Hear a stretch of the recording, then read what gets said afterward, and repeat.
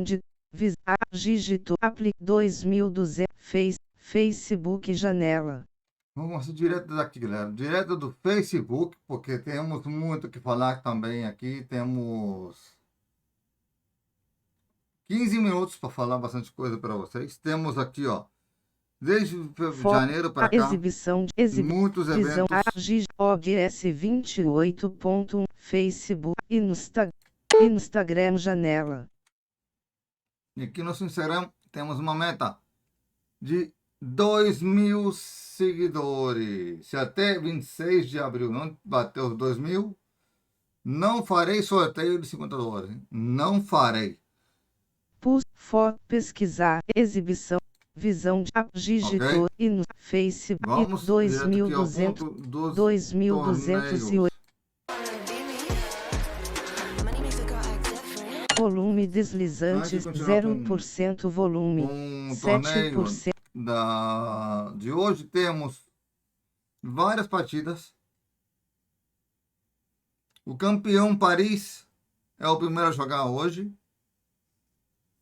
contra nada mais nada menos que Falcões, que ficaram muito bem no torneio passado. Igual que o G2, que é Minnesota, também ficou muito bem parado. Igual que o Texas. Toronto, foi muito perto, né? Toronto e Fase Vegas também ficou muito bem parado. Los Angeles também ficou bem parado. Esse último de baixo ficou bem parado. Não.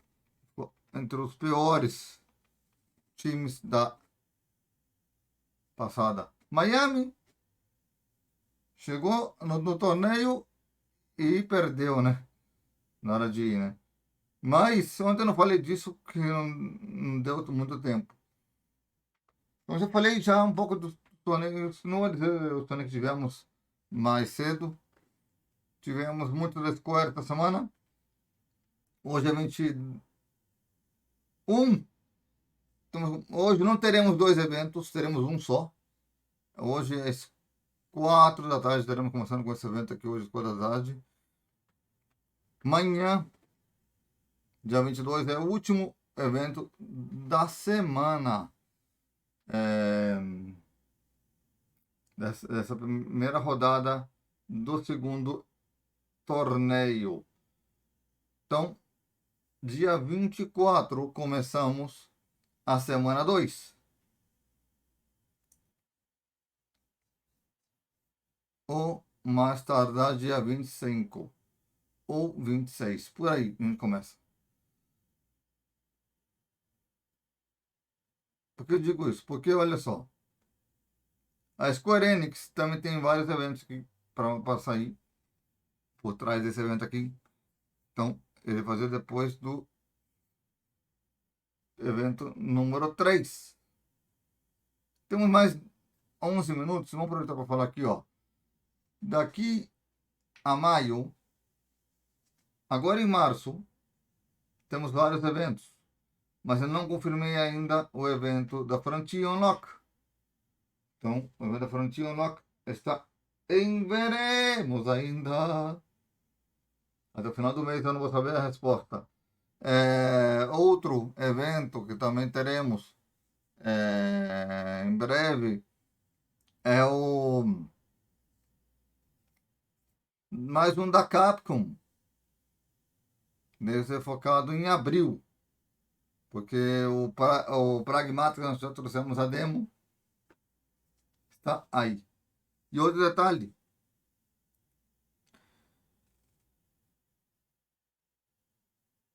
O evento desse mês de março, tirando da Square, hoje tiver Frontier, também vai ter. Mas também teremos outro outro que vai ser focado no como que chama-se? Latin America Game Showcase. Latin Game Showcase. Alguma coisa assim, o canal. Vai ser focado no treinamento do Latin Game Showcase. Latin Game Showcase vai ter um evento desse mês de março. É, até maio 25 teremos mais um evento do Xbox e do PlayStation.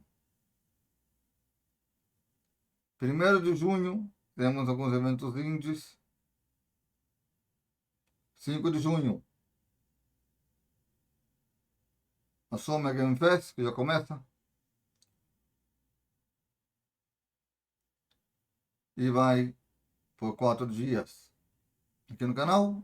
Isso aqui vai durar mais por causa do... Eu cubro todos os eventos em geral, né? E também lembrando a vocês também que também teremos a Gamescom Latam, que provavelmente eu trago aqui no canal, provavelmente, certeza absoluta eu não tenho, mas até abril eu devo ter uma resposta para vocês sobre a Gamescom Latam. Ok? Até abril. Por quê? Porque vou definir os torneios, porque temos a Evo, a Mortal Kombat League, que também volta essa semana também. Daqui a 2 dias volta a Mortal Kombat League. E vamos até dezembro. Ai, meu Deus. Em novembro temos o torneio no Brasil que vai trazer uma pessoa, ou 3 pessoas para os Estados Unidos. Vão lá no site da Warner Brasil e veja o link daquele torneio. Outro detalhe, também lembrando a vocês que também teremos mais coisas sobre mais eventos da Gamescom de verdade, a Gamescom na Alemanha, que é em agosto, e PAX West também em agosto, mas em setembro. E logo em seguida, em setembro, 5 dias de Tokyo Game Show.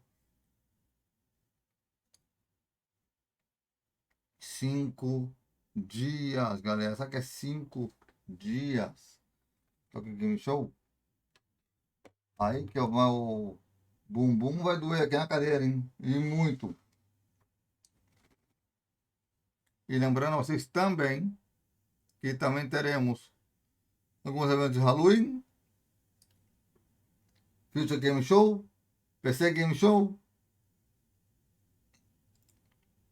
PC Game Awards 5 a 8 de dezembro.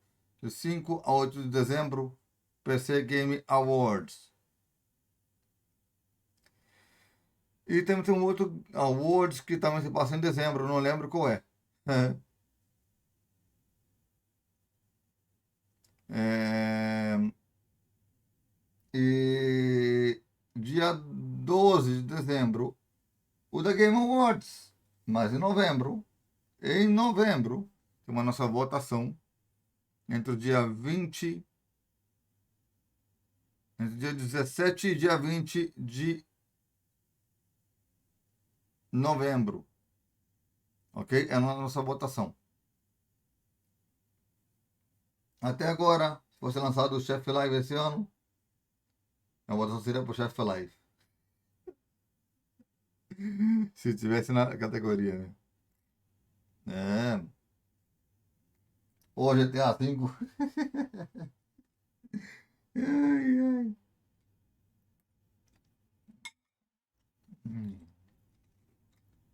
Um gosto pra vocês. Já saiu todo no canal. Completinho.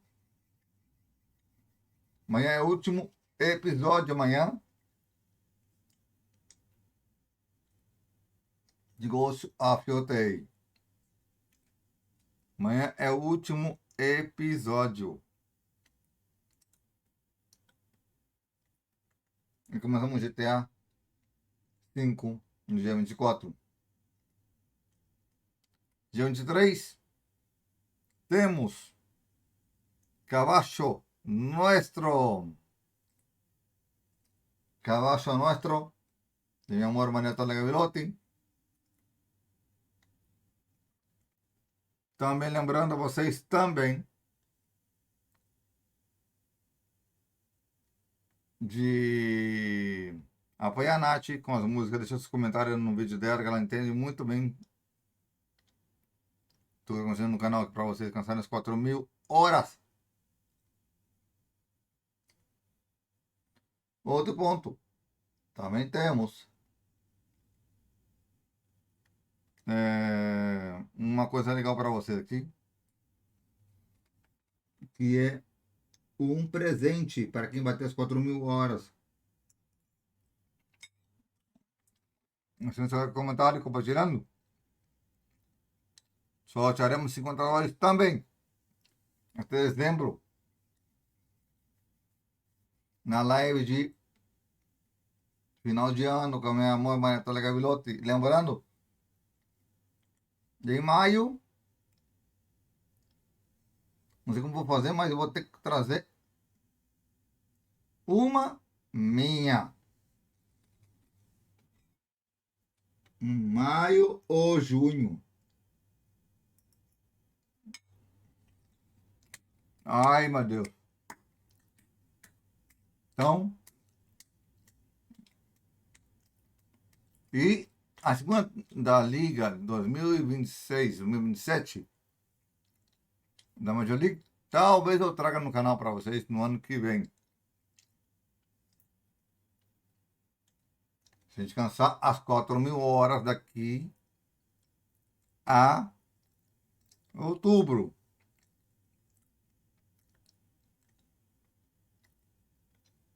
Esse vai ser o último ano que eu vou tentar, porque sem monetizar o canal é osso.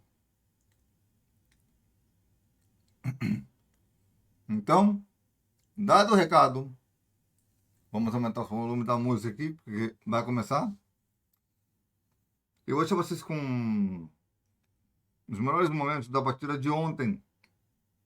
Eu ia estar aqui ontem com vocês, no finalzinho, não consegui ficar muito tempo no final por causa do que aconteceu comigo hoje de manhã de novo. Mal-estar. Pelo menos está melhor com vocês. Estou cobrindo isso aqui hoje sem força. Talvez eu até subir esse vídeo direto, mas... E sem áudio meu, né? Sem meu áudio, sem nada. Só gravá-lo, assim, sem minha voz, sem nada. Mas... eu falei, não. Vou gravar falando no comecinho do vídeo. Para sua satisfação, né? Porque eu ia gravar sem meu áudio. Só com o áudio do próprio jogo. E sem anunciar nada. Porque seria tosco fazer isso, né? Sem dar aquele respeito que vocês merecem.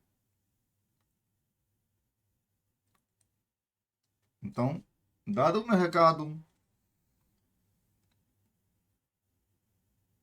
vamos subir aqui, né? Porque já está quase chegando a hora de começar. 91.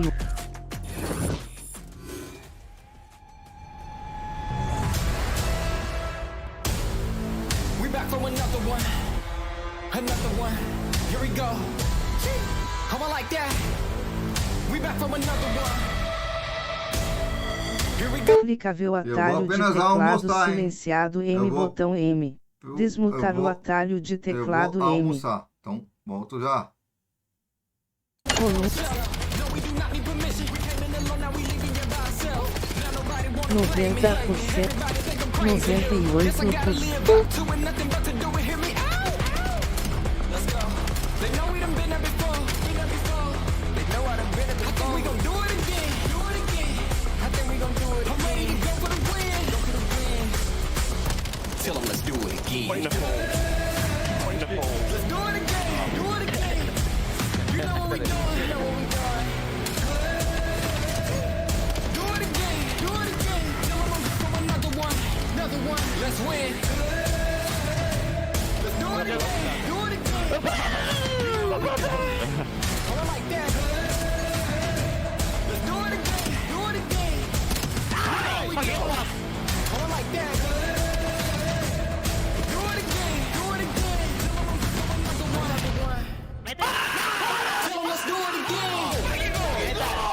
Escúchame. The Paris Gentlemates, your Major 1 champions. We're going the distance. Back over to him, but Einstein! He's able to hold it! The chow from Dashy, the pistol will connect Dashy with the 1v1 clutch. Not afraid of the chow. Give me kill number 3. Neptune is final. That was just utter filth. Yeah. What? Nah, that's that 61 ping bull. That's what that is. Fucking voice comms.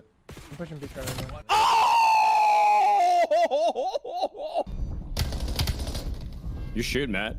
I am sorry. You are the goat, I swear. I am so sorry. He just apologize. Shit. Nigga. All you gotta do is check it. If he's on the bomb, we lost. I can't play with you! I can't play with you! I can't play with you, bro! You are that! Who is he referring to there?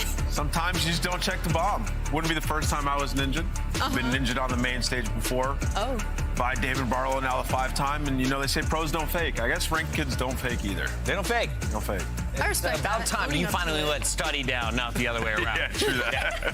Welcome back in, everybody. It's Plugging Alongside Nameless and Rosalie, and we are here on a very special Valentine's Day. Hello. And I want to start by asking anyone who is watching this with their partner, send us a photo over to COD League, tweet us some of the goodness, and tell your date you're going to be late because it's a Super Saturday Lock in Alley. We've got some great games, including the champs of Major 1 in action tonight. Yeah, that's going to be huge. I think something I'm definitely looking forward to has to be LA playing and Riyadh playing, and G2, just because of the way the Major went for them. I think we have some serious expectations for those teams. Before we jump into the matches, let's talk Valentine's Day and our Valentine's card. We've got some of the best from around the league. Oh, I'm crazy for you, Nameless. Absolutely. Oh, Oh, listen, that is so 04 cute. spreading the love. Man. Listen, he's got the pink on, very festive. You've got Hook. You've got me Hook, line and sinker. That's good. We should print these out and send them to them so that they can give them to their partners. At least their parents, yeah. Yeah. Oh, wow. I bet you'll be my Valentine. I'd love to see that. And then, of course, you got to show some love to the remainder of the league. Here we got Draza. You're Draza me crazy, Nameless. That one's good. That one's pretty creative. It is. That's a good one. Allie, what's the best so far? Ooh. Going crazy 04U is pretty good. But calling you my Valentine would be super, especially after his performance the other day in that win versus Vegas Phase. You might have to go for this one. He may be the hottest free agent right now because you've got me weak is our attempt from the CDL. Must be one shot. We don't have a graphic for this one. It was a little too raunchy, but I pitched that we should give one to Boston. Okay. Okay. Boston, let's get nasty long time. Oh! I like that. Yeah, put them on. Oh, and here's mine. Yes. Who's your Look at these favorite two. duo? Oh, Joe.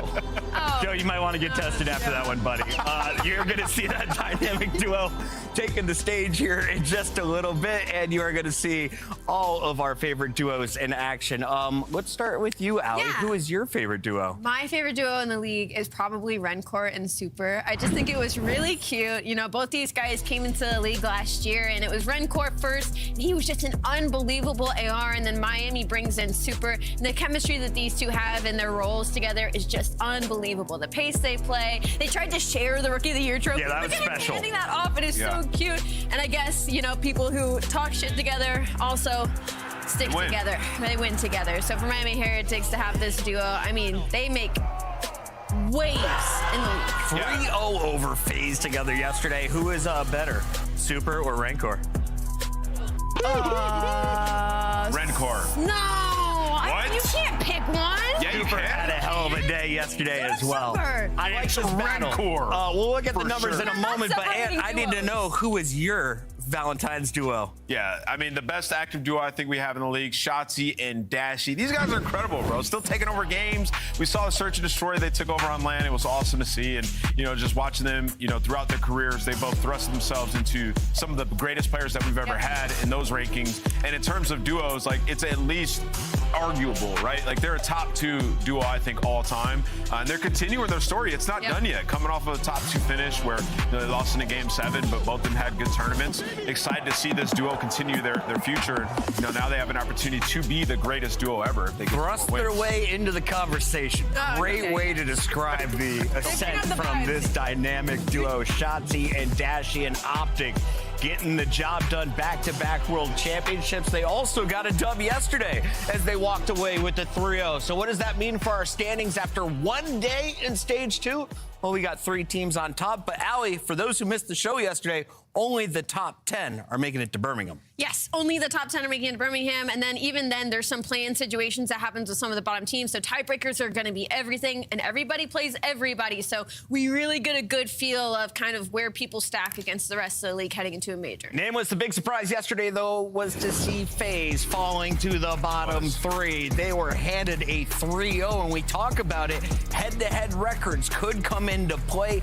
Map counts definitely will when tiebreakers come in that week 5, week 6. Yeah, 100%. You obviously never want to get 3-0'd. For a team like FaZe, I don't think they're very worried. You're going to play every other team in the league, so they'll be fine. Yeah. But it definitely is something to pay attention to when these teams do lose 3-0, especially some of the middle-of-the-pack teams later on. Like you said, those tiebreakers are going to be massive.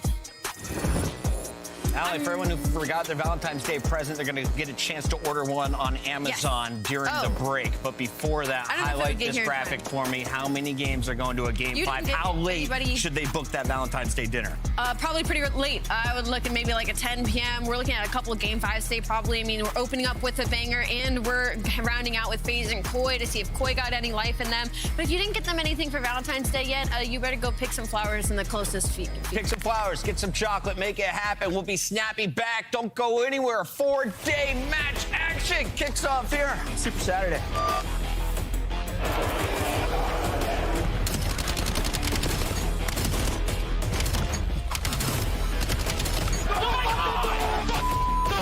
God!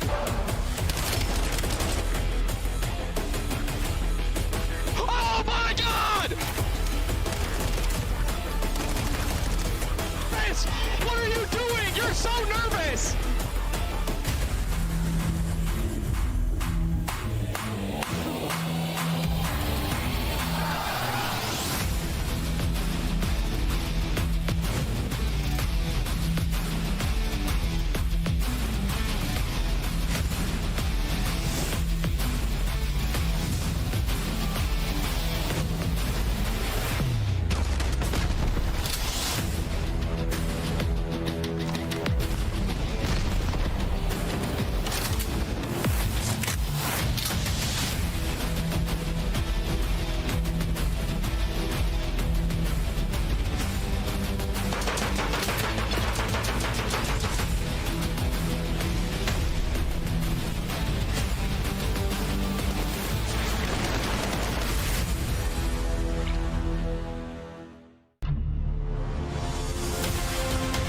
Find out who's built for the big save. The Heretics ready to dive in. Thanks, Tim. 4 and Snoopy. Come on, what's the ball?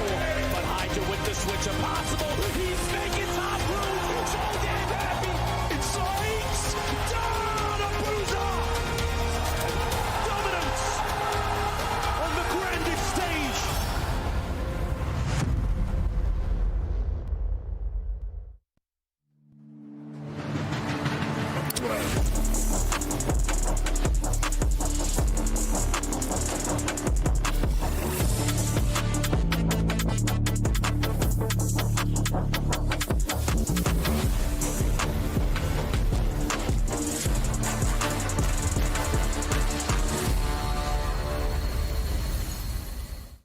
So, Shotzi.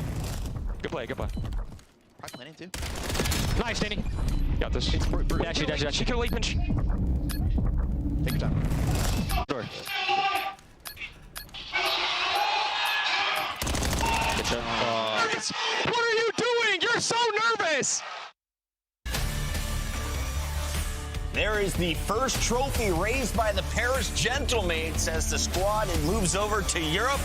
They raise a trophy as the French fans celebrate, and Dan Ghosty helping lead that way is in action again tonight against one of the greatest ARs of all time in Celium. We welcome you back for a Super Saturday. 4 matches coming your way, and this could be the best of the day, Nameless. Yeah, 100% this could be the best. And these teams played 3 weeks ago online. The Falcons won in a 3-1 fashion, so we know they're no stranger to going up against the top teams and causing a big upset. And you look at the Gentlemates, they got better as that tournament went on. Sib got more comfortable, and he now looks like the best AR in the game. So we got a Celium versus Sib battle, and on the other side of that, we get to watch Neptune once again. Did they do it for Broken Gataga and Squeezy, or did they do it poor Rosalie? We'll have to find out. In the meantime, it's just Dan Ghosty in the grand final, right, Al? It's just Dan Ghosty in the grand final, according to Brandon. Unfortunately, they're not playing Optic today, but, I mean, you say just Ghosty. We say just Ghosty. This is a guy dropping 1.14s. He has been so consistent throughout the entirety of this season for this squad, and it was just a matter of them putting it all together at the same time. And that's where we see the win at Major 1. Now, the biggest change,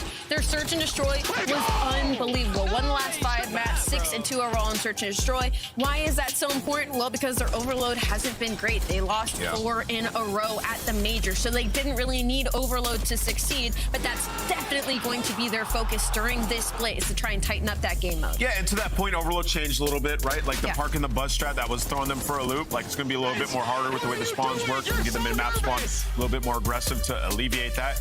At least that's the way that it plays out. And then the goals, it's a bit easier to score on a lot of the maps now because they move them. So maybe that helps Gentlemates in some of their more aggressive pushes. But regardless of that, everything else you said, the hard point in the Search, world class, absolutely phenomenal for Gentlemates. They feel like they have an advantage in the series. We were talking duos, Envoy and Dan Ghosty winning 3 trophies in their 7 tournaments together. That's really darn impressive. On the other side, you've had some very high peaks if you're a Falcons member, but consistency has been a problem. Let's walk through the current lineup. And Rosalie, what did you see from them on land? They entered the tournament with the top 4 seed. I mean, it's not even that I think like they lost their firepower, because they were playing really solid, especially in the hard points. The biggest notice for me at Major was the Search and Destroy drop. They went 1 and 3. They're bottom 2 right now when winning those opening duels. So they're just getting these opening gunfights, and they're already a man down incredibly early in these series. So Search and Destroy is probably going to be their focus hand. I think in terms of the overall expectation coming into the year, they have exceeded. They had a really good stage 1 online split. They get to land. You lose to Optic and FaZe. Very forgivable. In the FaZe game, they could have won. You guys remember, we go to the Game 5 exposure, and the game is going back and forth, and it's an exited play where he's be alone, kind of gives up his life, and they lose, and it spirals from there. And those are just like the learning lessons that we were talking about. The micro moment. The micro moment where it's like things can get out of hand. If he gets better at those situations, this team is so much better. If they beat FaZe in that Game 5. They're already a good team. They just have the small mistakes that are making them beat themselves. Exactly. But hopefully he gets better at that. You guys had them in the A tier. You had them behind LA Thieves. Going into the Major. Yeah. Going into the Major. Where do you have them right now? B tier? I think we had them be in between G2 and LA Thieves. Yes. Yeah, something like Simply that. because of the consistency and also the way their search is. A win today could help move them up the power rankings. We'll see where they play in our best of 5. It's going to be a fun series. Allie, what are you looking at in this showdown? Because we get a double dose of Colossus. The Colossus map is in action. Is this an AR, SMG friendly map, or how do we see this playing out? Look, yeah, Colossus, I mean, I'm looking at the SMGs. They can have the time of their life, especially in that middle section if they get top control. But I think the biggest map that stands out to me in this whole thing is going to be that Den Overload. We haven't seen Paris Gentlemates play it, so now this is a big question mark. Is this a map they've been working on? Are they testing it right now? So that's going to be where my focus is in the layout of this series. We do go to Scar for games 4 and 5, and if it goes the distance, who do you give the edge to? Yeah, I'll give the edge to Gentlemates. And to Allie's point, I think the most compelling story in the map set is the Den Overload. They didn't play it at the Major. And the reason that they didn't play it is because they were getting smoked by people parking the bus. That's a bit harder to do now. So we'll see how that Overload goes. That was the difference in the last time these guys played. The Overload went to the Falcons. Ultimately, they closed it out. Can you identify one player to watch from each team? Yeah, Xnid for sure on the side of Falcons. Just trying to see his development. If he's, not scamming, throwing his life away, that's one. On the flip side of that, you're looking at, Gentlemates. I'll probably go with Ghosty. He was sensational in the first online stage, taking over, and he's been ascending. So, yeah, take a look at him. There we go. Allie, match is ready to go, which means it's time for our Scuff Pick'ems as the Pick'em Queen in lead. Why don't you go ahead and kick things off on Valentine's Day? Sure. I'm going to go with Paris Gentlemates in 5. I think this will be a good series, but I think our champs will close it out. She's going for 42. The fans were once tied. They're back at 27. And you're at 32. You and I can I are say? tied. So this is a big one. Where are you going? I'm going with Y'all are Gentlemates. just in comp at this point. I got Gentlemates winning this one in 4. Yesterday, I went crazy. I picked Boston over Optic. I am not going to go against another That's a S-tier choice. team. Paris Gentlemates and the fans agree. Yesterday, we were all wrong twice. Is this going to be the first time on the day? It's time to find out. The best of 5 kicks off with my dynamic duo, Merck and Maven. Oh, yeah. All right, Come on so now. first match, we'll see. We casted this last time. At least we talked about the online qualifier, and that was the one that kind of made us believers that this Falcons team maybe could make a bit of a run at the tournament. They didn't make too much of a run, but they seem to be a threat. My question is going to be how hungry are Paris? Like, I got to think, like, Neptune now just got a taste of victory that guy's got to be one of the hungriest players in the league. Yeah, I mean, we always just sort of talk about the human nature side of being a professional player. You're coming off a major victory on land. Got to get locked back in here. Maybe a slow start to an online match can happen. Maybe Falcons should take advantage of it. Well, I mean, what did we see yesterday? Like, FaZe got upset. Koi, I don't even know if I call that upset right now, just based on how good Carolina have obviously been on land. But yeah, no, I don't. Yeah, I know you don't. It was so funny yesterday. Like, the entire desk picked Koi, and Joe and I are sitting in the green room, and Joey goes, "What the f are they doing?" Like, this is Carolina online. You were very, very correct in that one. But shout out to the boys as we get ready to hop into this. Yeah, I mean, I think a lot of the talk has been about Extend, really with the Falcon side, because statistically in the search and destroy, he really struggled. You and I casted some, we watched some. He seemed very uncomfortable. There's been some clips that have come out with like him and Preg going back and forth about some things. Can he get comfortable in search? That's going to be the big test here over the qualifier. Yeah, I mean, listen, 2-3-5 for Falcons, that was their strength going into their major, right? And then at the major, their hardpoint got a little bit better, was right around 50%, a little bit above that. But their 2-3-5 really fell off, and you just saw how uncomfortable he was in search and destroy in some of these key moments. And I just think, yeah, on land, a team that can compete with the best. And I don't think anything, wrong with what Pred said. He's like, just play with confidence, play with us, and we're going to see and this is still a very young player. Well, I got to think if it is like a nerves type thing, that compounds more with search and destroy. Like when you're on a main stage, there's just more time to think, to breathe, to feel the room. You don't want to scam, right? You don't want to throw away your life. Yeah. I just like hyper focus on things. Versus when you're at respawn, you're just kind of going. Like once it gets, maybe there's nerves as you start, but once you get rolling, maybe kind of dissipates, but not necessarily the case in search and destroy. Take a look at Gentlemates. So Colossus hardpoint, pretty damn good. 5-0, nearly a plus 100 margin. They can rotate, they can hold, they can do it all. Best hardpoint team in the game. And, well, that's been a thing we've seen about Neptune teams for the past 2 years. Yeah, I mean, listen, the start to this series, Colossus is a strong one for Paris. And, yeah, right into this map number 1. Not a bad map whatsoever for Falcons, but you just saw it there. 5-0, you're beating teams by 100 points. One of the go-tos for our Major 1 champions. Excited to watch this Neptune guy get going, but Envoy, I mean, a lot of talk was about Neptune, especially Sib with the final that he had. I mean, Sib was one of the better final performances we've ever seen. Like, he was incredible. And he's right back to it. 4-0, and I think you said, like, what video came out kind of talking about what the loss they had to Optic in the winners final, right? And, like, Sib was pissed off. Well, I don't want to play an angry Sib then. Yeah, no, I mean, it was a conversation with the coach, and like just Joe Taga was wondering how the guys were doing, how were they feeling, and everyone seemed all right except for Sib. He was just pissed off. Wanted to come out firing in the final, and he did just that. And jumping out firing here in map number 1 as starts off 5-0, 33 points there on that P1. Oh, it's just a team that makes a whole hell of a lot of sense when you talk about players by position.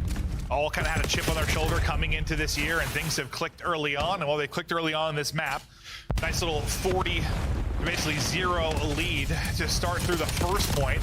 Now we get to the second, and Envoy lurking. Envoy finding kills, still soaking up time inside, will be Envoy.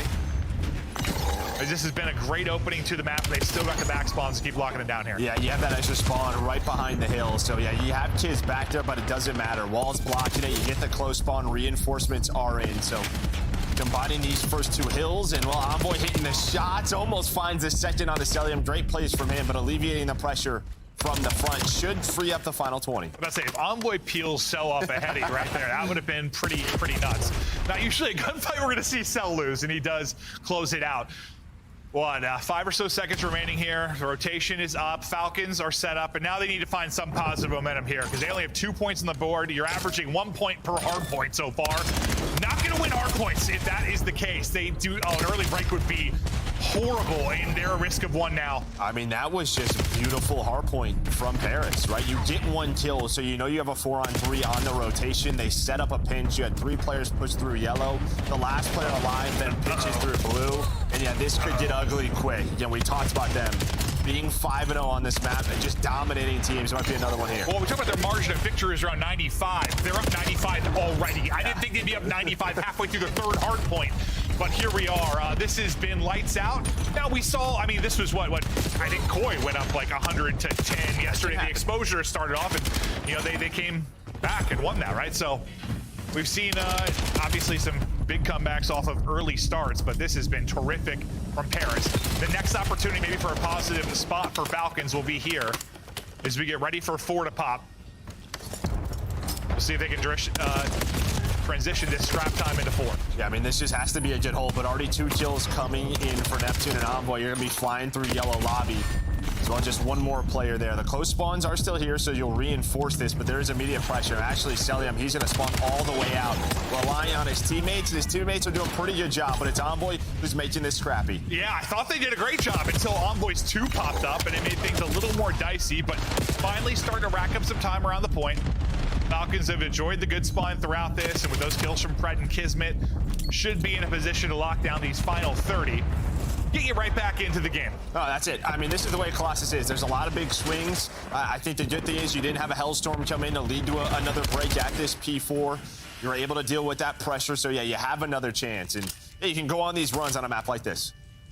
They needed a run, and they got one. Pred's still streaking a little bit here. I mean, really, the whole team at least have some kills chained together now. We'll see if anyone can turn it into potential Hellstorm, maybe to play out at a P3 later in this. Envoy's gonna get picked. We get into our second set. The first 2 hard points where we want to see improvements from Falcons because they only scored 2 points throughout that. Already, I think, have done better here. Exton at least able to trade out the kill behind the grenade. So I was gonna say allows his teammates to get back into it, but then it's the 2-man game there from Neptune and Sib. Honestly, it's just a flurry of trades. I mean, no one seems to be able to really get the advantage around the point right now. Every time I think somebody gets the 1-up, that falls apart. Yeah, you really see what Falcons is focusing on. It's just this statue control, but there's always another sub in his face. But there is the teammates of Celium to back him up, so you're starting to earn this time. Now you're only down 40. Envoy's trying to find Kiz, just not able to spot him. So now it is a focus on this rotation. Everybody is here for Paris, but there's that first gunfight when Kiz starting to flow.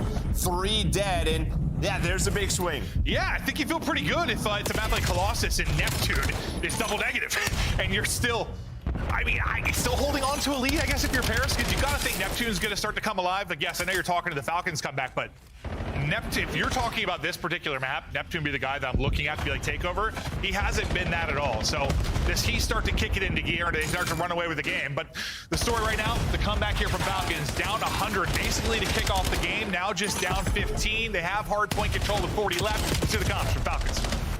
I have you on. P1, I need a P1. P1 dead. One shot, P1, one shot. P1 dead, P1 dead. I'm up front. P1. Yeah, hold on. Let's in front. Thank you. P1. Front.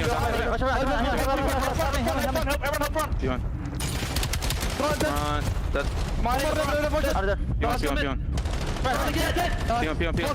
P1. I'm blocking, guys. You two got you. I have a streak as well. Just play it. Yeah, no, dead. I'm back up, okay? I'm not blocking him in OIC. That guy's spawning behind you. Just run out. I'm with you, kid. They're gonna be front heavy. That flip. Spawning blues, okay. I'm guaranteeing junk. I don't see anything.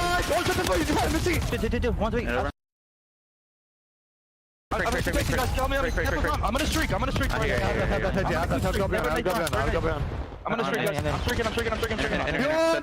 streaking. Let's do that. Kills, boys. Kills. I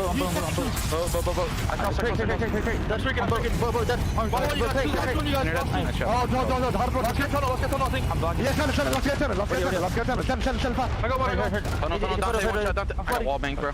Not take tunnel. One man.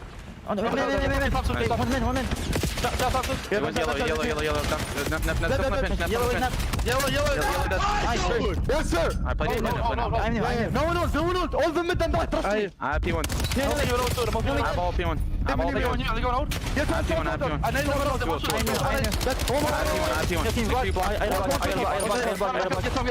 They can be front statue. They can be front statue. Yeah. I go get them. P1. Yo, P1. Yeah, I've done. I'm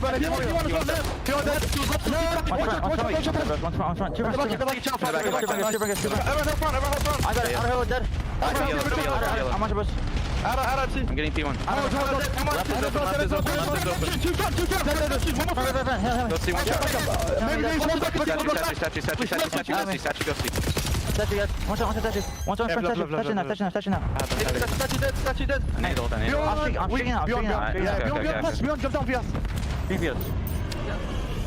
Falcons start slamming. Streak coming in now from Cell.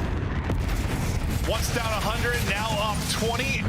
Streak is in. Streak not going to connect. So Gentlemates will soak up what there was only about 15-20 seconds remaining on that when this streak came into it. So with this time, still going to be down about 20 points. We get into our third set, and I mean, it's kind of been a game of hot and cold for both teams. I mean, it is wild to think that Gentlemates were up, and then you look at this scoreboard.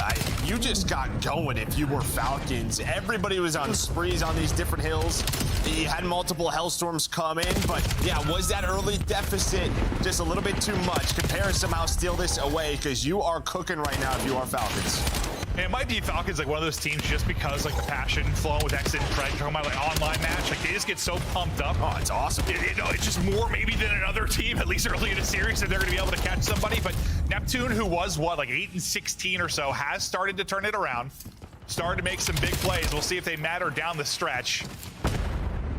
15 or so left on old.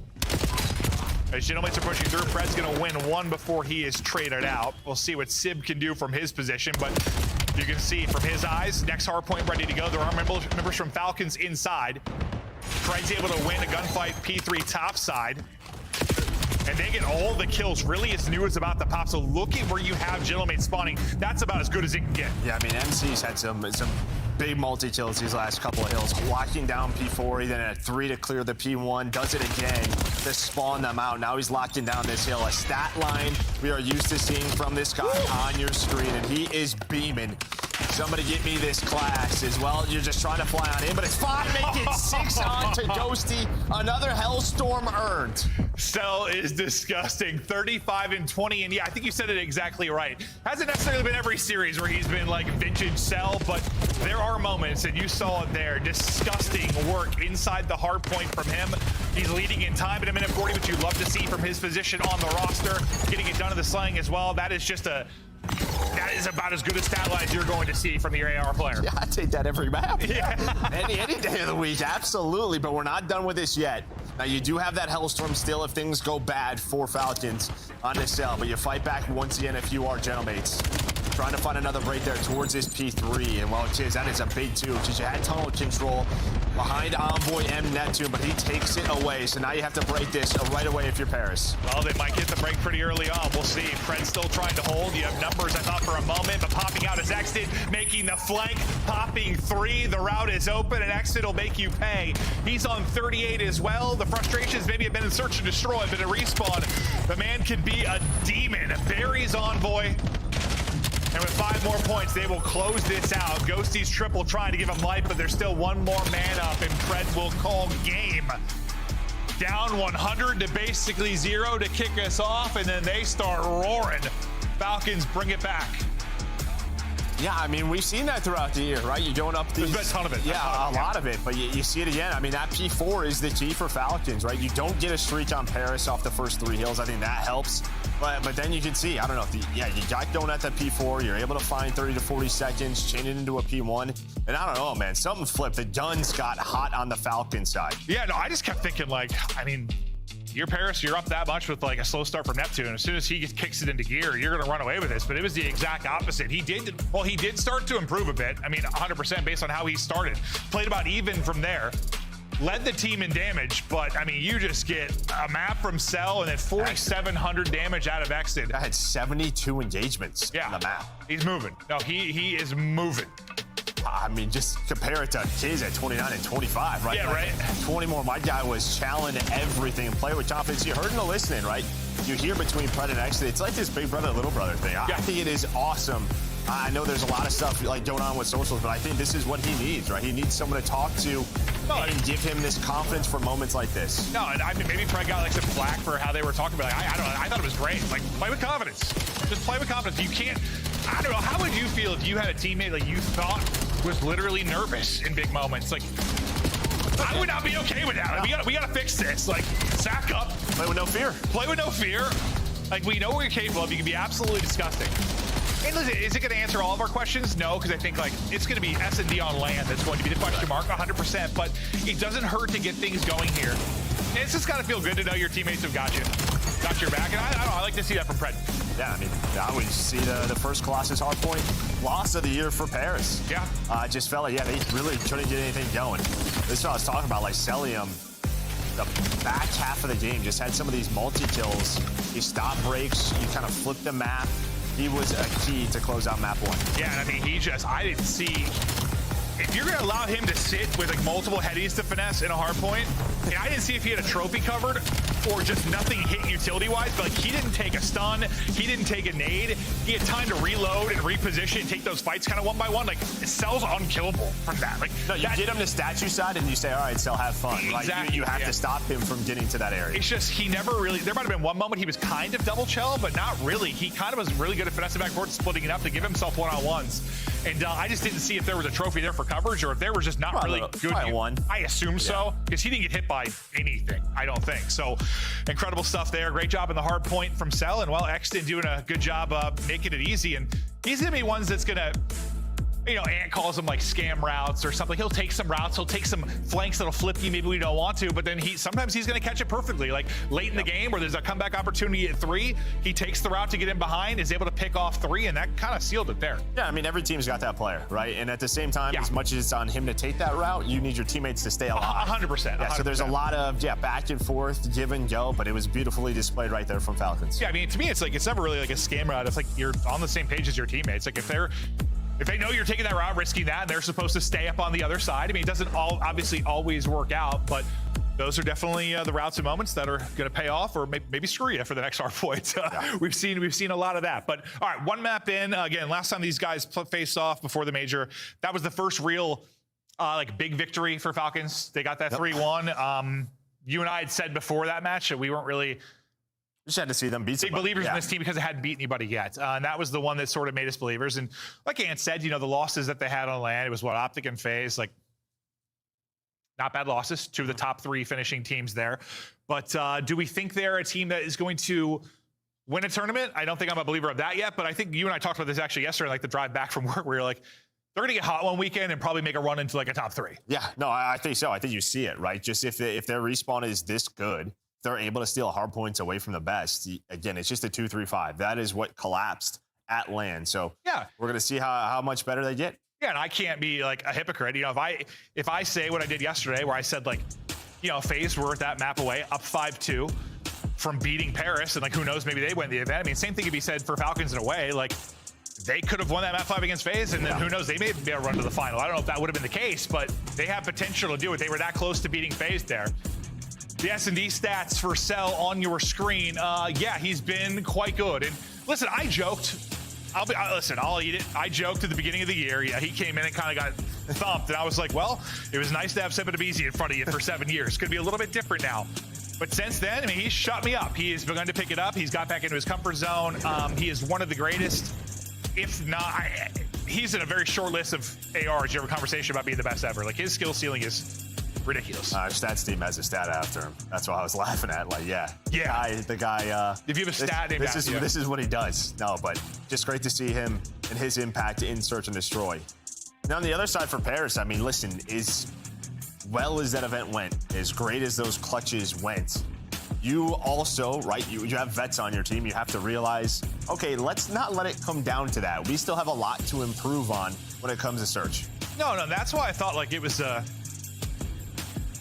like a good win or a good finish for a lot of these teams. Like I told you, I thought Optic's second place wasn't the worst thing. Like reminds them, you know, they're not invincible. They can be beat. They still have stuff to work on. And I think for Paris, the fact you had to do it through losers, and the fact you had so many clutches, like, there's no way you're comfortable. Like, there's no way. Like, you know there are many improvements that need to be had. Yeah, and their overload, even on land, was not great. So we'll talk about that when we get to map number 3. Well, it was the one we casted where it was like Ghosty went on a 10 spree, Neptune went like a 13 spree, like an exposure we casted. That was really good. No, their exposure's good. It's the other ones that aren't so much. But again, you just kind of have to know. Clutches went our way, but with still things to improve on in search. And yeah, there is something too when you clutch and you just keep clutching. Like, yeah, I mean, you do have more belief it's probably going to happen. Sometimes you just can't, like you said, you can't rely on it though. You can't be like, every time we're in a 2-5 hole, screw it, boys. Yeah, so how did we get into the 2-5 hole? How do we fix that? Maybe we have to make some more early game adjustments. First, figure it out in the mid game. Neptune getting up and getting freaky. Celium's going to be buried. He's going to need some help. He only has 28 HP. I would say smoke might help him finesse here. Oh, that's what no aim assist looks like, but able to connect once he gets out of the smoke. Just Pred left up. He's going to get dropped, and that's a nice opening round there for Gentlemates. I mean, Neptune's going to get the statue, and that's going to be a real tough fight for Celium. Well, I think Cell's wondering how the heck does he cross for free there. Just I think Cell sees him, spots him, puts a shot in, and Neptune backs away. That's when you saw Cell hit the backslide. And I think he's assuming that someone's watching the cross again, but Neptune must have just hit a timing to push back to statue from the catch Cell. I don't tunnel know or what top happened. player. Yeah, have to see it. Cell's thinking, like, I got a little bit of help here, and he just does Well, it. if I learned anything on this map with Neptune, my man catches some time. No, he's just going to run at you on statue. Yeah. No hezzy, just going to hit stuff. Still, that was one of the most unreal S&D performances I've ever seen in my life. I'm going to watch that back tonight. Get turned, not be able to fall asleep. Sib, though, he has been prolific with the snipe. And again, what a grand final he had. Oh, well, that's on me. Gas it up, Sib, and his head just gets plucked. And well, Tiz just able to hit the jump spot. So nice shot there from Tiz with the snipe. Sib just never really sees him. Never sees him the first time he jumps up, then tries to reposition. Tiz was ready for it. So first blood over to Falcons, and well, you're just going to avoid the sniper if you are Gentleman to go towards the other bomb site. Wrapping this out, maybe trying to isolate Exton in the back. Nice shots from Neptune. One more he can deal with. Great job by Exton. I would say at least get one there from that spot. The fact he gets two, more than likely that's going to seal the round for you. Ghosty, though, you know the guy has some clutches to his name. 1 versus 2. Time is dwindling. Just over 20 to go. He's 3-0 to kick us off, trying to remain perfect here if he can clutch. He was hoping somebody got a little over aggressive. It's not going to be the case, probably, especially because you have a snipe in hand. Just gets through. I thought just going to get through, but can't thread the gap. Yeah, he's just guessing. He's trying to guess, all right, it's a two-man setup. Where's the second player, right? So he's seeing sort of where Xnid's set up. And I mean, Tiz is just watching multiple crosses here. So he's got a left cross, he jumps through lobby, and the right cross through blue. Thankfully, he found an M15. Because if he just had snipe, that might have been a little bit trickier. That's why I thought they were playing it like that, with Kiz kind of tucked away, just because he had the snipe in hand. But now, able to finish it with the AR, beautifully done there. And yeah, nice little flick there from Kiz. And yeah, Sib, at least from Sib's POV, it didn't look like he ever saw him. No. All right. We'll see what the Falcons try to develop here. They got 3 out towards A. Not the same aggression from Neptune in this. Playing towards tunnel, looks like that'll be Envoy. They'll try to get eyes. The nades are going to connect, and Envoy's going to peek at the perfect time. I was just staring at his arrow. Like, the more they're distracted up front, I don't think anyone had eyes on tunnel, or maybe it was the player that got picked by the grenade, but that just set it up perfectly for him for easy feed. Yeah, you had 3-player statue, and the nades connected, right? So nobody can get to the tunnel heady, so that just allows Envoy free meal at the buffet. So he's able to find that double, and now Xnid, who was watching the pinch, watching that P1, he is left in a 1 versus 4. Yeah, and you just, a lot of times we'll see somebody show out towards B to keep an eye on that exact play to get in the tunnel, but you didn't really have that. The one player didn't push towards tunnel, was just playing kind of back mid for the push through mid. So you had no eyes on Envoy taking that route, and it's wide open. Yeah, you probably, like you said, if it's not for the nades hitting the way they did, you probably get a body there to watch it, but that's about as, Envoy's just grinning ear to ear. As soon as he sees the kill and everything hits, he's like, all right, well, I got freebies. I don't even know how you get out of that scenario. Like, once you lost the player, the nades hit, like, if you're pushed. Trophy system, that's about it. Oh, yeah. But after that, though, once the damage is done for the nades, like, with Envoy's position, like, you are screwed. little 2-2 wide split from Paris, at least to start us off. Sib's probably going to try and back somebody down. I said get Envoy forward, but he's able to get forward without him taking a shot. So he's gotten to a pretty aggressive position now.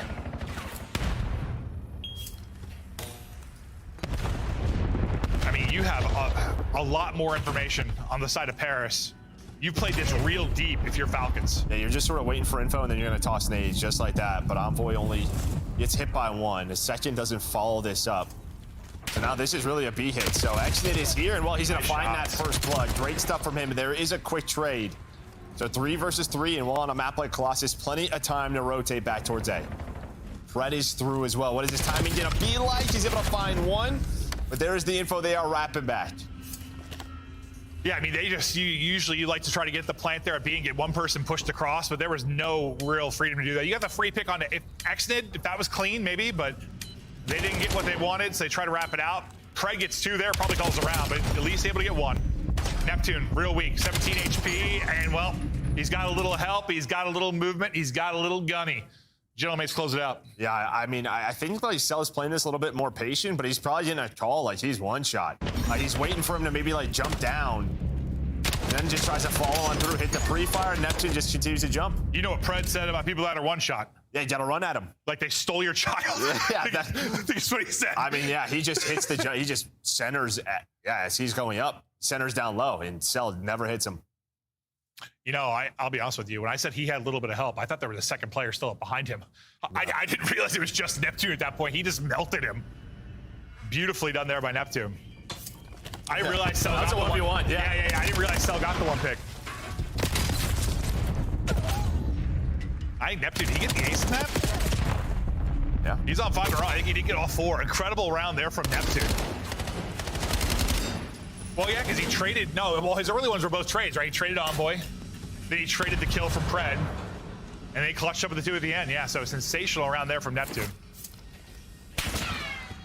So this game's fast, dude. Sometimes I lose track of it.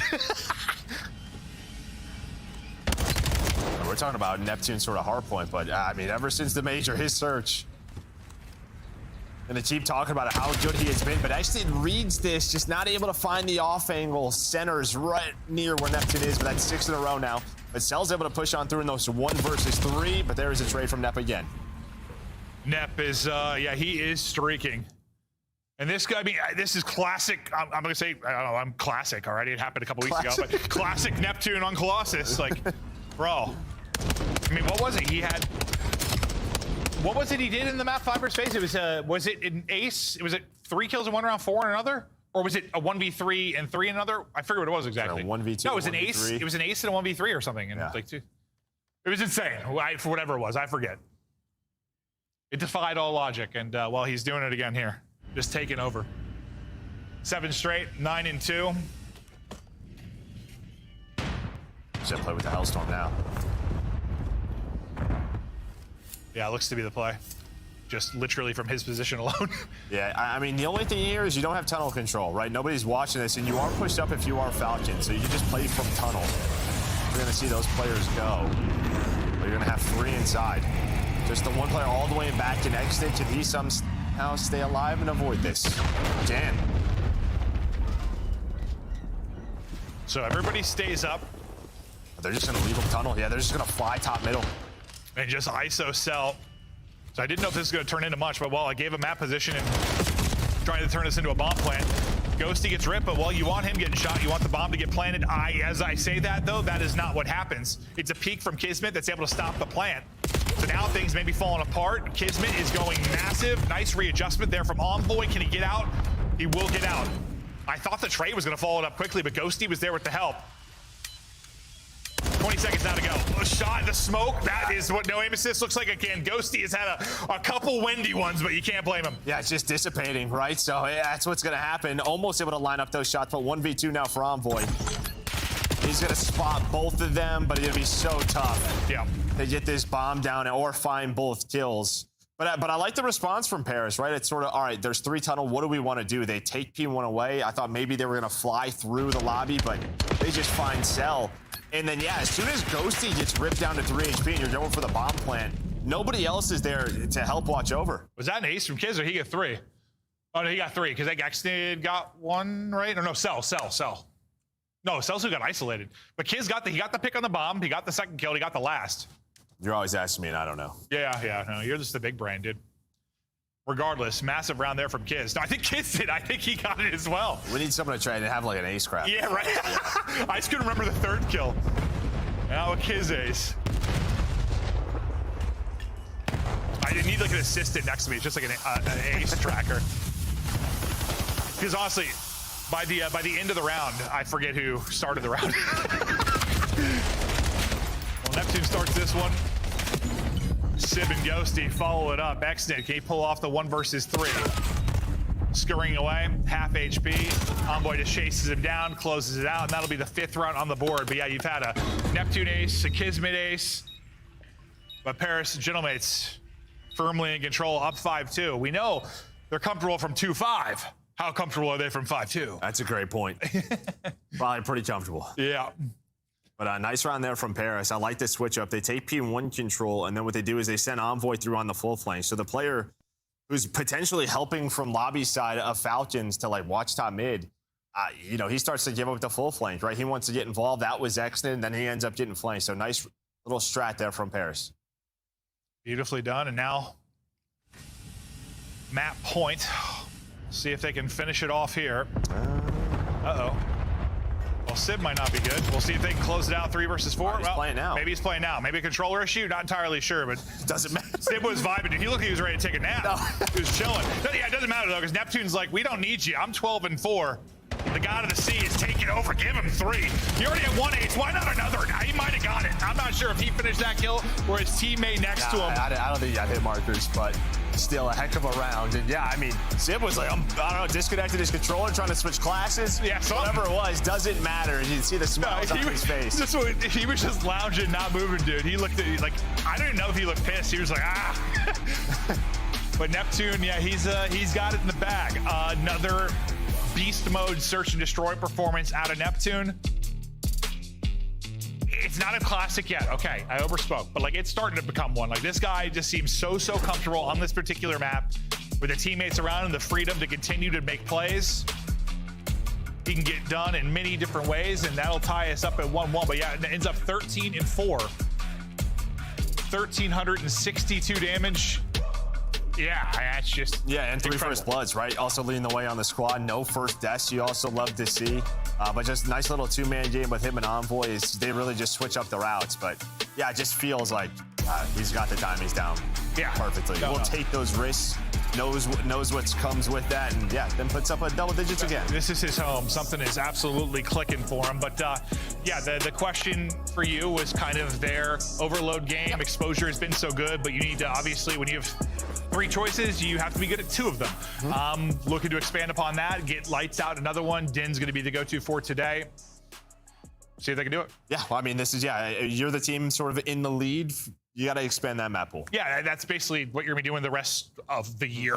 Yeah. If you're ahead, expand that map pool, stay ahead. We'll see if we have any changes to the map pool, but for now, we're sticking on the same ones. For those watching, thank you. We're taking a quick break. We'll be back with map 3 after this quick break.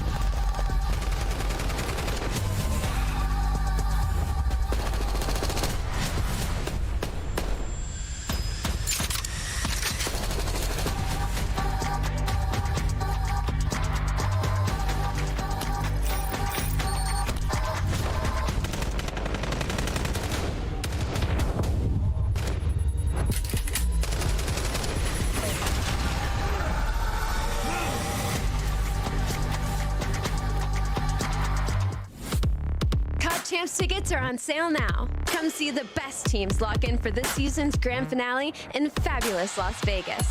All 4-day passes come with early venue access. Head to FazeVegas.com or scan the QR code to get your tickets now. Scuff, official controller of the CDL. Start the season strong with the 2026 Call of Duty League Pack. Grab yourself the CDL operator by scanning the QR code on screen or check it out in the Call of Duty store in-game now. Black Ops 7 returns to the Esports World Cup in Riyadh this summer. Scan the QR code to be notified when tickets go live later this month. Monster Energy, the official energy drink of the CDL.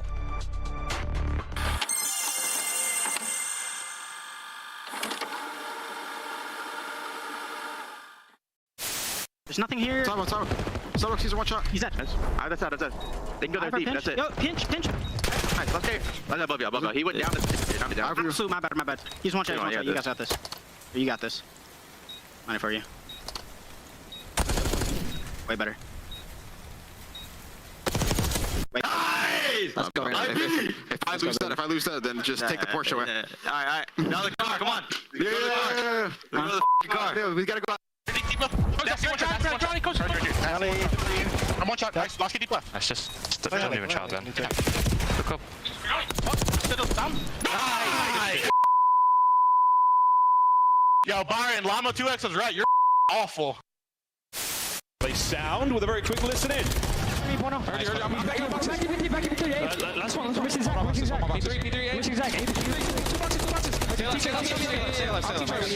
you. You told me. No, he take it. My bad. You're good. Go, copy. There's three. Short steps.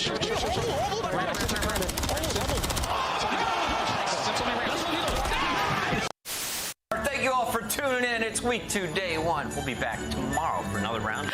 It's not.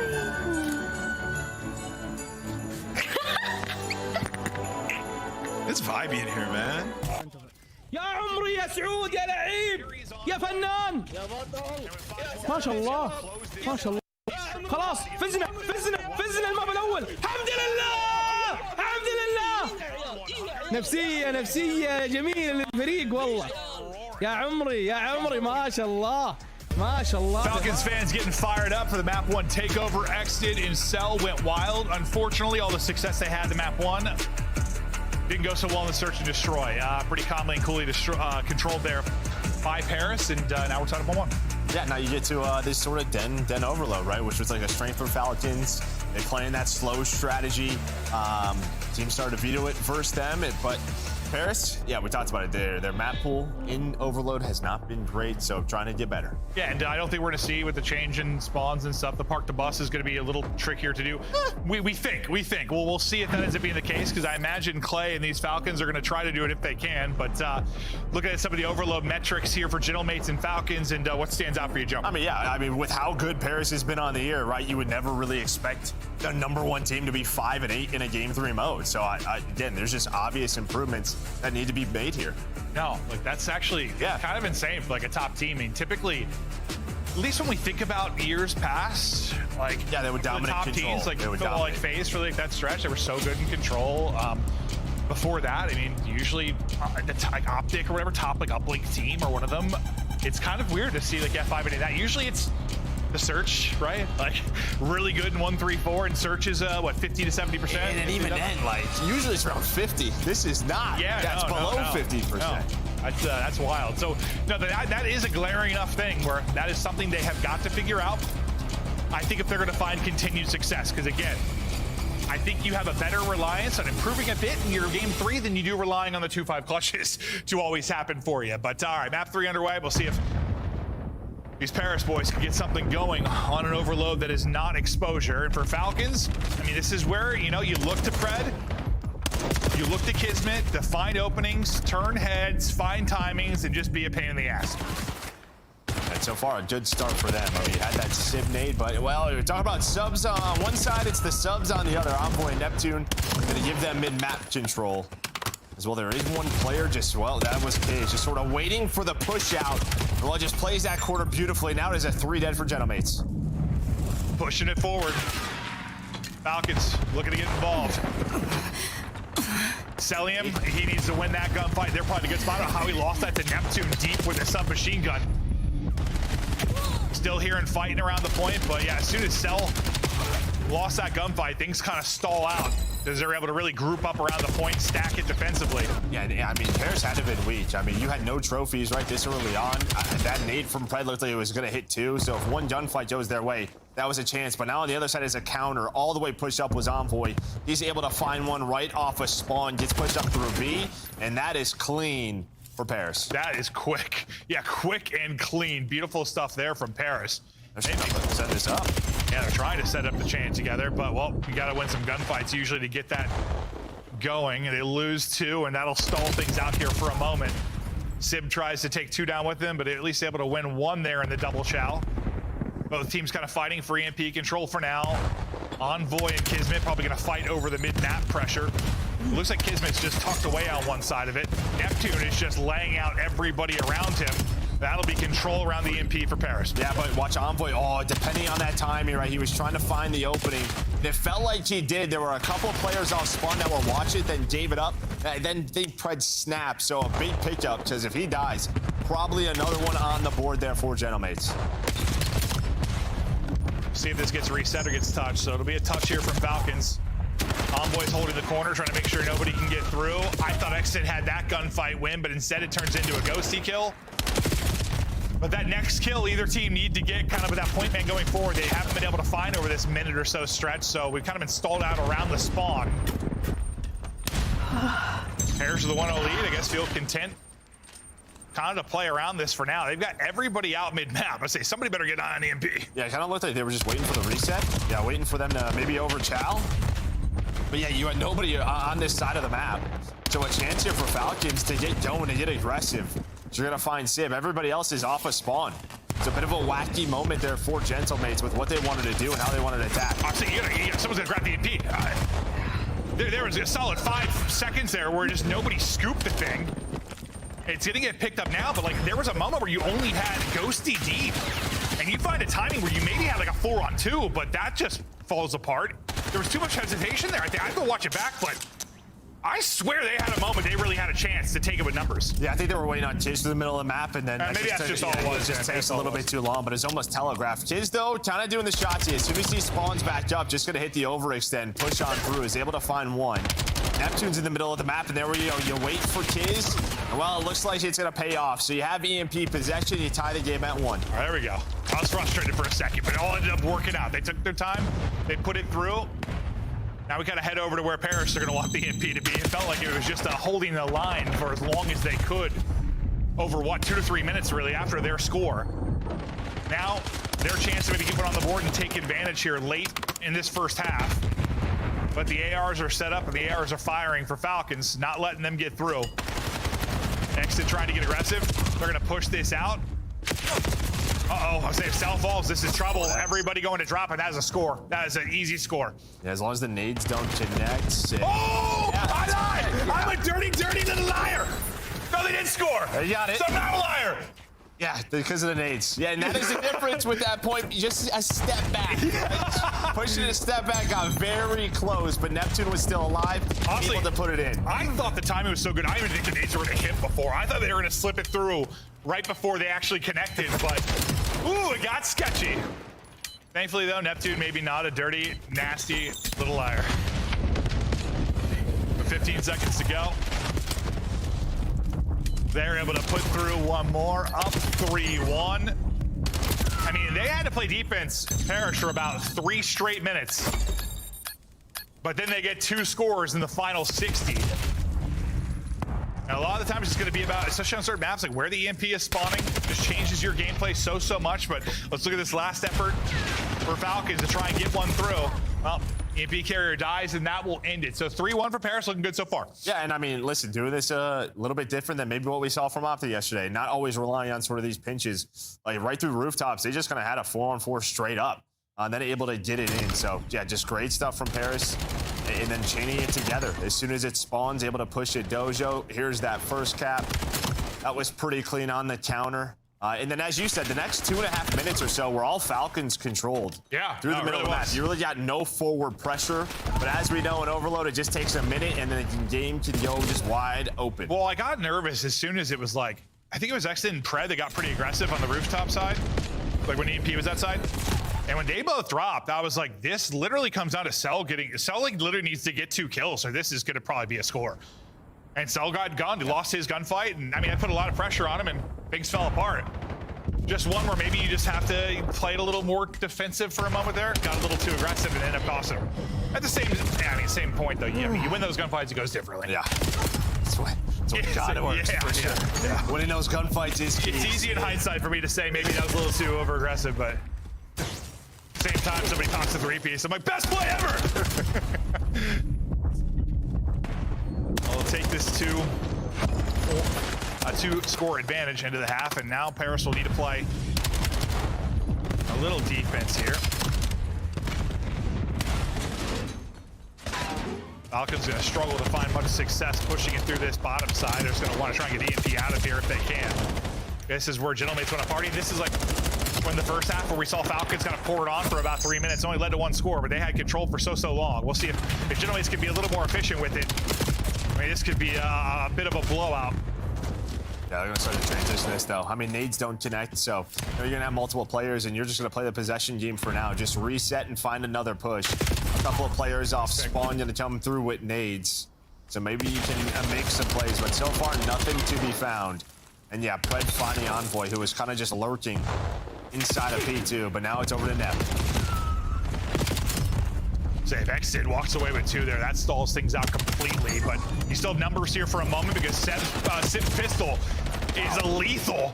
He's challenging everything, maybe challenging 1 too many. Well, I can't believe Pred snapped, man. I thought he had the advantage. First couple of bullets in there, but props to Pred there to get that double. Falcons will grab EMP and try to wrap this out. You do have Neptune lurking. Well, he's not lurking anymore. That's 2 times in a row, maybe 3, where Pred has picked up. It's been, I think, either Envoy or Neptune, kind of that lurk guy, and he's found them. Because he's probably like, what would I be doing right now? No, honestly. Yeah, I mean, that's just how it is, right? Who are you looking for? Neptune or Envoy? Start to check your corners. Just knowing behind the comms who you are playing for. Now a chance. Team nades are in. 2 team nades are in. Well, that is going to be a score. And now we are within 1.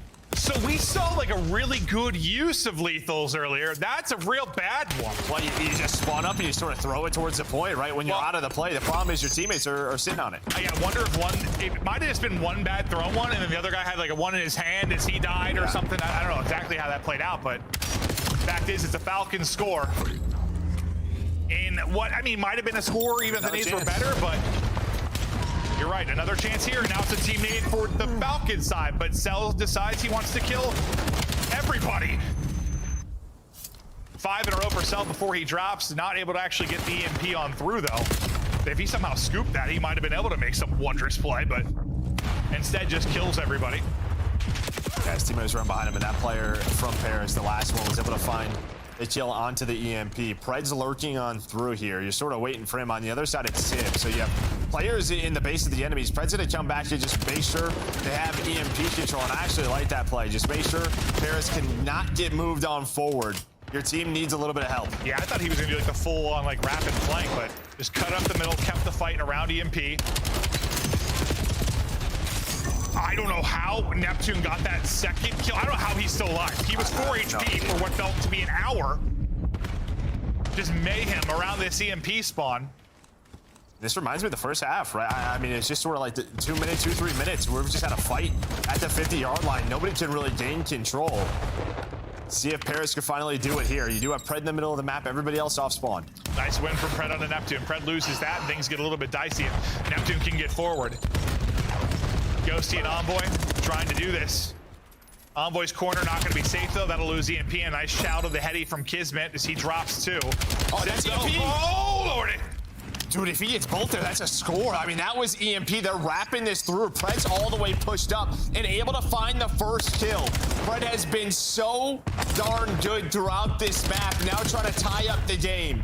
Just 1 player left, and there we go. We're tied at 3. That went from nearly like picking a pocket for Sib to get a score to a 3-3 tie game. Insane sequence there. Pressure on as we get near the final seconds of this, and then who knows how the hell this will play out. We'll see how teams opt to set up for this. You're gonna go for this. Yeah, I was like, either you don't grab the EMP and you play the 4 versus 4, or you try to grab it and go.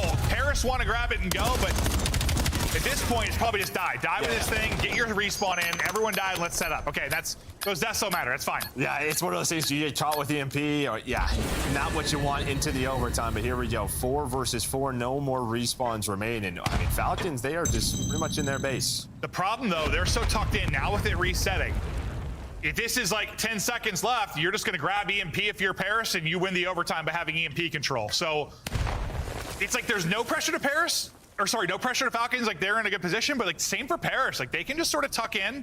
They have the EMP advantage, even though they're not touching it right now, they have the actual spawn. Yeah, I mean, they have so much map control. I mean, So much. That's really what it is, 80%. All thing you're worried about is like a bottom route. Yeah, but that's what number 4, Josie's watching. He's watching the full wrap. Really, you're just worried about like sort of some of these nades connecting into these corners onto Neptune and Sib, and that is going to be the play. Well, Sib's just going to take the chow. So Of course he is. Yeah, no doubt about it. Now it's a massive advantage to Gentlemen. Not only do you have the EMP spawn, but you're also up 4-3 in lives. Kismet's going to jump over ahead, and that should be a freebie. Well, freebie for both players, I guess, ultimately. But you retain numbers. Paris still in control, so all the pressure is a cell next to it. Like, they have to make plays. They have to. I mean, that was a key kill, though, right? Just 4 versus 2, you're probably flying with that EMP. If you are Paris. Instead, 3 versus 2, so still winnable for Falcons. But again, just no map control for the ARs of Exton itself. Big win from Exton. 2 versus 2. And he picked it up. Yeah, he's just gonna He run. grabbed it. Just play hide and seek. You got 30 seconds to go. It's hide and seek time. They're going to try to set up this score. Envoy's watching the crosses. So there we go. That's what they're going to try to do. Beautiful. They want them to chase this. And now it's all down to Cell. Cell spotted him. Ghosty maybe got eyes as well. 20 seconds to go. Cell trying to clutch in the 1 versus 2. Oh, yeah, get the hell out of there. If he saw him, get the hell out of there. Cell takes damage. He has to find both kills. Because in the 1 versus 1, he loses this. Because Ghosty has EMP. It's not going to matter. Kind of a wild overtime. That was kind of fun because you got to see it's like an ever-evolving kind of dynamic in how it works, just because of the situation. It changes based on the EMP control, how many you have left up, and that's why, like,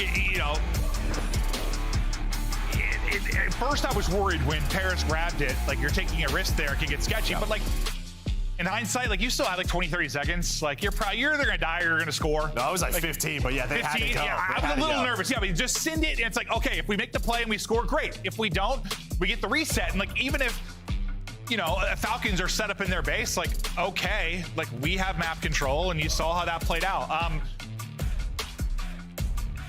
The biggest play is probably just this Sib chow onto Pred with an nade in his hand. Like, Pred's thinking he's gonna be able to cook one and just toss it in. Sib picks him, and I mean, that kind of just calls it. No, and honestly, the confidence for Paris as soon as they spawn up again, right in overtime, to just sort of run up the map. I mean, you never really know what Falcons are going to do. They just kind of call that. No, I think they're going to hold that. I think based on how Falcons have played Overload, they were pretty confident Falcons were going to set up in their base internal. Yeah, but they just took roof control, right? That just gives them that massive advantage. Then it just comes down to the nades. And yeah, I mean, it connects, but Sib ends up finding Pred. And I mean, Pred had a heck of a map. Not only finding sort of lurk players in Envoy and Neptune, but also setting up scoring opportunities, being the guy sort of leading the charge. Yeah. Almost brings them to an overload. Yeah, it feels like looking back at this, that's something Falcons probably got to watch. And it's like, if we had that scenario again, we have to take more space. Because what is your ideal scenario? If you're going to overtime 4 versus 4, your ideal scenario, assuming like we're not like right next to each other fighting, is that you're going to be in good positions around EMP spawn. Right? Because that at least in the 4v4, you have the advantage, right? Like you can scoop the EMP worst case and win the game. Right? I mean, it's just sort of like, all right, when we get pushed up, we have to hit nades together. Yeah, true. But yeah, it's just one of those things I'll have to go back and talk about. But Paris able to clutch up. Yeah, I guess it was worth saying, like, it's kind of crazy, that Paris all died, and then we're able to get, like, the better spots. Yeah. I think if you go back in your Falcons, you're like, we have to probably make a move off of that. But again, like, even in scrims and stuff, like, how often are you in these scenarios? It's something that players are still learning. It's a brand new mode. Overtime rules have changed. There's going to be scenarios that you haven't been into before, and they're going to be interesting. So that was I don't know. I thought that was fun to cast and to see how it played out, and see how the players' decision-making processes kind of had to change as they got deeper into it. Yeah, and I think one of the reasons why you slowed down a lot is because I think you saw like Exton switch to an AR, right? So you don't have an extra Drave to sort of push out with those lanes. As soon as you get those final kills, you're not able to just sort of take space. Where Paris, they were just running up the map. Yeah, no, they were playing with aggression, that's for sure. So again, Den won. The Paris are trying to get into their bag. Solid win there. didn't always have possession. They had to weather the storm a bit, but when they had their moments, they took advantage. Yeah, it wasn't great. It wasn't great for either side. It was pretty messy. That's fair. Like just mid-map control for like, it felt like 6 minutes there, That's fair. 7 minutes, That's based fair. on what we've seen from some of our more efficient Den teams. Yeah, sure. So a little work to do for both, but listen, this will be a long qualifier. 6 weeks, every team for the first time playing each other once. So they'll all have 11 matches, which will be awesome to see. So it's going to be a long qualifier, a lot of time to kind of test your bag, extend your bag, work on some map and mode combinations that maybe you weren't comfortable on. I mean, that's one way to look at least that's how I feel. Like you can take a little more chances with stuff that you're working on versus when you have, I don't know, like last year, what was it, 5 matches in one of the qualifiers? Yeah, and I mean, you're also going to have, just depending on strength of schedule, yeah, I mean, who are you playing, right? Just you're playing every single team. True. Matches where you can absolutely test map. Yeah, 100%. Well, both teams kind of talking through stuff. Sib, all smiles, getting ready for a map for Hardpoint, and well, Genomates have been the best Hardpoint team, but we saw them come in and lose a Hardpoint map they have not lost. They've been the best map 1 Hardpoint team. Didn't really have any losses until, well, the major, and then today. They're finding some slip-ups there, but you can't expect to remain perfect in that. No, it's too much talent in the league, right? Somebody's going to get hot and take you down at a Hardpoint like that happened today. But beating you in 2, yeah, that is going to be, we'll see if Falcons get us to a Game 5. But no, you're right. This Paris team, if they're going to remain on top, like that Game 3 has to get better, because it's hard to stay on top on Search all year. Like, we've seen teams do it in Hardpoint like pretty frequently. Like, you're like a top 2-3 Hardpoint team all year. But Search, I mean, outside of like the FaZe rosters, it's not really all that common. It's very, very hard to stay ahead. And while it's hard to do that with the comebacks like we talked about, obviously, but it feels like if they're going to be a team that's winning several events this year, Game 3's got to improve. Wasn't the prettiest, but you got a dub there, and that's what matters. Well, in the long run, maybe it's not what matters. It needs to look prettier, actually, is what matters. All right, we go to Scar, though, now, and talk to me about this one for Falcons and Genomates. I mean, this is one that we've seen for Paris, where you got Envoy and Neptune running around with the Dravix, and for Falcons here. I mean, yeah, I think sort of the conversation that we had yesterday is you've seen the guys that were struggling, maybe trying to force a submachine gun, pulling out that 4th M15. Yeah. Find your spots to pull out a sub, no, 100%. We saw it a bunch yesterday with Shotzzy. I think we were talking about it a good bit. You can just get in the blender, you really can, and you're just like on full tilt, because just nothing seems to be working for you whatsoever. When that's the case, maybe pull out the AR for a little bit, find a little flow. But just a bloodbath around the point for now. A decent P1 start for Paris at least, but hell, the same can be said about map 1 through the first 2 or 3, and then things fell apart for them. This time for Paris, the guns have just got to stay hot throughout. Neptune didn't have the greatest map 1, but he really started to bounce back after the next couple. And they'll see if they can close this out here, but it'd be really impressive. Falcons can take both hard points, take it to a map 5 against a team like this. Props to them.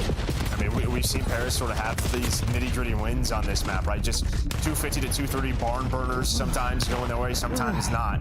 So if you're Falcons, you feel like, yeah, not ones where they're like undefeated, so you have a chance here.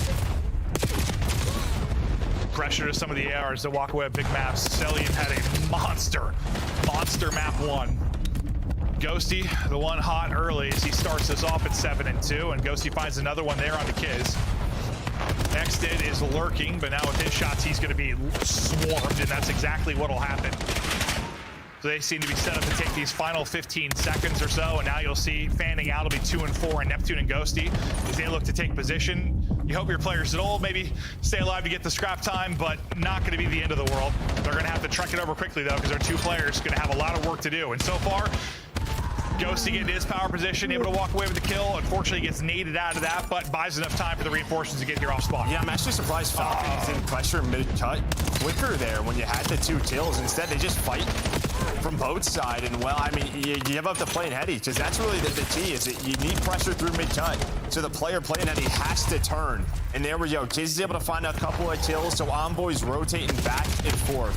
So the first 20 or so go the Genomate's way, but now you're in the back green sort of trap. But Neptune's going to get you out of that pretty quickly. What you're saying, just like the Neptune Ghosty roto was a little too easy? Yeah, I thought Falcons, I thought they were going to pressure through mid-cut. You just never really did. Yeah, they were all kind of still focused on ult with like the 10 or so seconds left. But it works out. You're able to battle back in and get the break, and maybe looking at just around a tie game with the remaining time here.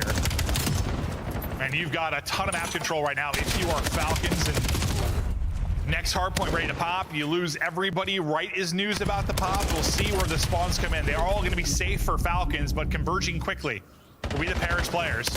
Exton maybe thought out of the play for a second, but right back into it as he wraps the corner and able to get 2. Lights out stuff there from Falcons as they get set up. Yeah, I mean, at first you're like, oh, this is unlucky for Exton. There's nobody pushing through plain side, and you're thinking the entire push is going to happen without him getting involved, but he's able to find the angle and find 2, but it may not matter because right off spawn, you get 3 kills in a row for Gentlemates. You spawn him out, and there is the break.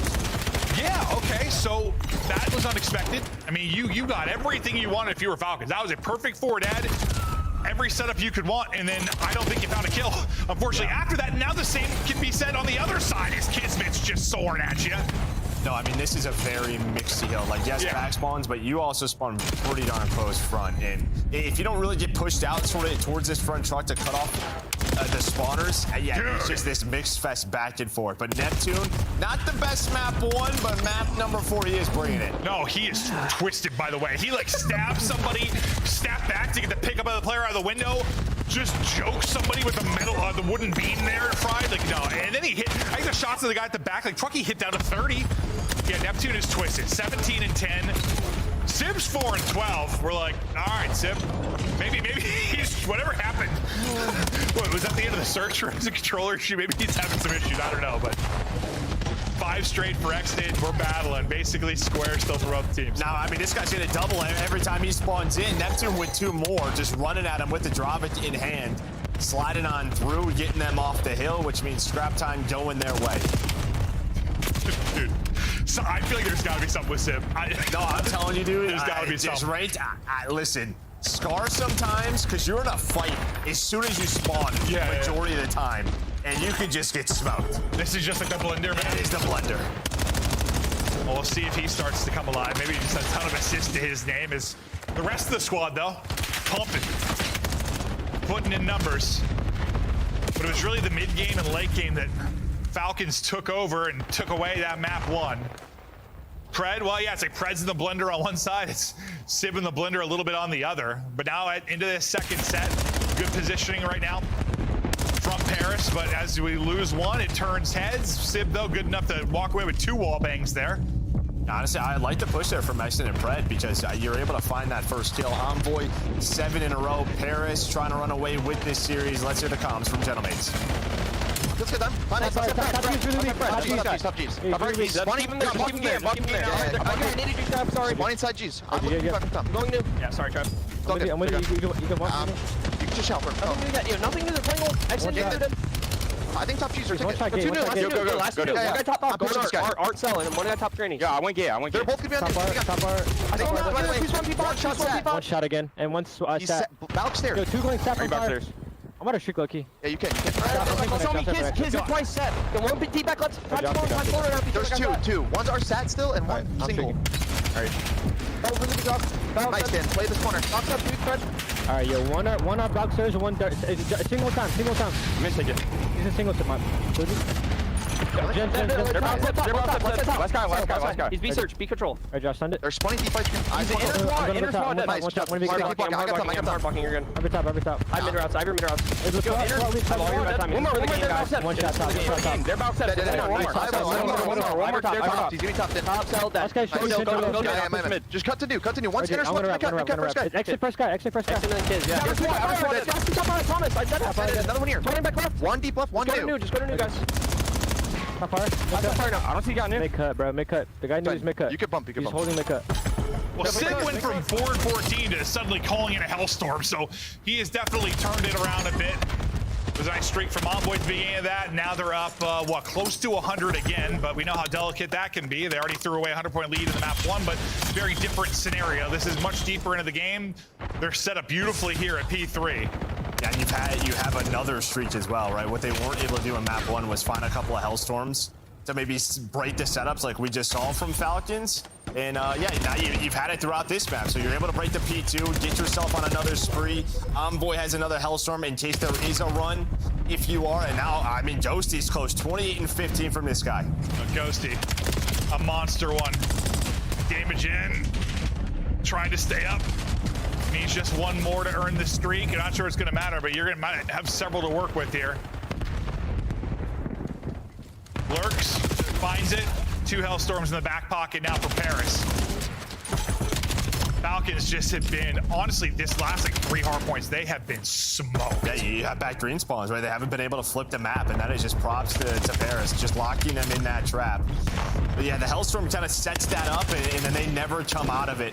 And now, all right, you're trying to take these longer routes if you are Falcons, but they are just shut down by the setups. And you had so much space if you were Paris. Like, every time they, like, got a pick and we're going to push out green, like, somebody's women app popped up the window and shot 2 of them in the side. Yeah. Like, it looks so annoying to deal with. Finally, you get all the kills, but not going to matter because the map is done. A blowout there for Paris in the map 4. I mean, some positive moments here for the Falcons, but Paris then reminds you why they're the champs. No, I mean, listen, I think the struggles, we kind of talked about it at the land for Falcons, show up again. You lose 2 and 3. You were a great 2 and 3-5 team going into the Major 1, but then it went downhill and continues. If you want to beat the best teams, it just feels like this Falcons team has to find more success there. In 2-3-5? Yeah, no, just have to. 100%. We'll see. Again, a long qualifier to try and work on that stuff. A ton of matches we played, 11 for each team. Stats in this one, in the map 1, Exton Cell took over. Not able to do it here. Dan Ghosty, 32 and 18, minute at the hard point, almost 4K damage. And Neptune, I mean, honestly, it's like the 2 guys that struggled, flipped it around. The 2 guys that popped off the other side struggled. I mean, it just completely flipped on its head. Because remember, Neptune didn't have a good map 1 either. Yeah, and I mean, you had a close game, and then the end of that P4, that's when Neptune started going wild, started going crazy. No, that was not close at all. No, when he like knifed somebody, got the comm to like snap back to deal with the guy jumping out the green window, then just bunny hop guns somebody at the mid cut, and then nearly peeled the guy off like the truck heady. I was like, then he spawns up and gets like a 2-3. No, I was like, okay, he's turned now. The Zin's in and he's frying. But a win there for Paris. Neptune, Ghosty, frying in the last one. Des, talk to us about the first series. Ridiculous way to start the day. As our first game, we see the Falcons coming back from down 130. They stealed our first hardpoint.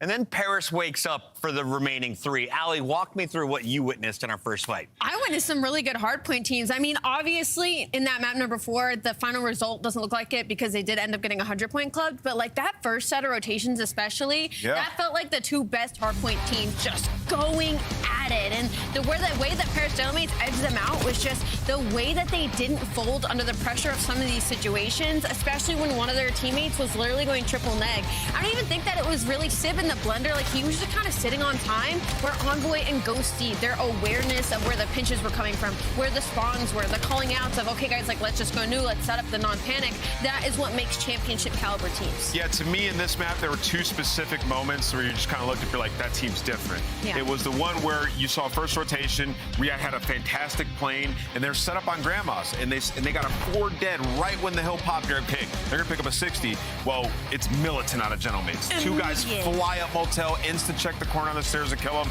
break for spawns. We get this like back and forth battle. Well, where the game really totally flipped was they were spawning back green in Falcons, and they're sitting in P1. Sib is having a stinker. He's in time. He pops the 2-piece. He pops the 2-piece on the guy's flanking white wall and picks up the streak there. And from there, the game's just over. So, yeah, I mean, it's really these maps. Sometimes they come down to 1 or 2 moments. And in this one, I don't think Riyadh were that bad. Just 2 moments that, you know, Gentlemen's just above the rest of the league. You know, this team's world class. Not just above the rest of the league. They 100-point club their opponent. That's a beat down right there. Some big business coming out of Paris as they remain the top squad in Call of Duty. They win Major 1 and they earn another 10 points with the win over Riyadh tonight. For the Falcons, anything you can take away on the positive? I know you're hoping to replicate your success from the previous online matchup. Yeah, I mean, I thought the hard point was pretty good, especially the map 1. Like, they're down 100, totally flipped that around. I thought, like, the way they played that Scar was pretty good. Just those 2 moments, like I said, get away from them a little bit. So, yeah, 2-3-5, as Joe mentioned, have to be better for them. Allie, let's take a look, though, at our goodness. It's the scuff play of the the game. It comes from young Dan and the rest of the Paris crew. Let's take a look here at the finish to Overload. Yeah, it's just the 2v2, right? So we go into OT and suddenly, things even up and they end up picking up the bomb, which means one of the Paris Cellmates players has a pistol, and what they essentially do is bait these players out. He goes trying to pretend like he's picking a side of the map to try and sink this ball. That's going to bait out number 5 and allow his teammate to come for that trade non-void, pepper a couple of shots, and just kind of redirect him to finish this one out, Ant. Yeah, it was a tough situation for Riyadh to be in, but as soon as Gentlemates grabbed that ball in the 2v2, Riyadh is forced to challenge them. They split it up, and they use the timing of the radar really good to finesse them and trap them in, right? So tough situation for Riyadh to be in, but very, very close. If you're going to lose, you might as well be to the best team. It's a rough way to start stage 2, but a reminder, you will play every single team in the league. Only the top 10 make it to Birmingham as we head into stage 2.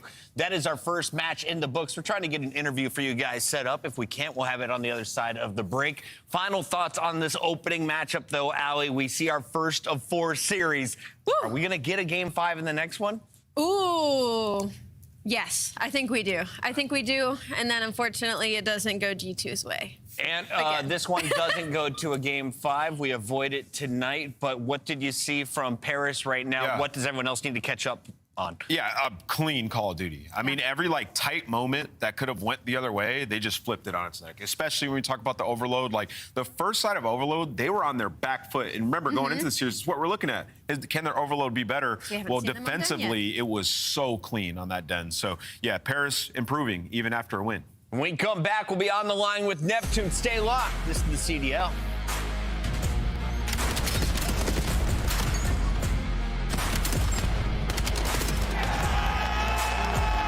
Come on! Let's go, Bert. Let's go, you beast. Come on, kid. Dead!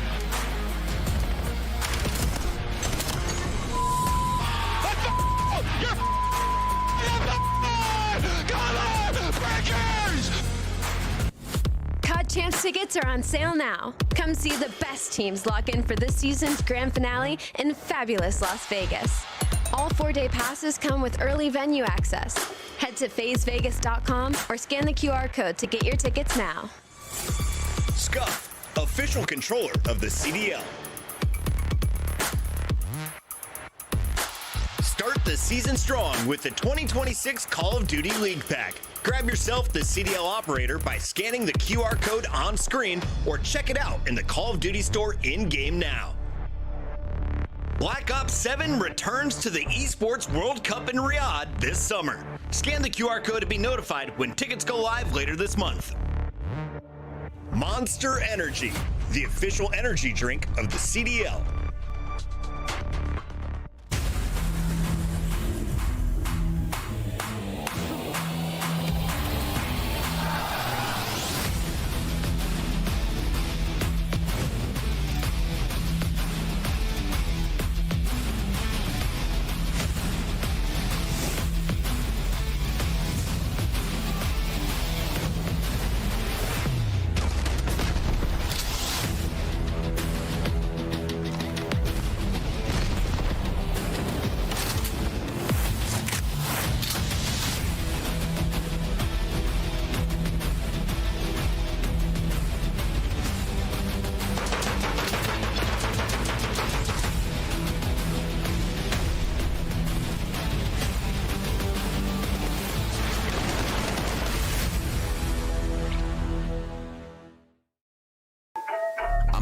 Big stepper when I walk, money maker when I talk. Another boys on a mission, never put them in a box. Clawing to the top, jaws open while they watch. Yeah, I'm getting to the chicken, I ain't never gonna stop.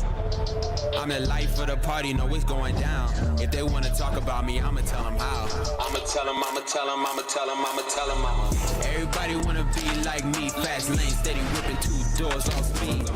Everybody wanna be like me, but that's something that they never gonna be. G2 and Optic about to go toe-to-toe, but before that, we got to jump into a call with Neptune. He's in our Monster Winner's Circle, and the young gun just earned himself an MVP award back at Major 1. Neptune, welcome to the show. Congrats on the win tonight. Can we start, though, with Major 1? How did it feel to finally lift that trophy after all of the silvers last season?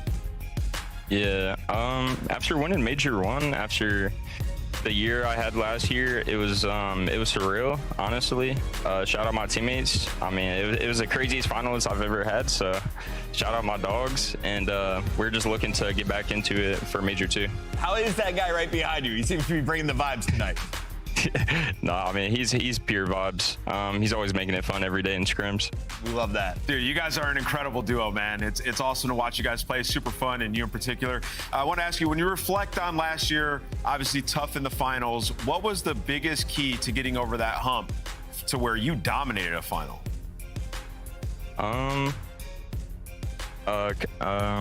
Could you repeat that? Sorry. What was the biggest key for you getting over the hump to winning a final? Obviously, your performance sometimes in finals wasn't as dominant as we saw in that last one. You got over that hump. What do you attribute that to? To be honest, I don't know. To be honest, I feel like it was just our work every day. It felt like we were the most prepared team coming into the tournament. So I feel like that's all it really was. It wasn't anything mental or anything like that. I feel like my teammates are just insane at this game. And they're honestly godlike teammates. Like, they're always enabling me, and we're always trying to enable each other on the map to just play the game at the most efficient way possible. Absolutely. On the back of that, I'm going to ask a little bit more of a silly question. Throughout the entirety of this series, we saw a lot of team nades. And I mean some serious numbers. How do you guys stay locked in situations like that? During listen, we heard Stan be like, yo, sorry, Trav. How do you tell the viewers that especially in series like this that are pretty high octane, how you just brush that off your shoulder? To be honest, every team I've been a part of, there's always a problem with team nades for some reason. Maybe it's me going too fast, or I don't know. But once Dan apologized, though, I was like, you know what, it's all good, bro. It's fine. It's all good as long as you walk away with the dub. You did it today against the Falcons. We'll let you go celebrate. All right, thank you, guys. That's Neptune and a cameo from Sib. But next, we got to turn our attention to the green wall. Optic was able to finish in second place. They made it to a grand finals, and they were the favorite to win it. Tonight, they take on a top 4 opponent in G2. Let's start with Texas. Yeah, Texas, unbelievable. Best overall team that we have in the game. The search was looking good up until the grand final. I mean, everything was looking good up until the grand final. But we all know how dangerous they are. I mean, they lost in a game 7. They were like one round away when you look at the raid, one round away when you look at the Scar, from it being totally different. So we have full faith in this Optic team. And they played G2 on land, hit them with a 3-0, also playing G2 on their best map in Hardpoint, right? So they're confident in this specific matchup. The biggest thing to look at has just been the SMGs and how they performed online to land. Well, Shotzi figured it out. Allie, there's 3 respawn game modes in every best of 5, and when you win 9 out of 10, you gotta have faith that this is probably the team to win the series, right? Yes, that's actually one of my notes, is that their respawns are unreal right now. 9-4 in Overload, 11-7 in Hardpoint, and even in Search and Destroy. I mean, you have a player in Mercules, he has a 1.53 in S&D right now, and on top of that, if you give them a blood, 80% of the time they're winning the round. So this is not an easy team to go up against. The big surprise of the season for me is the success of G2. I've been a Minnesota hater after last season, or the heartbreaks. They'd always go to a game 5 and fall short. Well, they stopped that. When we saw them on land, this was a squad that caused major upsets on day 1. They go all the way to a championship Sunday, the first of many we expect, hopefully for me. Yeah, I mean, and a lot of people say that they're a prime regression candidate, and I just don't know where that's coming from, if you're going on like past performances of the players. But what we've seen so far in this title is these guys have been consistent. They've been a good hardpoint team. They've been figuring out their Overload. It's been a lot of one-score games in Overload, but they've been figuring it out. And when we got to land, everybody performed, including Skies. You see right here, 4-1 in hardpoint. That's actually tied with Optic in HP at the major. Allie, that number 2 stat there, Kremp, the second best in the league. How is he able to put up these numbers? Because he's Kremp. I mean, he's just a really good SMG. He's really consistent, high engagement SMG, and that also what helps G2 be so. I mean, we talk about Kremp losses. The biggest thing is we need to see the Lanimals, what we got out of Kremp and out of Skies and the rest of G2 online. That's really the big thing for me, is to see that translation, because that's what separates them from being an average team to a team that that could take down the Optic Texas, that could take down the Paris Genomics. It's kind of rare to see teams level up in front of a home audience. Both of these squads are able to do that. Let's take a look, though, at their online maps and modes for the night. Yeah. Do we get to that raid, search, and destroy to find out if Optic can seal the deal in a Game 5? Yeah, I mean, if we get the G2 from LAN, I don't see why not. That The part. Den, they have an advantage on. They've played a decent amount of Scar. And for, Optic, they like Scar as well. They've been playing it more often. So going into this one, I think we do have a Game 5 on the horizon. Yesterday, I picked Boston. Optic, I apologize. I wanted a 2-point upset. It didn't happen. Today, I will not doubt you in the Scuff Pick'ems. I have Optic finishing this. They're 9-1 on major lands. When it comes to hard points and overloads, I think they get it done before Game 5. Yeah, I agree with you, Chris. I got Optic taking this one, but I got them taking it in 5. 5, okay. Allie? I don't hate going to 5. I mean, that map set really did favor G2 across the board. I'm still going to go with Optic, though, only because we're online, and G2 has not shown too much promise. 2 top 4 teams on land facing off right now. Send it to the casters. Casters received, ready to party, and what should be a very, very fun series. Mr. Ashworth, how are you, sir? Are you well? Are you smelling doing fine? fantastic. Not me. I hope so. That's really not for me to decide, but it's Valentine's Day, so after matches are done, I will be finding out, Miles. Hey, that's what we like to hear, boys and girls. Well, we do have a good series ahead of us, and a very important one again. The build-up towards the Birmingham Major. We're going to keep banging this drum. We're going to keep beating this dead horse. These matches are incredibly important. Say what you will. Every win counts, and there certainly does count when it comes to the map count. That's going to be something we're going to be looking forward to a little bit later on, I think, throughout this sort of stage. But Charles, how are you feeling about this matchup? Obviously, the desk has weighed in, the fans have weighed in. I don't think G2 are a bad team online. I see this as a strong threat for both squads. And, if you're bringing up the long term, you're going for seeding and whatnot. Optic is a team that seemingly is going to be in a very safe spot. Had a fantastic placement at the major. The Call of Duty they just played yesterday, top notch as well. This is a squad that they're just happy for the extra matches because that means they get to dial everything in, ramp up their gameplay, and figure out all the little nuances, little tricks. Guys like Shotzi, the best in the world at it. One of the best learners we have in terms of education within the game. He's going to get better over time, and we saw that yesterday. On the flip side for G2, I think they have quite a bit of pressure on them, right? Still had an okay placement at the major. They're still in an okay spot, but I think long-term, this is the type of series, G2, where you're trying to get that win because this would be getting over the hump, trying to take down that championship team because the vibes are going to be good. They showed off the good stuff at the major. Got to make sure you keep collecting those CDL points, though, and got to make sure that when you're playing one of the best teams, you're ready to rise to the occasion. Yeah, this is a big deal, again, for our squads to just walk away with the dubs because you do not want to be sitting in a position where you are not making it to Birmingham or having to play in the dreaded one-and-done play. And that is going to be very, very stressful indeed. No one wants to fly across the Atlantic for a single series of COD. I know one of you teams will. It's gonna suck. Can't wait to watch, though. Very, very excited for that. In the meantime, though, yeah, the man who's missing from our screen, Skies, had a fantastic LAN performance. The haters were silenced. Many folks fell to their knees in large chain stores across the United States.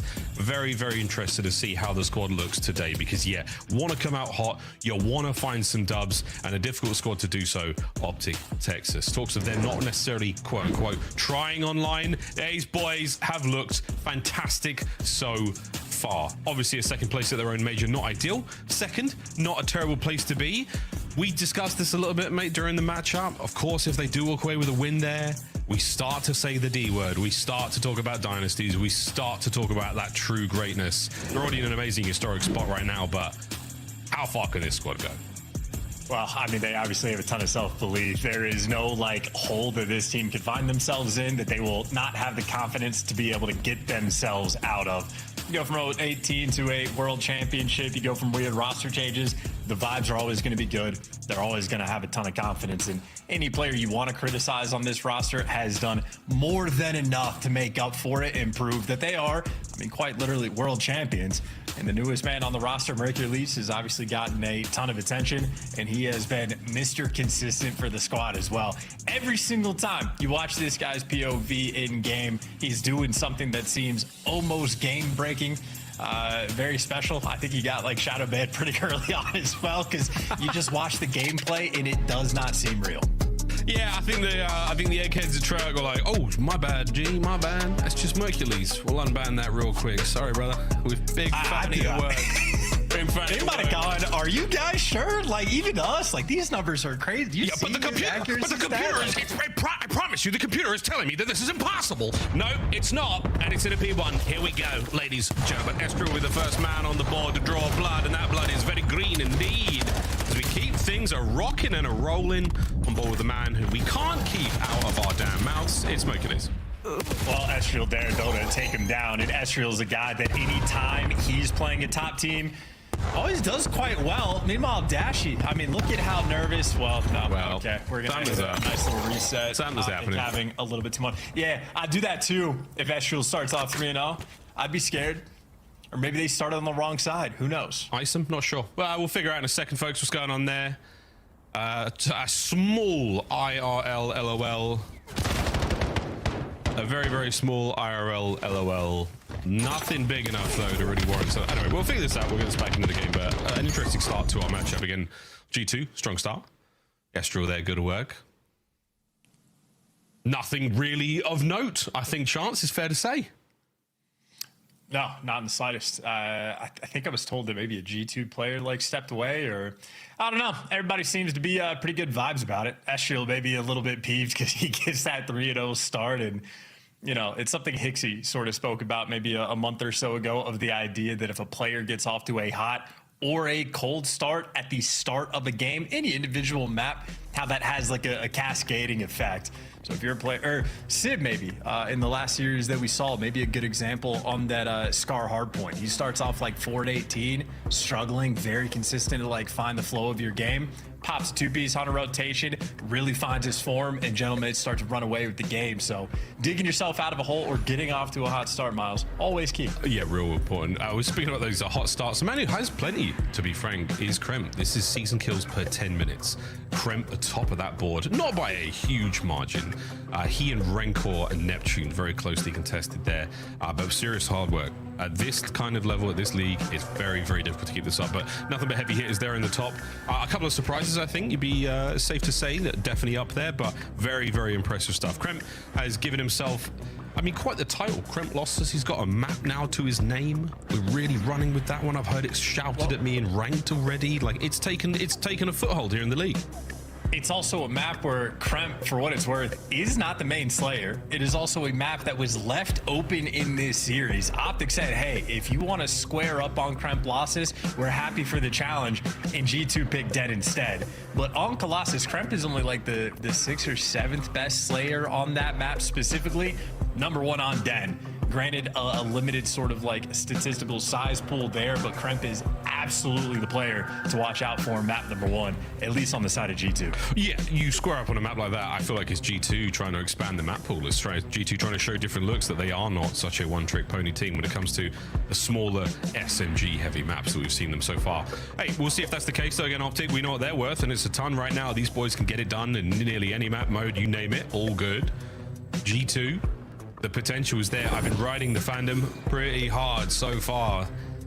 But this is how things are looking so far in the run-up to Major 2. This is not a good look for our two squads at the very, very bottom. That is it. Only 10 teams, folks, will qualify for Major 2. Those bottom two, it's going to be bad. And they're not packing bags. Don't renew your passports. Don't even bother. You're not coming. It's going to be a great tournament. Very, very excited to see.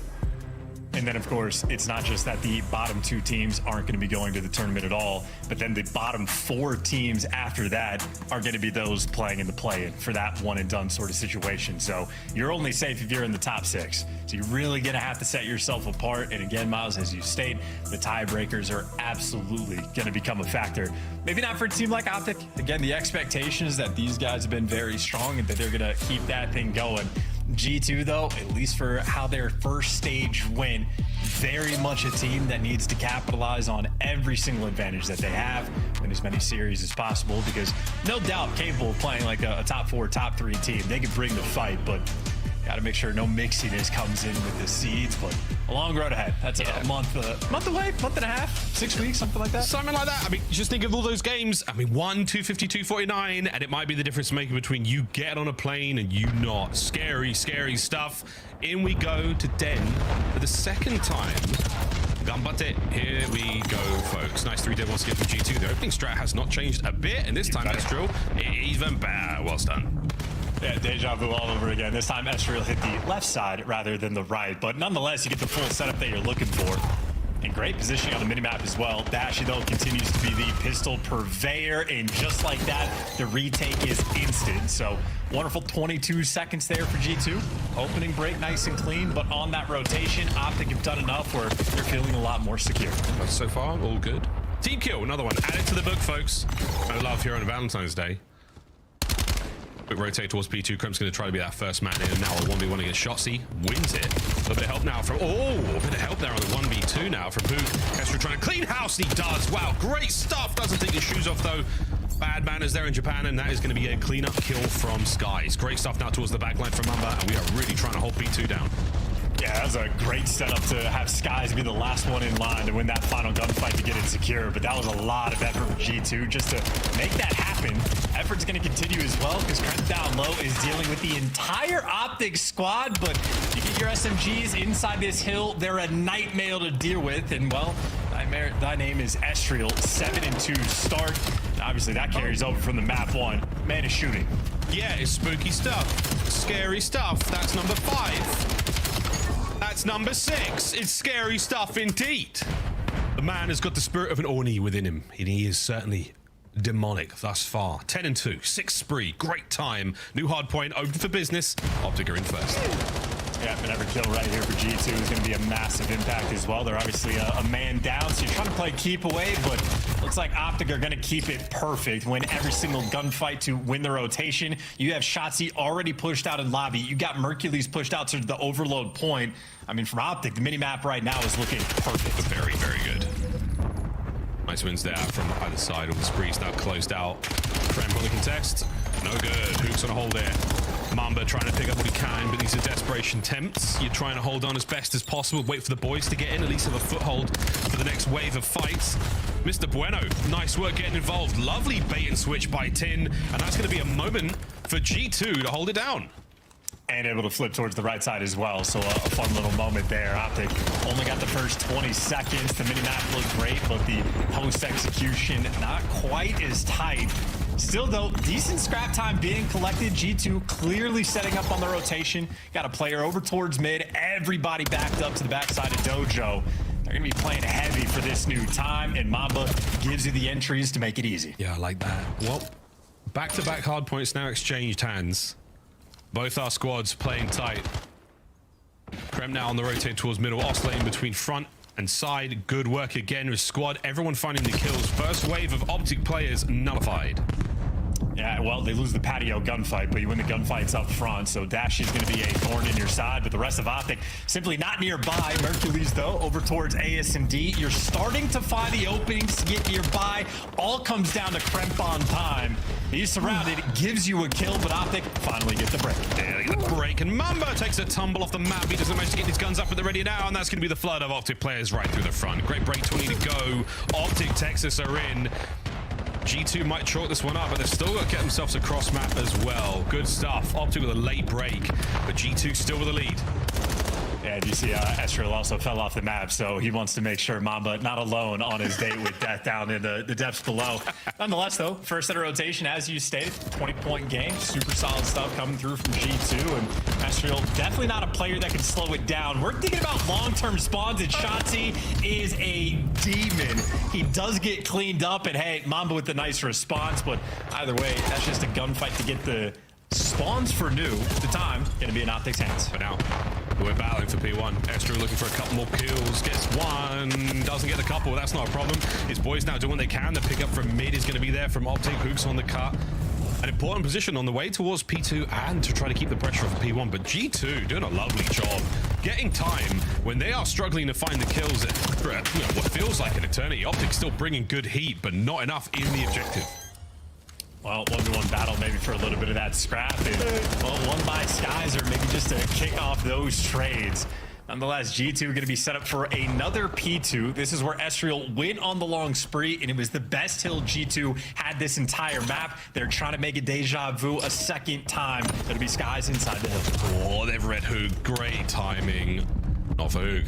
Estriel keeps the backline safe. Shotzi tries to find a corner, waiting for the boys. You've got Dashy in the courtyard as well. Oh, sniffed out. So now all down to Dashy, the last man behind enemy lines. Dealt with. Now the eyes go front. Mercury's trying to make entries now through couches. This is going to be a tough break.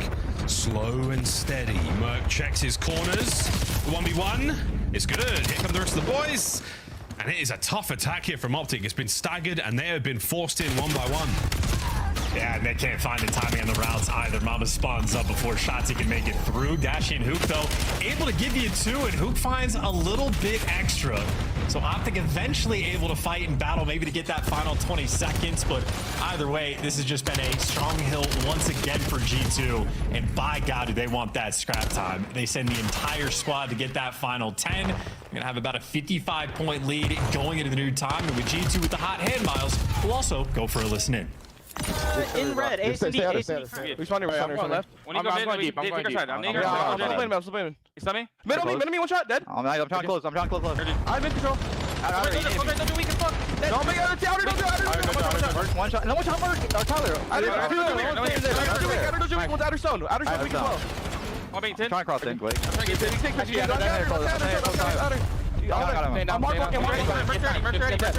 I'm all your middle. Nice. Yeah, already. One shot, Tyler. 2 weak, and there's 10 quarters. I'm taking then. They weak their 10 corners. Stuck. One middle, Shotzi, dead. Nice. I'm laying in front. Nade front. I got holding. Watch your mid. I stay in front. Nothing middle. They're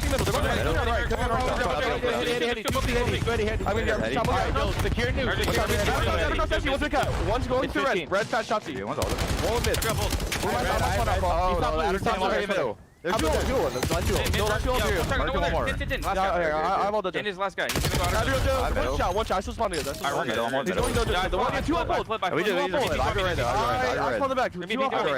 I'm playing safe in the back. Are you ready to go over though? I'm seeing that for blue. What's up?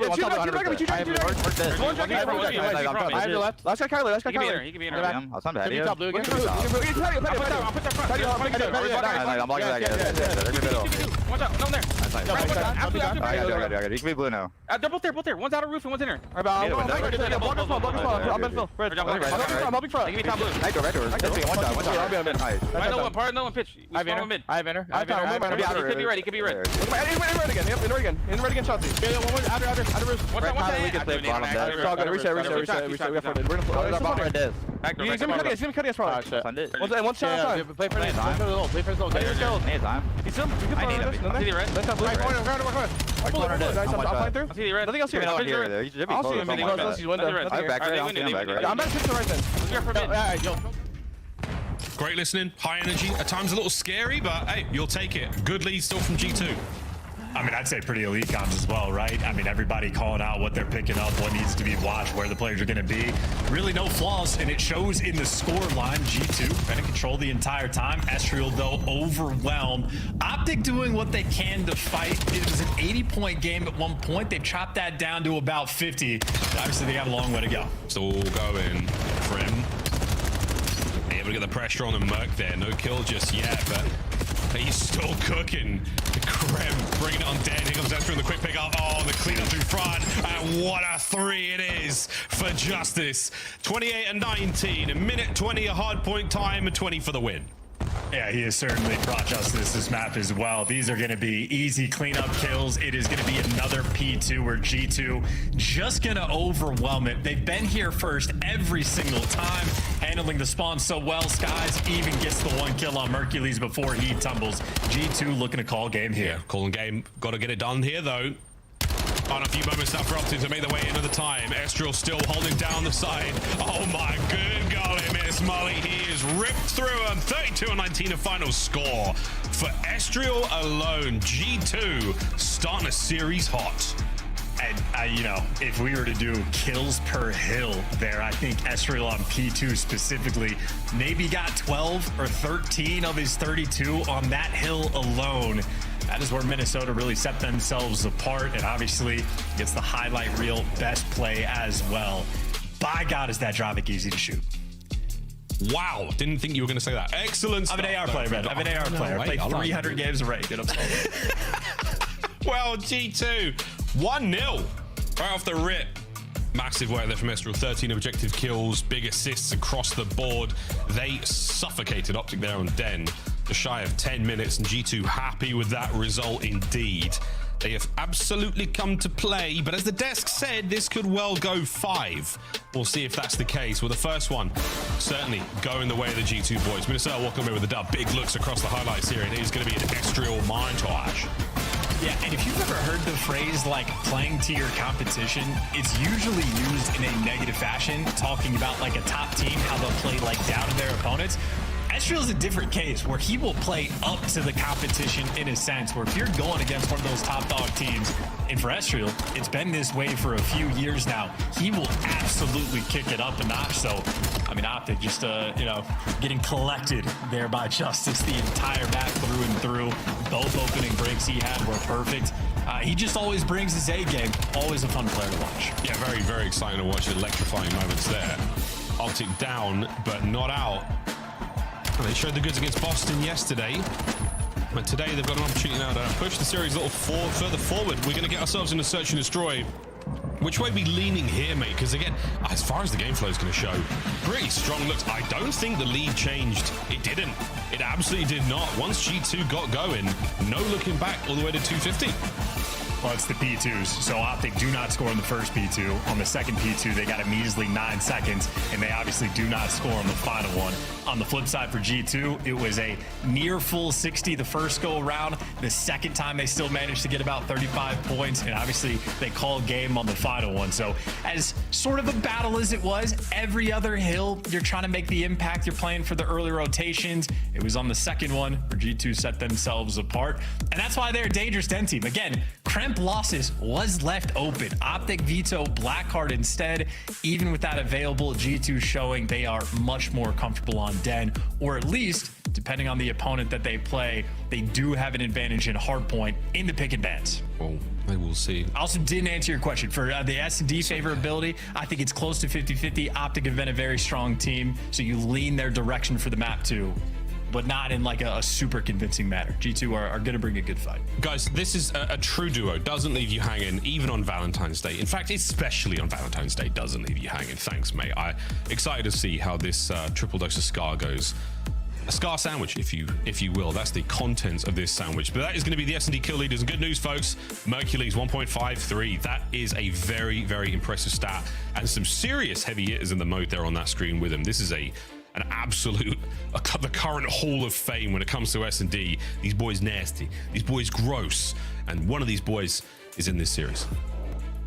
No, and that is fantastic news as well. He has been Mr. Consistent for the squad, basically a guarantee on the map to win his ones. The map we're going to be playing on, Scar, he's shown his clutch ability as well. Nice little 1v2s that he's been able to roll through on land. But if I'm thinking about Scar S&D, I mean, you don't have to think back very far. All the way, Miles, to yesterday, where Shotzi was completely on point on this map, got your double-digit kills, had 4 multi-kill rounds as well, which obviously those are basically guaranteed round wins at this level. And not just him, Dashy with the snipe. No more aim assist on the snipers. That means a higher skill disparity we are going to be seeing between players. Dashy obviously is one of the highest skill cap players in the league. Felt his impact immediately on this map with the boomstick in hand.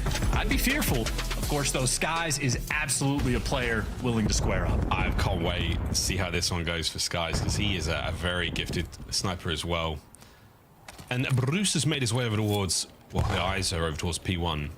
Plenty of G2 presence there. There's 4 red arrows in the minimap all over it now. Eyes towards the A-bomb site. Star's going to connect. Live information passed over. No kills just yet. And we are moving all the guns up. Hello, bang. Skies manages to land the first.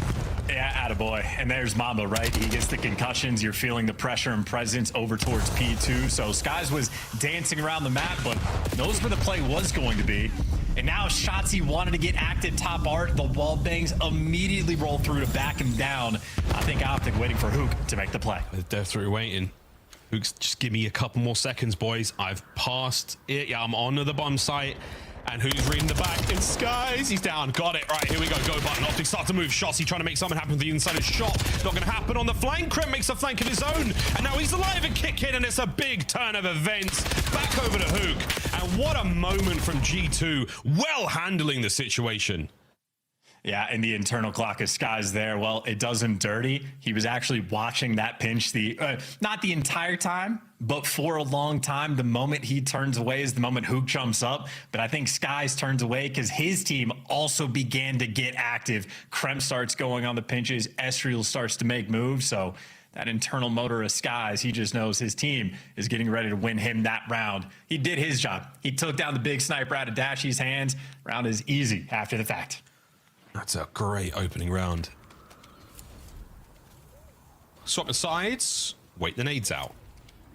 Optic don't take a huge amount of min-map presence, but they are going to set up over towards the B-bomb site as well, showing some presence now towards plane. Krem gets a freebie on the inside of shop. Yeah, Shotzi dying from being too aggressive in shop. Name a better duo. Real and not Jake Corners. Sorry, mate. That was straight. I know he's watching. Sorry, mate. I'm sorry, mate. Down a man. What do you do? Well, up a man. You take the bomb site. Try to get this one down. Who? Wonderful trades. Armor's going to keep things up. Keep everything afloat right now for G2. Minnesota. Dashy surely has that snipe at the ready. And Mamba certainly rolling the dice with his life there. Krem, though. Oh, he finds another. So, Big Bruce left alone.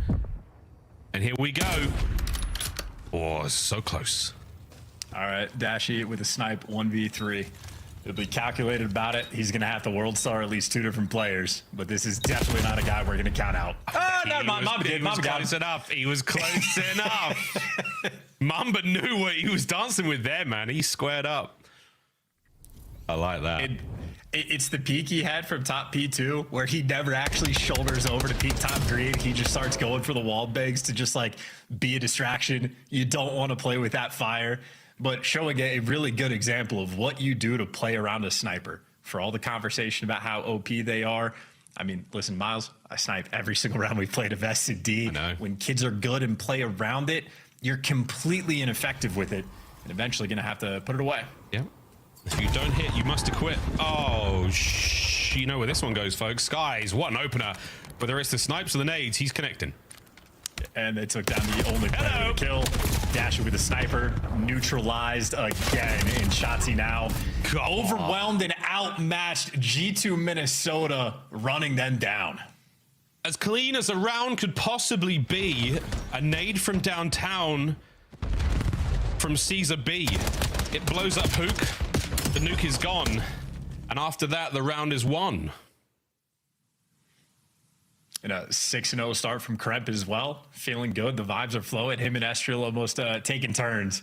But this has been, talk about a classic sort of like Skies round. He gets the snipe battle win there in round 1 against Dashy. And then it's the nades a couple rounds later that are just so difficult to deal with.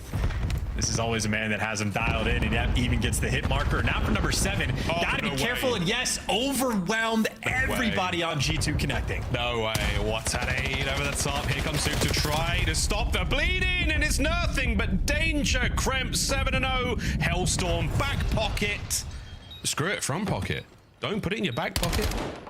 Own it, son. Damage into the next man as well. Gets a nade on that, but Kremp's having a perfect round of search and destroy. A perfect round of search and destroy. Hook is the only player on Optic with a kill currently. You have a triple donut potential right now rolling through. There is some classic scoreboard in Ghost. I think Classic might have been involved with it as well. Vicky D.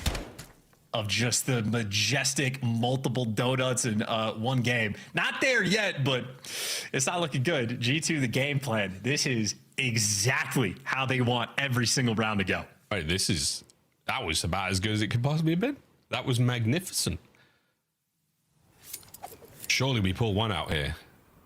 The triple donut is tough. Yeah, call it. Well, you can call it if you want, Krim. You do what you want, mate. At this point in time, heavy hit from Optic now towards A. Roll the dice, get involved. Start winning those trades. That A bomb site. That's very open. That's very exposed. Good luck with this one. Yeah, they're scattering, running for the hills. In a shot, they fly. Shotzi manages to get at least a trade. Mamba finds another. It's 2 for Mamba. Dashy gone. That one basically hit him right in the face. Krem 8 now, technically 9 in a row. The streak doesn't count for that, but this is something, folks. Hook 1v3. I mean, what do you call it? All right, maybe Hook will clutch this. We'll focus. I mean, now he's going against Skies and Krem. 44 seconds to work with. He does have bomb in hand. He does have it.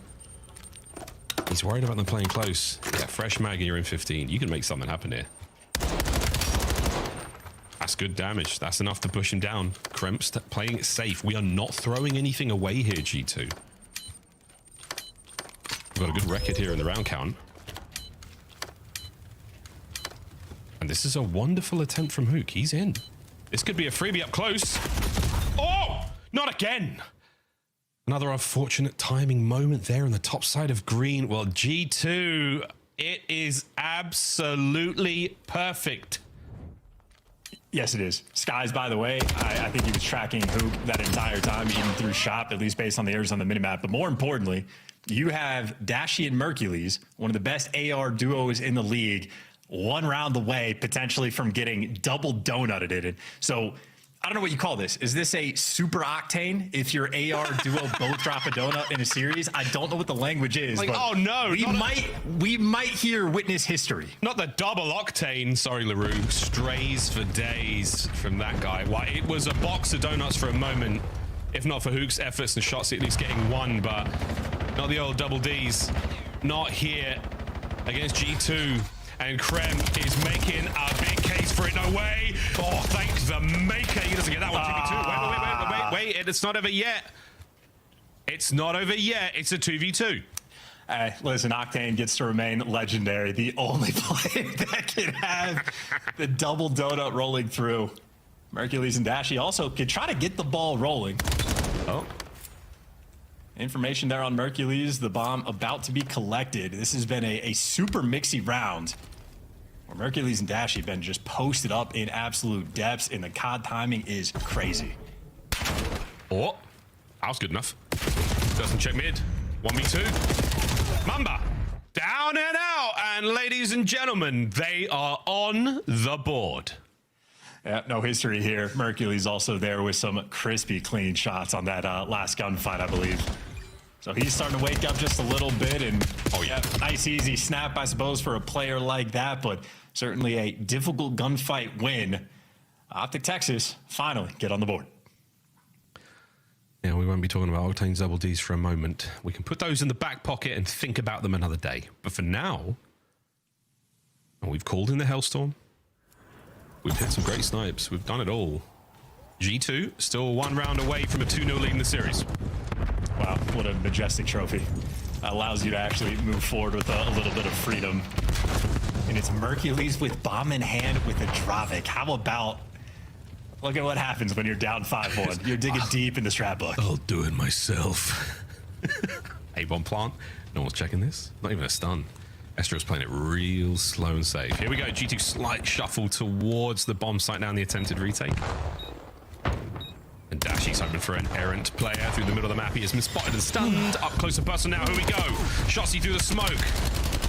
Gets a little bit of help there from Hook, though. 30 seconds to go. And a massive advantage right now for Optic. Last man left alive, Kremp. And they got eyes on where he is. Yeah, Dash had him trapped the entire time, so a very active round. Or actually, Kremp slipped the net. Certainly not going to clutch it yet. Mercules will be there for the final kill, but that is a wonderfully orchestrated round coming through from Optic. The smoke certainly helping them out a little bit towards the end.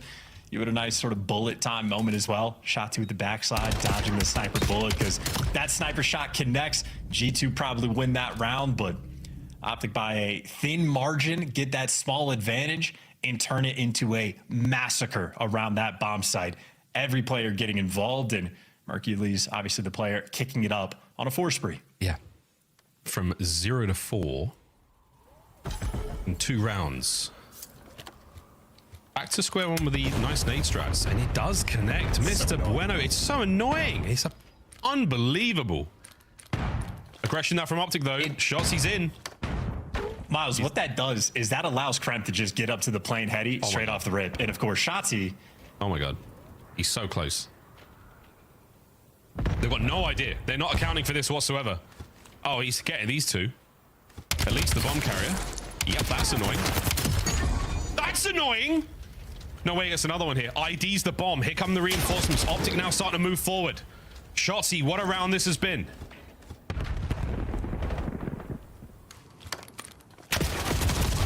Big Bruce can't get anything done against Mamba. The trades are fantastic. Last man Skies. left all alone. And he's fighting, folks. He's fighting. He's fighting. And it's 3 in a row. Oh, dude, that I'm telling you, the knife is a special thing in this game. You could do some damage, and Skies knew it, but unfortunately for him, Mercules making sure there to cover his teammate. That is now a 6 spree for Mercules. And I was trying to break down of how the opening strat from G2, it just enables you to work the playing side of the map. The nades are on point, this and that. Blink and you miss it. Shotzi's just behind you getting a 2-piece to win the round. So Shotzi had the double digits yesterday. 4 rounds with the multi-kills. He sets his team up there, and obviously Mercules kicking it up. That is 3 rounds in a row for Optic. Yeah, he's got himself a Hellstorm as well. Wait out the nades on the inside of this wooden house. The big bad wolf of G2 Minnesota has huffed and puffed, and it ain't going great in the trades battle. Here comes a big hit. Number 1, Mama's got to make cover. He's not going to be able to get there in time. Can he get to safety before the sidewind is hit? Yeah, he does. I was setting out, mate. Don't worry, it's a bloody nightmare, though. They're all inside the B-bomb site. A-bomb's vacated. Oh, my word. He nearly thread the needle there. Here we go. Bomb plant on A. 3v3 retake. Holy shot. Making it 3v2.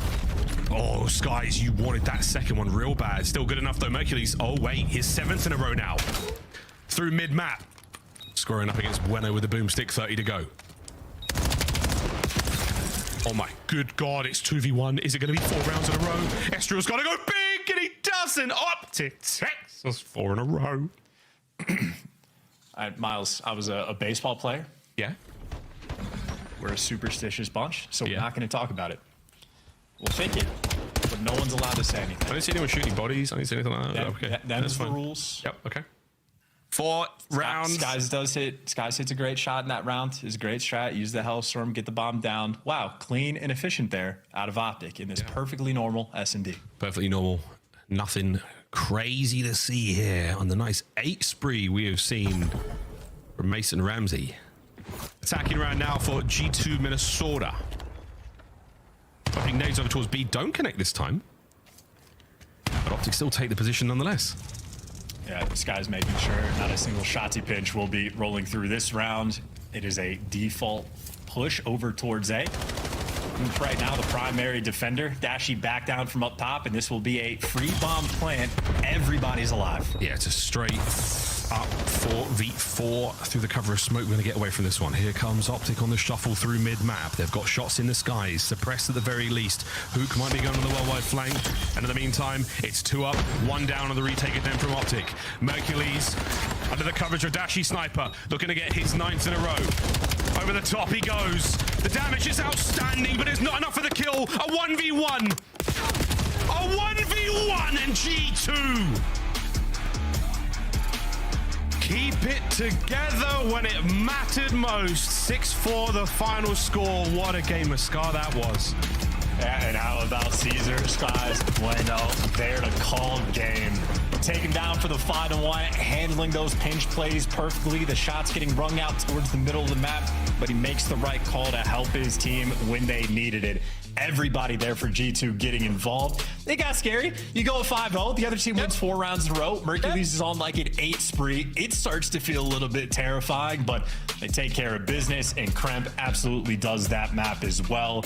12 kills, but maybe more importantly, just the first bloods for G2. Very on point, able to get, 6 of the rounds they won. They're able to get 6 first bloods as well in neutralizing so many of those strats from Optic. I mean, maybe Shotzi had that one cheeky pinch of, I don't know how he's behind the entire team, but he does that sometimes. But for the most part, the nade's on point. Handle the counter snipe there, taking down Dashy, and you slowed down Mercules enough to get the advantage. You did your job. Just enough. I need a break after that one. That was a great game of Scar. We stay on Scar, folks, over the end of the break to play Overload. We're very, very excited to see how this one goes. 2-0, G2 Minnesota. Can they close out on Overload? We'll find out after this.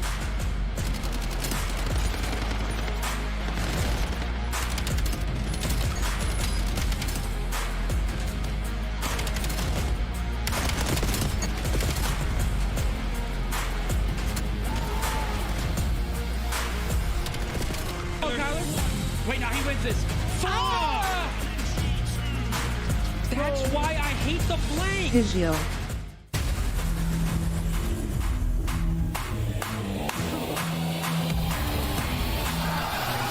Vamos aqui, galera. Lemos o comentário.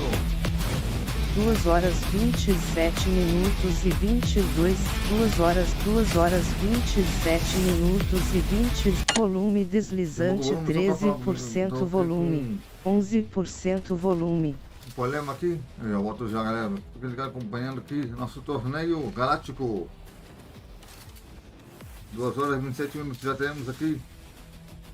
5 horas e 55 minutos.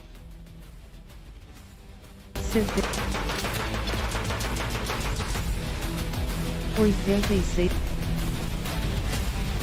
Drone lega seu lindo.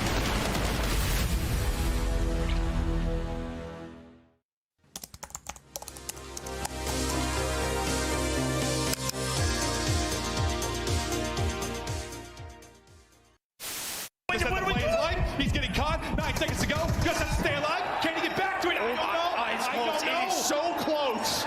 He might have it. He might have this. Oh, with .1, Scrap gets it done. Do you play for the win here if you're G2? Or do you play for rotation? You look at the minimap, and yep, they're going to make their way into P1. Cramp over the top only finds 1, and Boston have to sprint. Wait a minute, but they find 2 kills, make it 3. It's a 1v1 and toward the time. Purr's the last man standing. Don't want to contest Mamba, just value your life. But Cramp's able to find 1 Mamba a second. You got to stay in the hard point if you're Boston. Contest there. Oh, Mamba can't get the win.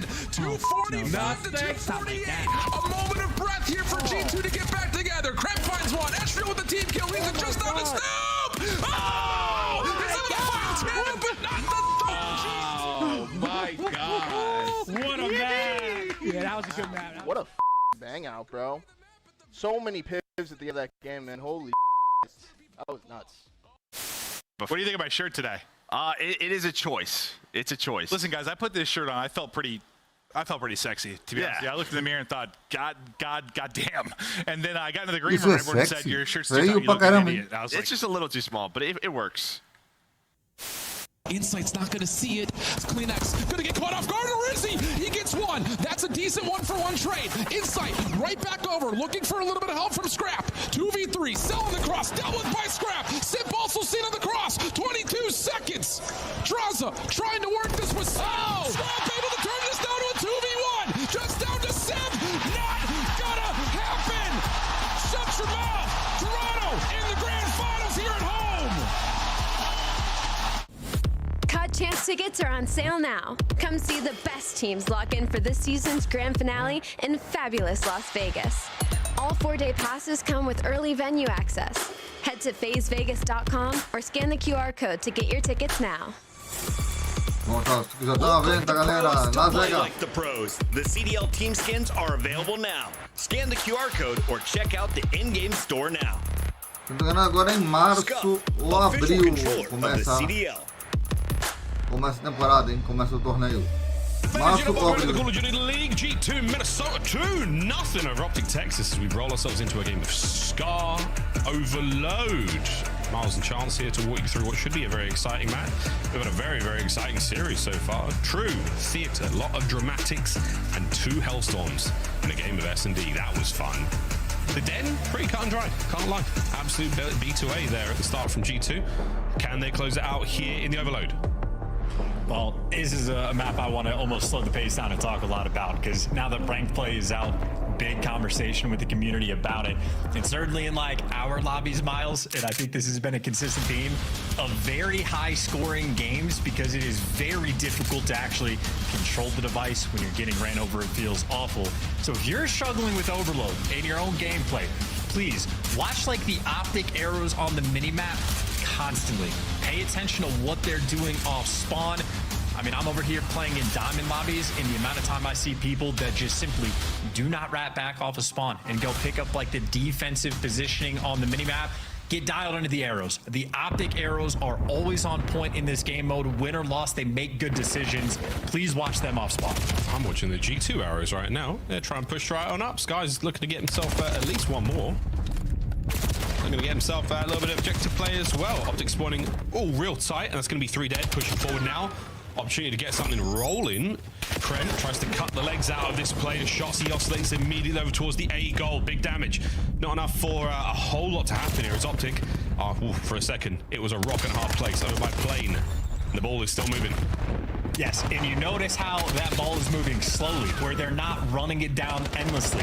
If you're on Optic side of the map, you want to work the device typically over towards Plane because it's easier to control and score on that A zone, but you're taking your time and looking for those kills first. And well, actually that lead blocker trying to work with Hoop together, and as the trades go through, 3 down in the feed, now Optic gets the go button. Here we go. Over the top from Hoop, pistols there. Oh, no good for Shotzi. Saved on the goal line. Hoop can't get it going either. That should be a recovery there from G2. Oh my word, and they might be able to send something here. Merc with a hit and run is going to make this play that bit harder. Might look at the reset as well for G2. They've set up in mid-map for it. Oh no. And well, G2 wants to do the opposite thing, right? They're trying to bring this Vice through the P2 side of the map, and that's why they're running it Shotzi. Easier for them to score on the B zone side of things. Of course, though, Hook hits the nade, overwhelms you. Now Optic going to try to funnel us through the right side to G2. They have pumped the brake, and those arrows off spawn, wrapping back immediately. Oh, that's massive. 2 dead, 3 dead, right back at it. Last man left alive, Dashi carrying the rock. The pistol's good for 1. Optic going to spawn as far away as possible. This is still a play for G2. They could make something happen. Want to get the kills first. Lovely work from Skies on the first. Damage in from Hook. And we're trying to make something happen here. G2 trying to get it going. And once again, the device has been completely stopped there in the P2 side of the map. This might be back to square one. Well, Optic are going to need an extra set of kills. Sky's able to give you now 4 kills through the middle of the map. And if you take care of Hook, well, now it's the go button. Now you can set up the spawn trap. Skies, though, gets taken care of. Mercules, that was a massive 2 kills. Oh, Shotzi can stop it all right here and now. That's the next set of kills. Oh, brilliant work from Hook. Stops it again. All the way back to the center spawn we go. This device, it has changed hands a lot. Strong possession from Optic in the G2 half of the map, but still 0-0, 2:20 on the clock. And look at how awkward this is, too. Mercules has a player right next to him. He's not going to turn his head, so 2 G2 players have actually made it up towards green. Now you take care of the device, or maybe you don't. A little bit awkward there for Mercules. Still able to find a couple kills, trying to keep that device at bay. But if G2 touch it, that could have been a massive moment. Instead, it's Mixinus and actually Optic now that have the advantage. Great work from Optic. All bases covered. They managed to get the man out of their spawn. The Shotzi absolutely surprised by a flying Mamba. Didn't know they could fly. Big Briggs trying to keep that plane side of the map open. Minute 50. What a half this has been. Both teams playing fantastically. Nothing's getting through just yet. Big nades. This could be an opportunity. Who's trying to get set up? He's trying to get cozy. Shotzi with the coverage, and surely Merc runs it home. What a nade. Dashi. Oh, the blockage is no good. Hook down. What a save. Attaboy there from Skies. He has had a couple impact moments. Now you got Estriel and Kremp, the lead blockers, already up towards green. It is the funnel system. It is the spawn trap blender, but on the other side. And off of the defensive play turns offense. G2 Minnesota with the first score. End-to-end overload. G2 looking to get another. Shotzi playing safe. The rally not going to happen now.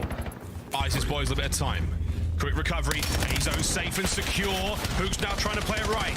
Are we going to get a counter cap? It looks like we're good. 1-1. Bottom side of the minimap, now we fly. Oh, the kills are fantastic. And Optic are actually walking away with the majority of them. Can they get the P2 play going? No, it's G2 now on the front foot. Yeah, dude, Shotzi just making some magic, and his AR players deliver some kills to set up the play. So great work through and through. Hook is that lead blocker for Optic. Everyone did their job, but now we're turtled on defense, and that is not a good start. Everybody falls. Hook, last man standing, able to give you 2. Give him the whole lobby. Feasting in the moment. 30 seconds left to play. He is eating them alive.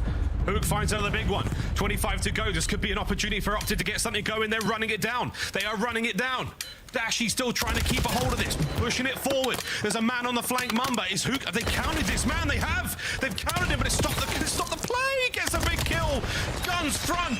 Kyler Garland is still shooting rockets right now. No one going for the OT just yet. We should see the whistle blow. Oh, that's a cap. No, G2 are on. Just. It's not over yet. Well, they got the 4 down, but now you actually lose a man with the pistols. Got Mamba there for 2. The device run through mid, and they got the clearance kills until number 7 pierced it. You found the final one. What a game. I can't remember who number 7 is on the mini map, but Optic have had a few bailout plays, and well, there you go. It was Mercules, at least for the final stop. Oh man, I was getting ready to skirt all over my keyboard. Wow, that was what a brilliant play from Mercules towards the end. The first half, nailed by us. Counter caps on counter caps, no rallies to be found. An unbelievable nade from Skies. Crazy wins, and then that spree from Hook. He saved the day. Miles, the decision making, by the way, like the route that Shotzzy takes when he spawns up P2 straight through mid, that's like wrapping back is important, but after the score already happens, that's when you want to take the space. So he takes that lane, finds himself on like the deep open field. This again, high level overload being played. Everybody, myself included, needs to study up. This is brilliant, yeah. Fantastic work, man. Both squads looking strong second half. Nothing of major note going into this one. No streaks. A little bit of love now from Optic in the mid-map, but Dashy's trying to take the game over himself. So hard to do again at this level. Shotzzy no good there as Estrel and Mamba find their respective kills. A man now makes his way inside top blue. Krem, oh baby, that's a big win. This opportunity now, the damage has been dealt. Who's trying to find another miracle play, another miracle save, and it's Shotzzy and Dashy, they get it done. Optic can breathe a sigh of relief and run forward. Hey, look, every single lane getting pierced. Who goes to the plane heady? You got Mercules towards P2, Shotzzy over towards mid, and Dashy waiting for the comms or waiting for an opening. They're going to slow force it over towards P2. Hook loses the top side for Optic. Now it's a ton of pressure. A lot of pressure on. Slowing it down just a smidge. Another 3 dead. Oh, Mercs have been tagged. If they get a kill on him, that's fantastic. Shotzzy with a big block. A big block. Now towards the B goal. Here we go. Portal's wide open, boys. Shotzzy fighting in. Last man left alive, Mum, but the pinch is there. Someone surely gets it home. A big kill. Can Hook save it?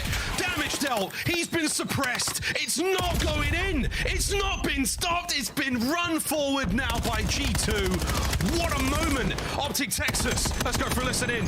Top broken, top broken, top broken and top. P5, Mamba. He's going low plane, it looks like. He's low plane, or top plane. Stay alive on that. All top mid. Nice, stun one on our point, on our point. Go for wall, he's wall. Go ball, go for wall. Come on. Their shop? Our shop? Our shop, I think? I'm under it for a second. Yeah, our shop. There's 2 in our spawn, he might get it. Another one in our spawn, guys. Play ball, I don't know. Wait, get out. One plane. Yeah, I can run out left. One plane or not. We're left right now. We're missing. One guy's on point. Dead. Alright, another one. Be cut. Alright, got the first. We're top again. He jumped on Versa Jet. Alright, last guy. I didn't touch him, Mamba. He's going inner 18. Yeah, where's he going? 18, gens. He's still gens. You're in B cut. Be cut. Another one be cut. One's pinching right wall. Wait, 2 be cut. Yeah, try to get ball. White wall, trim. Versa Jet. Back up. I can get ball. Stay out. I heard B cut. I heard B cut. I need people up. Do that. Nice. I got one. Behind it. Nice. Three. Looking for Mamba. Block right. I can get ball. Spawning wood. They're gonna be shot on you. What? Weak. Mamba. Close under. He's dead. We're back right. He cut. Overload point, last guy. Deep left. Overload point, one shot, one nice. Are we spawning them? Could spawn P2 maybe. Could spawn P2. Yeah, I think they did spawn P2. We gotta wrap. And G2 are starting to lose their grip. G2 starting to lose hand on the game chance. Oh, well, who just lost the handle on the old Dravik there. Didn't mean to pull out the pistol. This might be a G2 score. Mercules last man in line. Well, and his teammates spawned right on top of him. So no spawn force out just yet. Back to a 50-50 standoff. But for Optic, with this amount of time on the clock, this is a massive advantage. Holding on, looking for another cat, possibly. Oh, wait, my Minister will get theirs. A single man to deal with here on the defense. And Hook's found himself another corner. 30-18. What a map. 31 he is having so far. Single man there on the objective is going to be done. EMP drop. G2 just on the outskirts there of blue. And Hook once again rocking his way through these players. Shots onto the second man as well. Possession Optic. Here we go. Yeah, no, this should be game. A minute left. They got the possession, and they got G2 trapped inside of their spawn. You play for kills, you play for trades, and you just buy as much time as possible. And Optic should have already done enough for the win. Yeah, it should be at 45 on the clock. It would be a miraculous turn of events No one's saying anything just yet. Shotzi's 5th in a row. Bit of a slowdown there by P2, and that's good stuff from Hoog once again. Big Bruce picks up his, so that should be it. Final 30 seconds. Optic, what an unbelievable game of Overload this was. That first half, legendary saves from both squads. And Hoog has simply taken over the mode. 36 and counting. Brilliant work from Optic. They survive. No sweep here. We're going into another scar. We're going into a hard point. Ice cold in the second half. Yeah, and teachable moments as well, right? Like that listening, a thing of beauty. If you don't already know, the device spawns, at least on Scar, it's middle, pop, bottom. So from middle, then it jumps over to plane, then it goes to P2. You heard Shotzi like yelling at his teammates to block the right spawn. Typically, 2 out of 3 times, you want to spawn trap people in that deep right corner. You want to work up through the red side of the map, but Optic, very heads up. They know that after the score, the device is resetting up towards plane. Shotzi wants that spawn block to force him over towards red.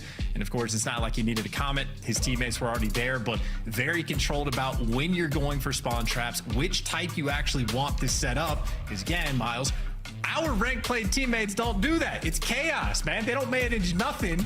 Please, everybody, study up. It's really fun, especially when you get a 4-stack going. The mode is lit. It's lit. It was. And this map was fantastic. Optic, what a brilliant turnaround in the second half. All theirs. Don't know what they said going into the locker room halfway there, but these saves, skies with the nays over the top, brilliant stuff. The 1v1 wins were all good as well. And a couple of moments at G2, I mean, the fumble on the roof, of blue. God, could have been a lead change there. And how far a trophy goes. You see Mercules managed to stagger that one across while stunned. That trophy certainly helps out as well, though. Keeping those players alive keeps your blockers up, keeps the runner going. Huge moments there from Optic. It really is the little things that they are doing right. And it helps you get like 2 headshots on the way out there from Hoog with a pistol on the transition away. So sensational stuff from Optic. They stay alive. We go to another hard point. We stay on Scar. Yeah, and again, that like sort of chain capture moment, or I don't know if we have terminology for it yet, but you know, you might fight for 3 minutes to get that initial score, and then Optic again just respond off of the reset of the device and get a second score in a matter of 15 seconds. Moments like that are devastating, and again, it's very difficult to actually do.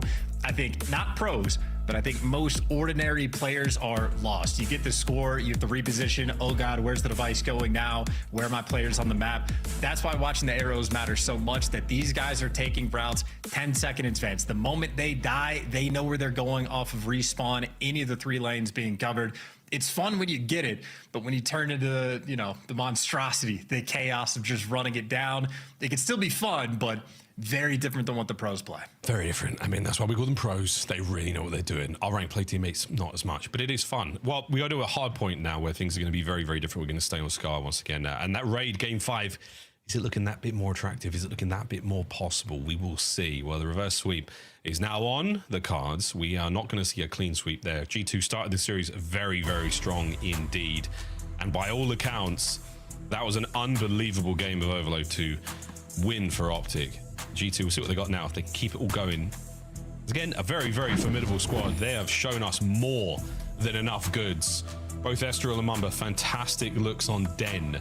They certainly know what they're doing. They were looking great form. Estriel in particular, chance, I mean, what? The king of the hill, without a shadow of a doubt, winning endless gunfights with 16 kills, I think it was, from objective. Yeah, and on P2 especially, like he just made that place his home. But that was also G2's map pick. So they went into that series very confident on that Den hardpoint, which means Optic are now going to be much more confident going into the Scar hardpoint, where, again, we saw them play on it yesterday. They're really starting to figure out the game mode. You have Shotzi really starting to find his form of not just the brainless sort of flanks, but now when he's getting behind enemy lines, making a really high impact very consistently. So Shotzi seemingly on this map is, 50% of the time, just the route man. Setting his team up, he's allowed to play with that like high degree of freedom, being a nuisance, and making the game much easier for his teammates. So he dropped bombs on this map yesterday, and I think Mercules was there for the follow-up. I'm thinking the ARs on Optic gonna have a feast on this map as well. See how it all goes. Everyone's current form looking pretty good. Everyone's shooting red hot. These are two squads that want it. Let's see who wants it that little bit more. G2 Optic, map number 4. Here we go.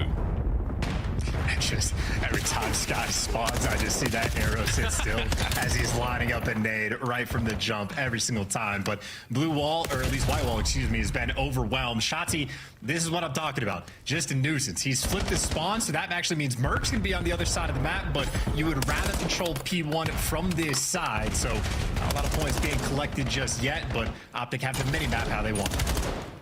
Oh, wow. What a run. 3 dead. Hey, back at it with the knives in. Oh, my word. Shotzzy, good save. Listen, 20 got here on P1. Trying to find some of that P2 magic. Optic have got it so far. And Krem, worldwide tour.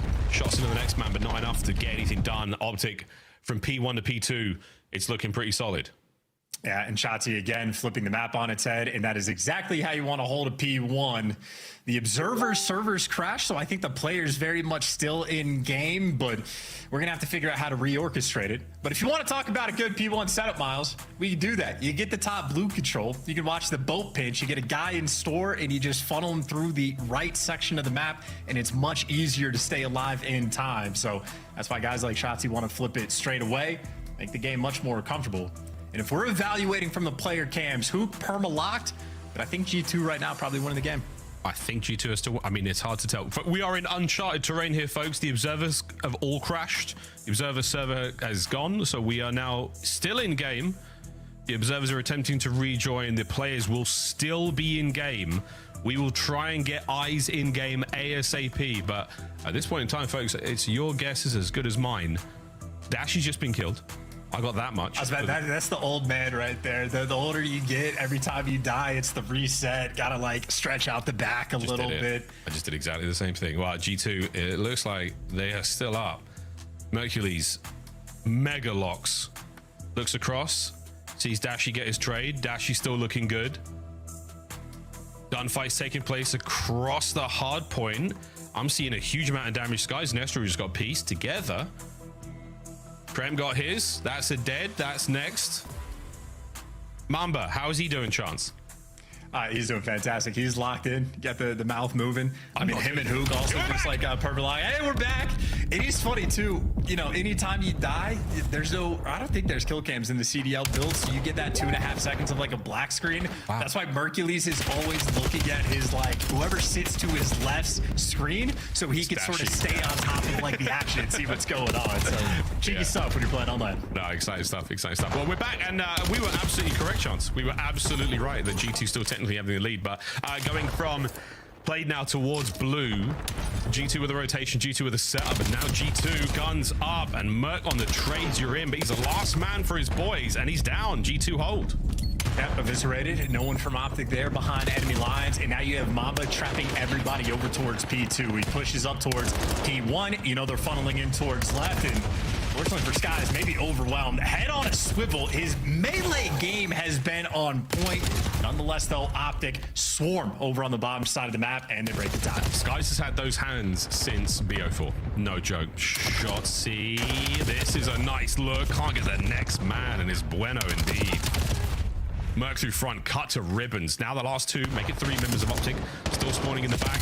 The spawns are still going to be tight. Good lordy, it's a clean house. All good. Optic will get that time and hold the lead for a moment.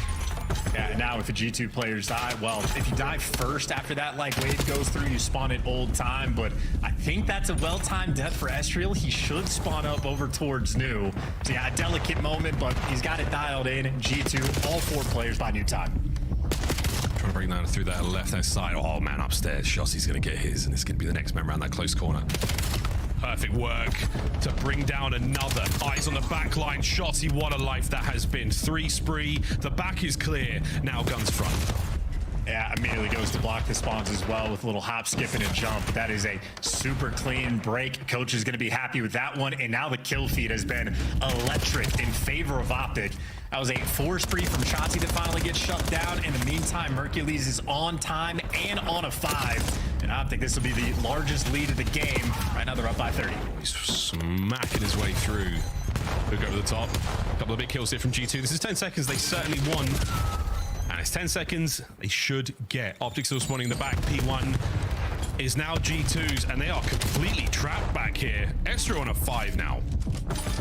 Sky's already getting set up for the new time. You get Mamba towards P2 in a power position. You get Estriel up towards plane, and Skies is making sure he's blocking spawns over towards blue and can just facilitate. So this is a dream situation right now on the minimap for G2. First 15 seconds gone their way. As 2 players fall, though, Optic make their move to time. Quick as a test. Krem staying alive inside time. Oh, they've dealt with them out on the backline as well. G2 spin in place. G2 take the lead. Just a comfortable setup as well. You see how much emphasis is being put on like that, you know, topside pinch as well. Optic keep going that direction. More kills going in favor of G2, and this is just a funnel system. Once you get a guy like Mamba up towards P2, can come out all the crosses through the middle of the map. I mean, it's just an easy setup. Finally, Hook actually gets the guy on time, but Estriel fills in a matter of seconds. I mean, they went from what, maybe down 20, 30 seconds at the end of the P5. That is a flawless P1. And well, now we square up for war on the new hill. Here we go, Optic. They're flying on through. They're getting a lot of kills. They've won the battle. The opening salvo goes their way. Guns at the ready. Dashy pressing forward. Shots into Kren. Still holding on to time. Merc's doing it alone right now. Hoop doubles back, trying to get himself involved. Skies peels him. Skies finds another peel. And now Mamba on the flank. He could go huge as well. G2, what a break. They are in. Yeah, you need a trophy though, man. These concussions, these nades have been raining down. And there, yeah, Skies, of course, the Skies able to get an extra one. So you start to hold off right. Maybe that's enough to just completely shut Optic out. Yeah, that might just be done and dusted there for the P2. Hercules trying to go for that final impact. And why do I ever count him out?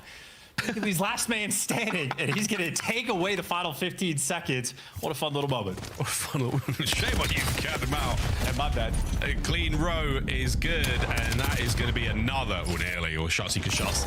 And the single man from G2. Oh, but that man is gone. It is Hook winning a massive gunfight. Opening up now both lanes of attack. The mid-cut's wide open, back plane set. Shots, he's finding his. Mid-cut safe now. Dashy's on that. And we're looking at another lead change now for Optic. Yeah, I mean, this hill right now, it's the battle. Whoever gets to plane heady first just wins. You can do it from either side, but G2 lost that control, and now you're fighting quite literally an uphill battle. It's a double kill with the nade, but one was on the teammates, and again, if you don't have plane heady, you are never gonna get the time. This is it, Merc's living in this spot. That trophy is gonna do God's work for him. Over the top, sends in Shotsy, gets his kills. Battling for the players towards P1. Again, the rotation towards blue is not going to be ideal. G2 are in position for that one. And if they can hold this, it's going to be another lead change in this absolute back and forth battle on Scar.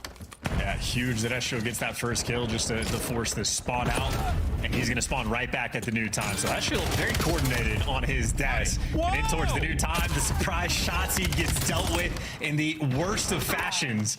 Yep. Right now, Mercules just trying to play keep away. And Mercules is playing keep away. He's once again the last man alive by time. And he gives you 3. And that's enough for the Optic break. Kremp doing everything he can for the spawns. And it's Mercules on time with a Dravik. Quite literally, Mr. Do-It-All. I mean, that was a very intimate kill. We saw it now. It is Mercules locking it down alone, holding on time. Hook and Dashy make sure the outside is secure. The perimeter has not been breached, boys. That will be that. Send the rest of them forward. Shotsy watching the spawners in the back. But G2, it was not strong enough there on blue.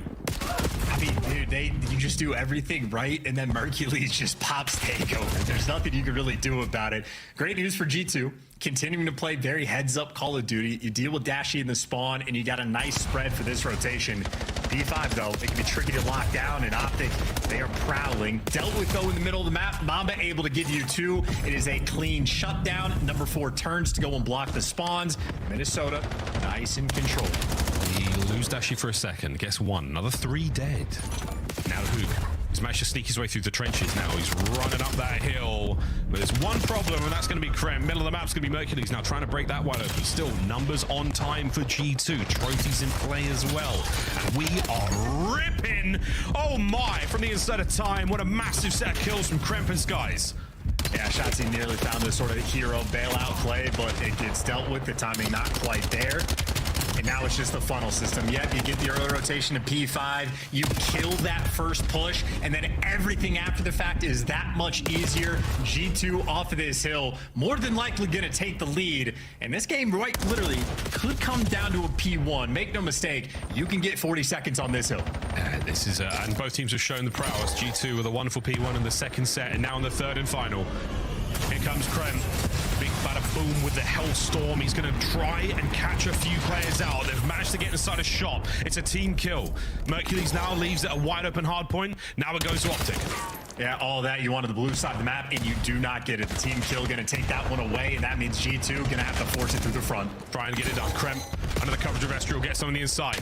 On the contest. No one there to help out, though. Still remains in Optic's hands. It's 20 for the win. And there's a tight setup as well. Yeah, Optic with a 3 down. That's going to be devastating. That's all 4, and they know this spawns. They might have just called dead. It's big nays now from Merc. This is going to slow 2 players down. He might get both. No, it's going to be the man on the pinch as well. Hook's going to go big. He's going to get the damage in the next. The contest is there for a second. Wait, it's an open hard point with 5 seconds to win. And Optic are out. G2 stay alive. Yeah, foot race to the new time. You got the cutoff kills as well. You got number 4, Krem, pushed out down low. You're worried about the Hook, and I think they might have lost track of him. Now it's split spawns rolling through, and you lost track of Hook, and you're gonna lose the game. Hook there to call it, and Optic forcing the map 5. Map 5, raid. Here we go. The desk wasn't wrong. This ain't over, and that man on your screen, bottom left, he had some moments on that map. Wow, what a game of Scar. We've been treated to 3 outstanding maps. Now we get one more. Game 5, Optic G2. I'm having a great time. Yeah, and listen, I mean, Optic fans, obviously, they've been watching the series the entire time. Now it's time for the G2 fans to actually tune in. They already know it's a game 5. They never care about the first 4 maps. It doesn't matter what direction it goes. It is always a map 5 with this team. So welcome, Minnesota fans, to the stream. So we're going to be kicking off there, but as far as the Scar hardpoint goes, gotta tip it to Mercules. 32 kills, 11 assists, the damage fantastic, the hill time there, but it is the 14 objective kills in the 4-piece he popped on a P4. Too many 4s for me. Gotta hope FaZe is bouncing back. Without a shadow of a doubt, those 3 outstanding games of Scar.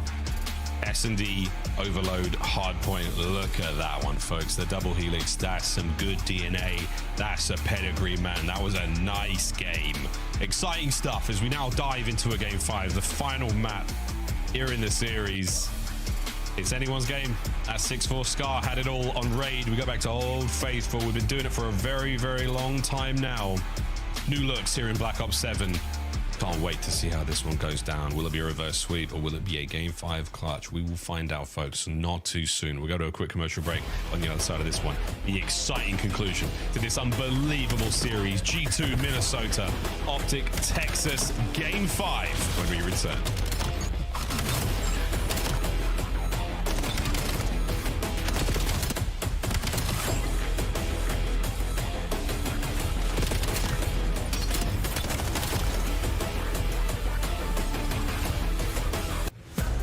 Champs tickets are on sale now. Come see the best teams lock in for this season's grand finale in fabulous Las Vegas. All 4-day passes come with early venue access. Head to FazeVegas.com or scan the QR code to get your tickets now. Scuff, official controller of the CDL. Start the season strong with the 2026 Call of Duty League Pack. Grab yourself the CDL operator by scanning the QR code on screen or check it out in the Call of Duty store in-game now. Black Ops 7 returns to the Esports World Cup in Riyadh this summer. Scan the QR code to be notified when tickets go live later this month. Monster Energy, the official energy drink of the CDL.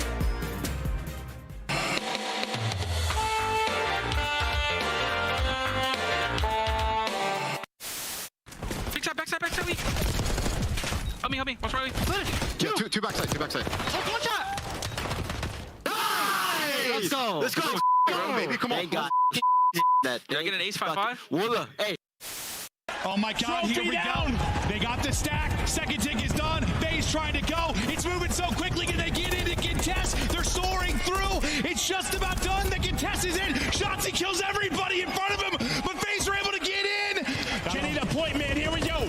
Gotta hold with no respawns. They're holding for now. They win one. Nobody left. FaZe hold with no respawns remaining.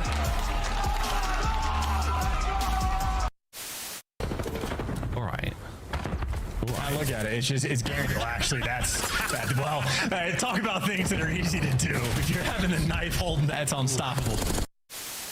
My barber insisted that I try out the look, and ever since, I've been feeling pretty good. We've been playing pretty good, so I feel like I kind of got to keep it. It might be a full goatee. You never really know. Keep your barber, my guy. LA looks good on you. We're gonna be really good. I like your trophies. Which one's your favorite? Yeah. Honestly,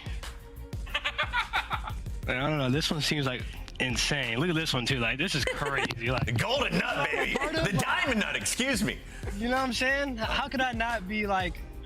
How could I not feel like I'm not gonna lose? You know what I'm saying? Like, come on. Yeah, and that's what I was gonna ask you. Is like, Sib, you're coming into a winning culture. These guys won champs. We obviously.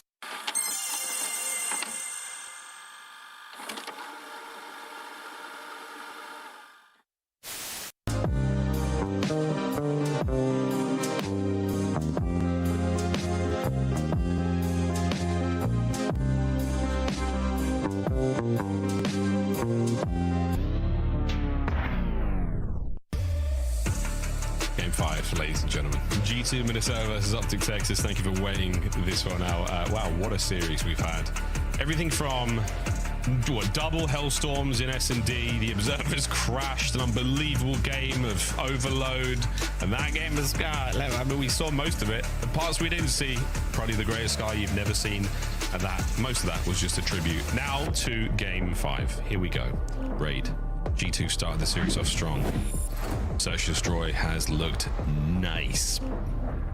I mean, really though, it's thanks to Merc that we're here. Yeah, I mean, that's why we're here.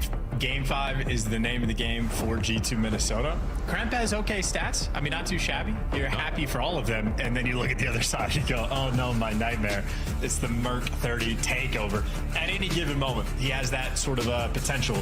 But for G2, it's years now. Game 5's out and about. It is their metric of success. Will they thrive on LAN, online, throughout the year, make champs, make the top 6 or the top 8 going to Birmingham? All these things for this squad get decided in Game 5. They have a 1-4 record on the year on their map 5s. In my mind, there is no clear indication of G2's success. They have to be able to win these moments, especially after going up 2-0 in the series. Yeah. Of course, for Minnesota, Optic is obviously a very tough task. Yeah, it's not going to be easy.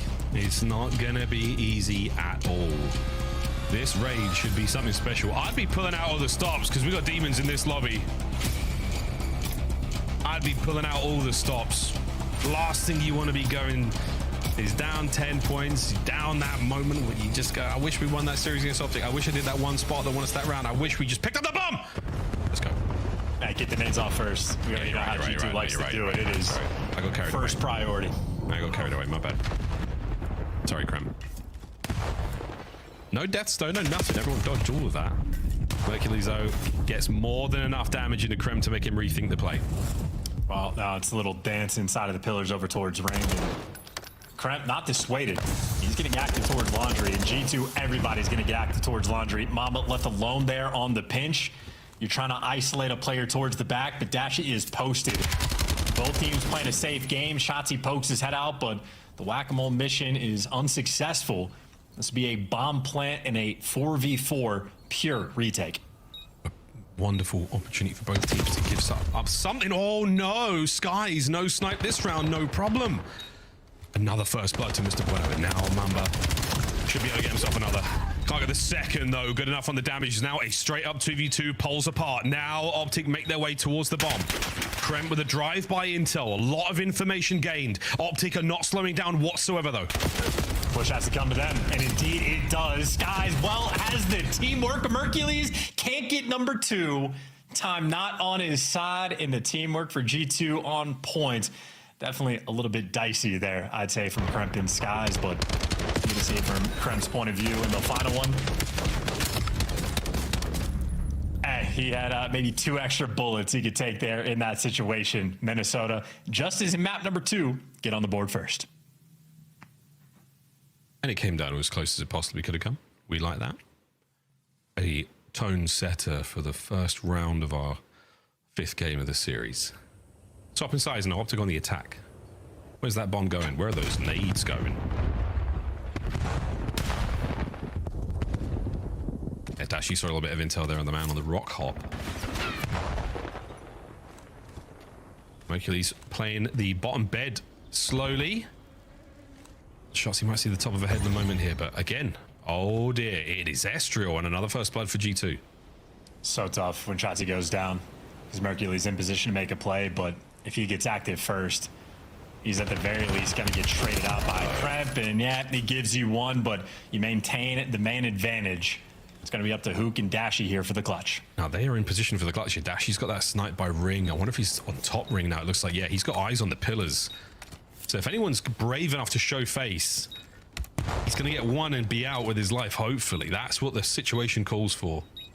2 through kitchen right now from G2 Hook. No gift, no blessing for the COD gods. It's a 1v3, and they are encroaching upon Dashi. No good on the snipe. Closes it out. G2. 2 in a row. As you say, with like a Dashi top Ring, certainly a power position, but if you don't have the man advantage, you're just exposed. It is everywhere that you have to look, and unfortunately, after you get the information towards the middle of the map, just left an 8, 1 versus 3. That round does more or less get decided by the aggressive play call on defense for G2. Kremp able to get over towards bed, but more importantly, the first blood on Shotzi through pull steps. So able to capitalize on the map space that they had. Minnesota, I mean, they've shown off in search. They are a very well orchestrated team. The game plan always on point. The coaching staff consistently happy. Of course, though, not going to be happy unless you get the win. Once again, it's another good start from Krem. The double kitchen flank. Oh, they're going. Shotzi will be the first man into contact. And he's all the way around the back and he's checking everything. No, he's not the first man in contact. It's Dashi who finds the first. Back and forth we go on. The trades are going the way of G2, and now a really awkward spot to find. So Optic, we've just checked everything. Where the hell are they? Hello. That's good enough for now. Eyes on the middle of the map though. Krem, he might have set the trap. Look, eyes on the prize. Still trying to make sure that no one's on the bomb. Oh my God, Mamba somehow slipped through the middle of that. A 1v2. They've got no idea where he is. Everybody freeze. Nobody move. There's blood on the floor and I can't find Mamba. It's a 1v1. What an unbelievable round this has been. What a ridiculous round. And it's going to come down to a gunfight on the bomb.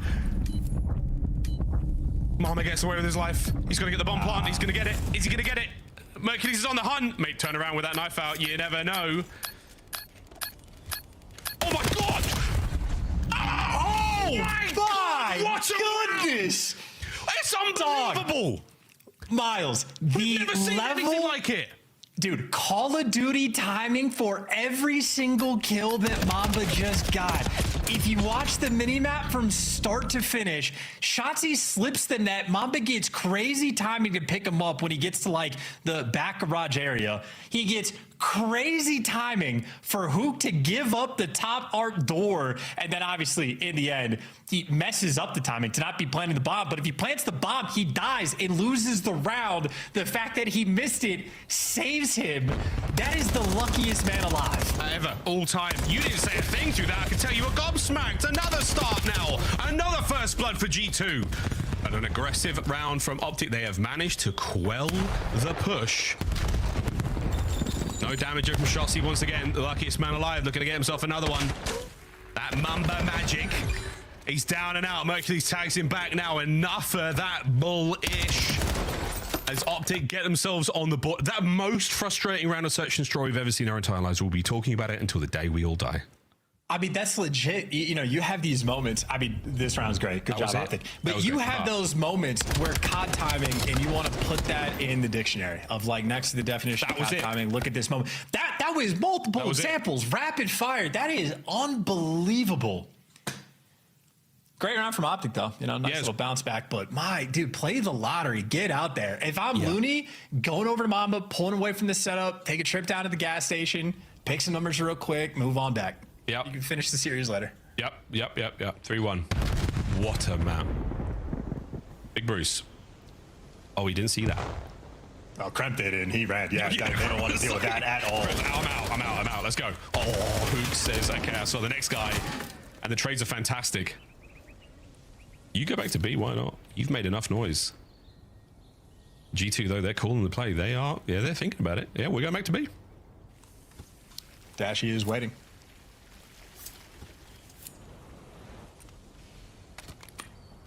That COD timing, once again, that's, I mean, just dude, unreal. It's almost like we've played this map too much. It's almost like everybody knows. Mamba. Oh. I mean, dude. Oh, he's over the top. And then he jumps over him. He's jumped over Estriel, and he's got another one. Dashy does pick up Skies, though. Wait. Oh, that's a banger from Dashy. Looking for the last man. They've still got to defuse the bomb. You still got to get on that thing. Mamba, no way. No way. Merc's cut, no way. No way. It's not happening. It's Bruce with the pistol to make it 3-2. Yeah, I mean, dude, G2 are having one of the luckiest map 5s I've ever seen, and they're screwing it up. They're challenging Dashy. You're not supposed to do that. They knew it. Kremp knew it. Kremp saw the sniper glint and said, hey, guys, let's go anywhere else. And then after what? Skies gets dropped by the sniper, Estriel just says, hey, me too, man. I want to get involved.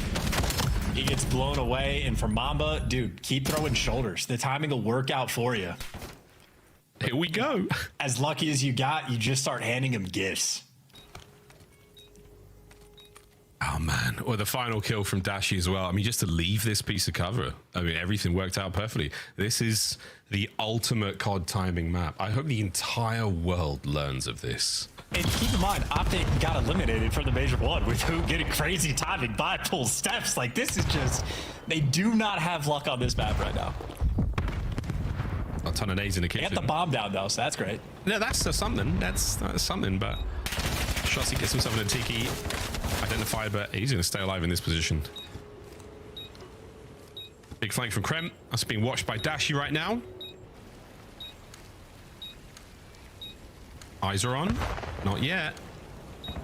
There, spotted. Here we go. Gunfight towards the front side of the map as well. Tiki's about to blow wide open, but they haven't managed to kill Shotzi. He was surrounded by 3 players. The flank is open now, at the very least. There's still a man in pull steps. Last man at that. Is Estriel so heavily tagged, and he's down and done as well. G2, ineffective retake.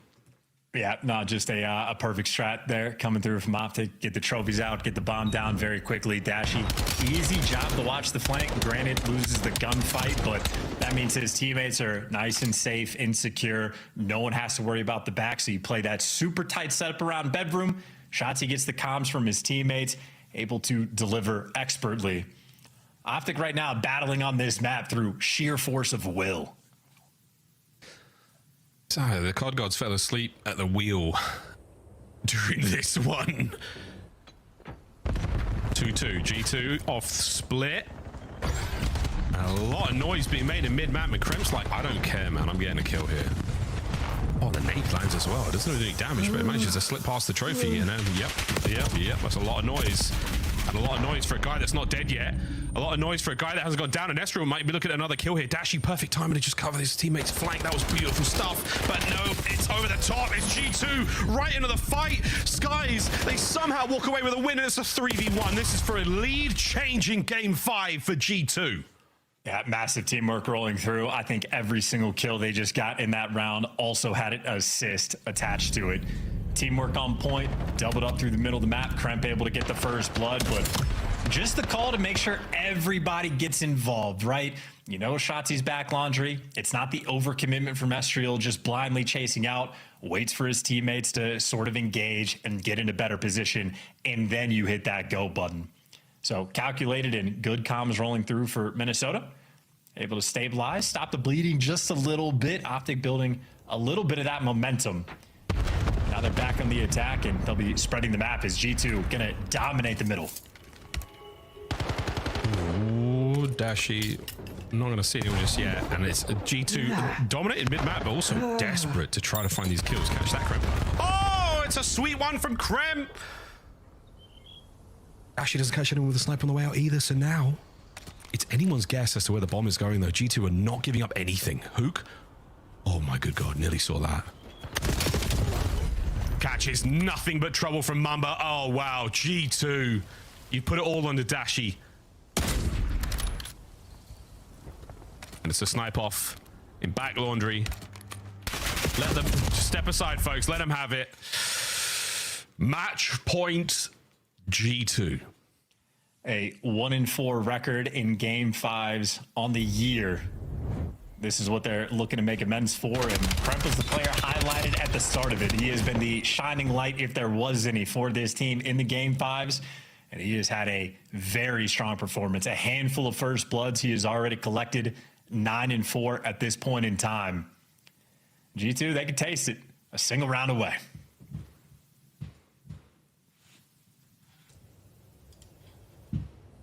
Here we go. Kremp's 5 spree.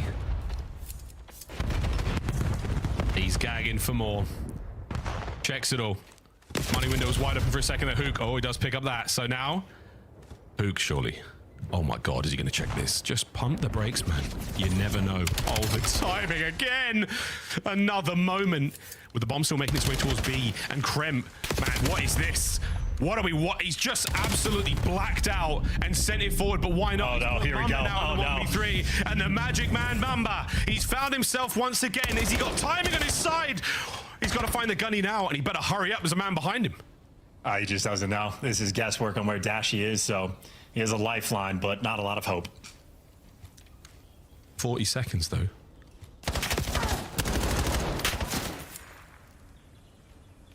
And again, keeping everyone at bay. Spotted out, and the magic man. The magic man lives again. He's still going. Well, Merc and Dashy now grouped up together. Should be easy to identify. It's going to be over towards the A-bomb site. Not yet. Yeah, there's absolutely no way. Not this time. Not this time. They peek behind the curtain and they expose the magician's secret. This time, no. 5-4. And great work out of Mercules as well, because for a significant portion of that 2v1, Dashy wasn't quite there for the support or like a quick and easy trade. So Merc has to know that and play a different sort of game. Can't overcommit to anything. Can't throw away your life. Just play that sort of balance game over towards Ring and make sure you keep the information active, because then after that, Dashy plays it off it super well. Traps the guy after he comes outside of money, but they stayed on top of the information game. Optic still alive, and that trophy helping him out. G2 the deep spread. Old Faithful. Aren't they from the A-bomb site there by Shotzi? And a straight up 4v4 retake opportunity. Skies with the snipe. And again, lovely diligent play, just making sure that all bases are covered. Now Kremp through the back line. He's got one man to deal with. He's got one man to sniff out, and he's been sniffed out and traded 3v3. Well, flank dealt with. All guns forward now from Optic. 22 seconds. It's an easy game. Dashy's got to find this. Massive damage to the Bueno. There's the trades.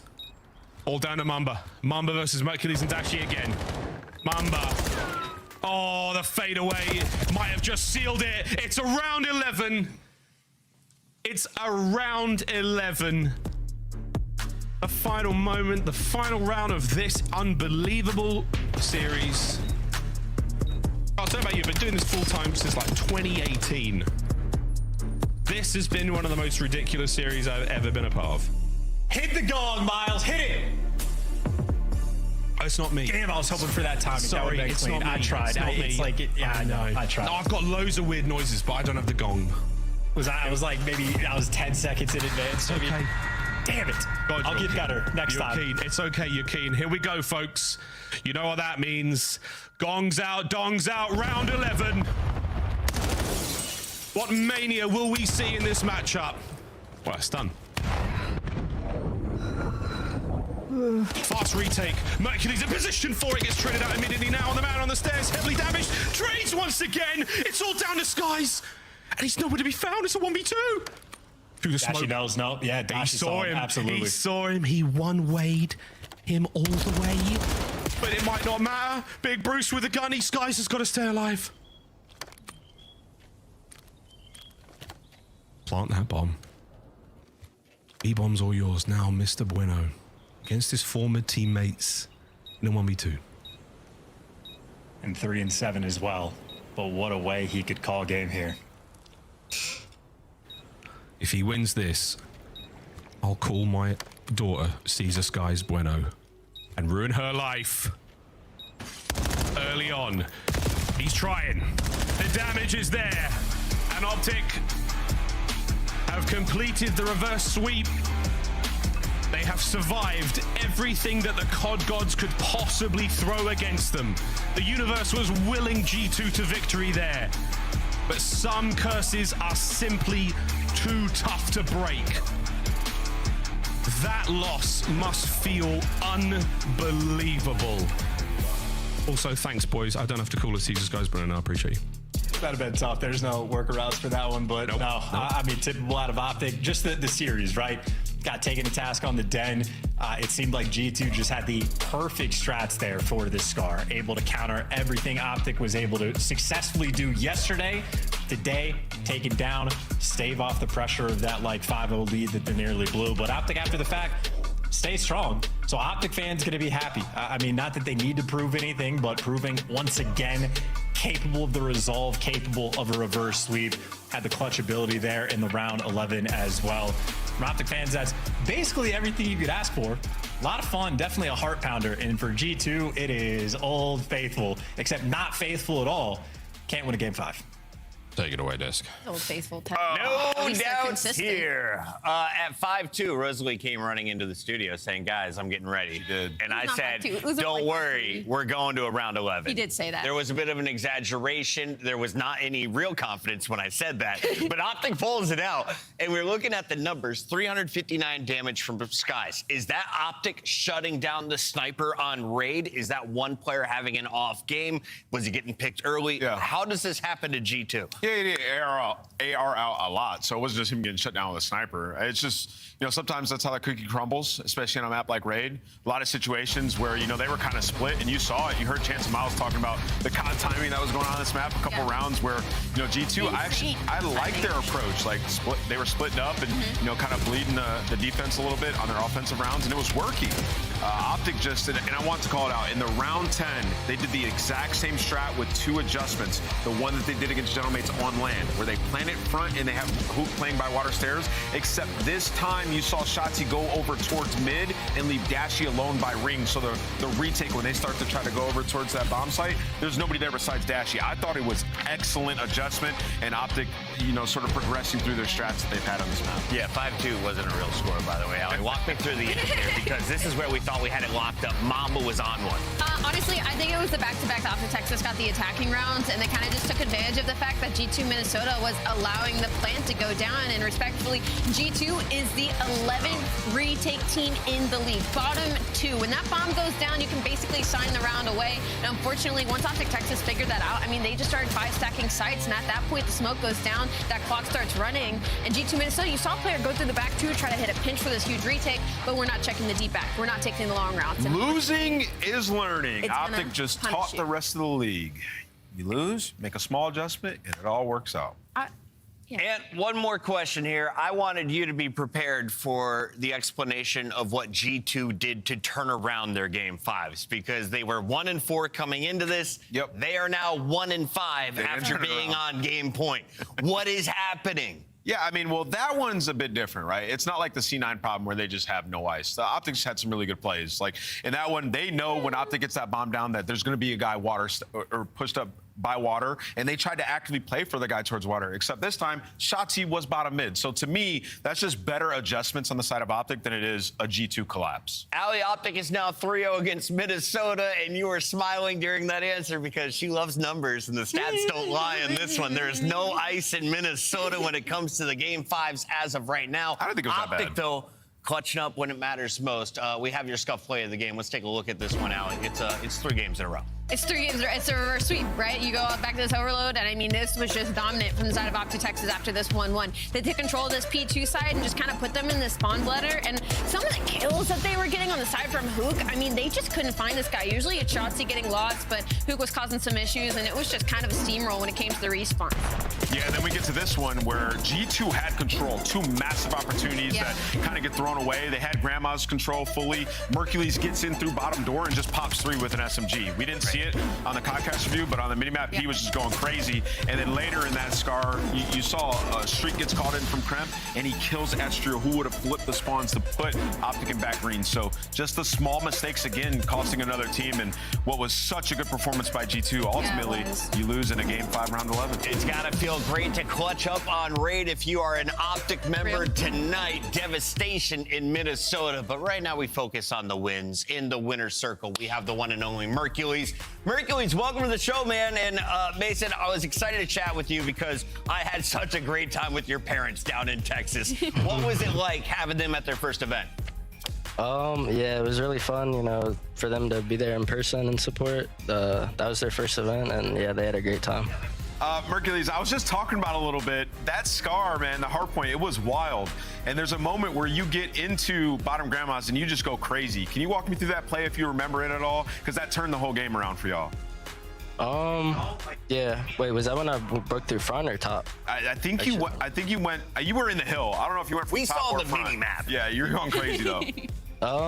Yeah, I'm pretty sure I went top. Kremp pulled his knife out. He had me one shot and pulled his knife out on accident, so I got a freebie there, and then it just spiraled. Man, you were going crazy though. That was a huge, huge moment. Merc, talk to me about where Optic kind of is right now, because coming off of, I mean, second placing, obviously you want to have those search and destroys back versus Gentlemates, but across the board, you guys still one of the best teams at the game. What is your focus as a team right now in this split? Yeah, I would honestly say our S&D, because, you know, we lost 3 in the finals, and our respawn has always been pretty strong, so I think if we can iron out our S&D, we'll be good for Major 2. And if you could credit one player for the clutch on Raid, who turned the game around for you guys? I think all of us. There's not one player. Didn't look like a squad effort. Congrats on the win. Big clutch. Thank you, Bucket. Optic gets the dub tonight. They stay perfect, and we see them at the top of the leaderboard as of now. When we come back, though, we still have 2 more matches to go. It's a Super Saturday. Lock in.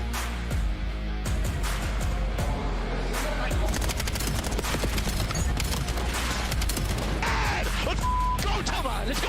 Let's go!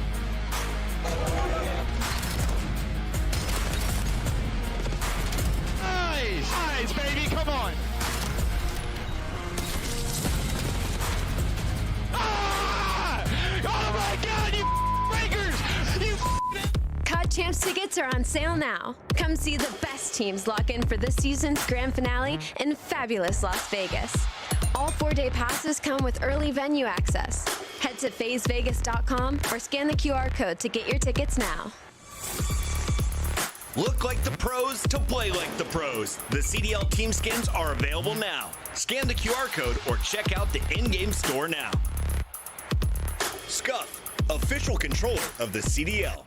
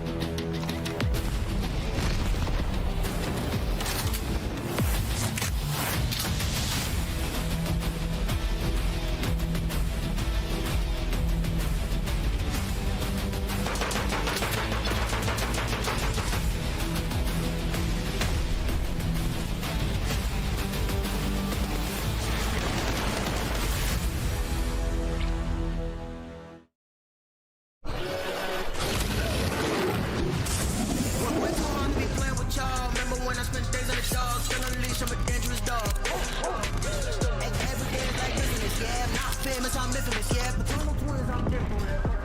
I'm different. Don't need it. It's me. Diamonds on my crown, the reigning king. A king. You don't impress me, not this week. I'm paternal boy, elite. Elite.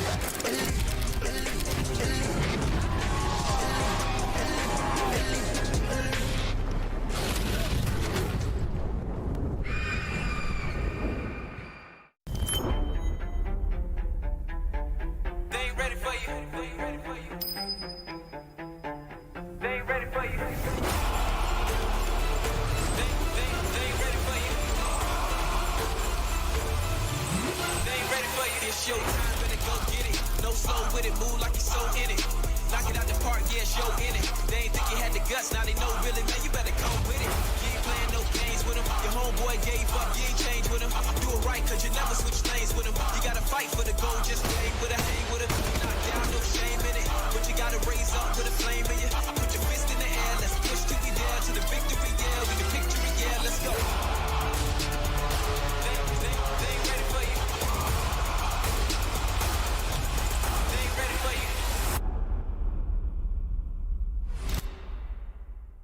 A big surprise on the opening day of Stage 2 as both these squads got wiped. It was 3-0-3-0, and not the way we planned. Let's start here with FaZe because they were top 3 squad. They bombed out at the chance to get into the grand finals. We expect them to bounce back online. What happened yesterday? Vamos. That's what happened yesterday. I mean, Miami Heretics, they were already considered a very well-rounded team. It was just a matter of time before they got a big win like that. So I don't think this is necessarily anything bad about FaZe Vegas. It was a very close series, but Miami Heretics were just a better team on that day. Different story if this round 11 goes to FaZe. Yeah, I mean, potentially. They got whooped on the map 1. I will say they played a triple dose of Scar. Simp also had like his worst performance of the year. Yeah. Right. But it does, I guess, kind of show like the floor of this FaZe Vegas team, what can happen to them, which can be a bit concerning if you're a FaZe fan. But headed into this matchup, you know, they beat Toronto 3-2 in week 2 of the qualifier. Toronto have definitely gotten worse since then. For FaZe, though, the hardpoint, you're looking to improve 1-4 in the last 5 hardpoints played.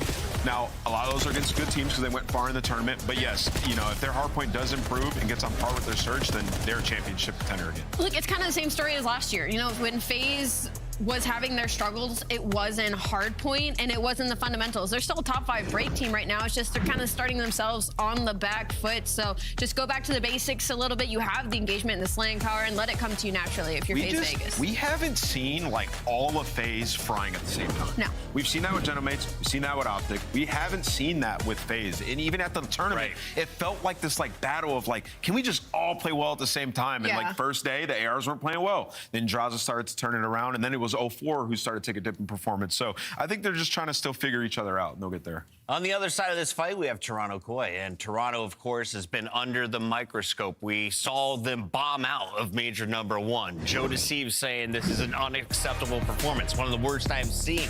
Then we see them play yesterday, and no one really has a great day. Joe didn't have good numbers. Real had a bit of a bounce back when I didn't expect it, but overall, the whole team struggles to the point where Insight quits out before we can see his numbers in Game 3, Alex. I don't think I've ever seen that either, especially from a player like Insight. Usually Toronto Koi is the team that we've always known to be pretty cool-headed, pretty cool, calm, and collected, and that even when they aren't getting the numbers, the fundamentals is what made them such a dangerous squad. And now it kind of feels like we're watching that fall apart a little bit. You know, you got the role change with Kleenex on AR, and then you bring in Real, and Real's not putting up the numbers maybe that you expected, and the chemistry is just not going off the way that you expected. So Toronto Koi's in a really weird position right now. When we were watching yesterday, every time you go to Real, like indecision, like he looks super uncomfortable, as does Insight and Kleenex as well. Like this team is clearly not gelling at this point. I mean, this is the biggest losing streak Toronto has ever had in CDL history at 6. Something's going wrong in that camp. Where I want to give Toronto credit is they were one of the first organizations that brought in like mental coaches, physical coaches. I think if you're looking at an org to turn things around, they can give these players the support. I agree. But ultimately, this is on the 4 players in the starting lineup. Today, you got to shake off the funk. You got to take a map early against FaZe. Let's see where they could do it, Ali. As we take a look at the numbers statistically, Where does Koi have the best chance knowing that FaZe beat him in a Game 5 last time? I don't know, because I'm looking at that black card as map number 1, and that's already kind of a tough draw. Koi is map 1 demons, and I don't like black card for them at all. Looking later on into the series, I don't mind the scars. I think the den's going to be the biggest focus for me to see if they can try to steal an overload, because that's looking like their strongest game mode right now. Yeah, I mean, I just think, you know, it's hard to pick Koi because the search is the worst in the league. It's been so bad. Like, getting cooked on it too. Their tape looks terrible, always split. So for them, until that gets better, I can't say they have an advantage in the series. Today, it's always been the higher seed that wins the game. FaZe is the higher seed on our overall season standings. Today, I have them winning this one. Wouldn't be surprised if we see another Game 5. Yeah, I got FaZe taking this one as well. If Simp plays like he does yesterday, I think it goes to 5, but FaZe will still win. Simp cleans it up. I'm also going to go with FaZe Vegas. I think Koi might be on a certain kind of watch. 4 pink choices. It's Valentine's Day. They got a V in their name. Merc, do they get a dub? I think so. Yeah. Yeah, I mean, fact is, it wasn't pretty for either team yesterday, right? You both get 3-0 bopped. It wasn't easy to watch. I think on one side for FaZe, yeah. I mean, I was kind of roasting Sim because it's one of the few times that I felt like I could. Like, he had a really bad series. He did. We don't see that very often. I mean, honestly, 3 of them did. Abuza was the only player positive. Everybody else was around 0.8. And honestly, it was the same on the other side. It was Kleenex. Toby, he had a good, solid series. Everyone else kind of sucked. Well, what do you think, though? I mean, I think there's obviously more pressure on Koi right now. Yes. You know that you swap positions. You stuck with the roster. You swap roles between Kleenex and Real. How much time, if you were like the GM, how much time do you give this to see something that looks like some promise? Yeah, I mean, it's tough because Real was a superstar last year. Like, he was. I mean, a big part of the reason Miami was so good was because of him. But again, I think you just go into sort of preseason roster makeup, and I just don't know if it fits. I just don't know if this makes sense. I know, I hear you, but like at this point, they're committed to it at least for now. But like, do you give it the whole qualifier? Or if they start like 0-4, 0-5? I don't think they do. Depending on how this goes, it wouldn't surprise me if we see a change. Okay, that's kind of what I was wondering. Yeah, I think you might see something quick. Well, Blackheart, we know one FaZe wants to get to, and they'll win the break off to get set up. Yeah, because it's not like they're just like losing very close matches. No, they just got last in a tournament. True. And FaZe, you know, this is more with the old roster where we talked a lot about, like, they rarely had back-to-back losses. It was not something they suffered very often. New look, but still with the talent of this team, something you imagine maybe attrition is going to continue for them. Try and bounce back after a disappointing one. Everyone feels they got something to prove. Like you said, Abu's the only one that had maybe an okay series. Everyone else struggling. A decent start here, and they're trying to hunt down inside towards the back, and Sim's able to win that fight. So poised and in position to rack up some more time. I mean, that's exactly what you want, right? You get all 4 dead, New Hill about to pop. You're able to earn 29 seconds as well. Safe spawn should come in. It does 404 and Sim able to find the first kill on this push. So looking good so far here for FaZe.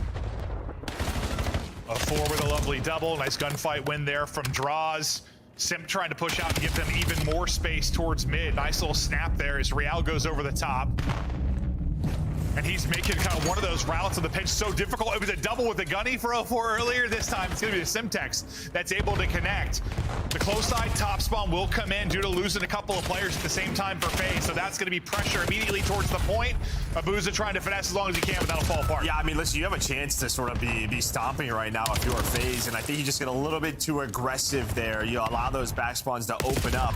But there is 3 dead, so maybe you're going to push this because there were still 30 seconds left. Right? We're on board with FaZe. You spawn them towards the back. So you get Koi back into this one. Now you do get a P3 rotation. You're going to have to break again if you are Koi. But this could have been a lot uglier of a scoreline. No, it's going to be like 100-0, yeah. Scoreline. If they continue to hold on there. 04 has been the double demon so far. Every time he's popping up on their feet, I swear he's finding multiple.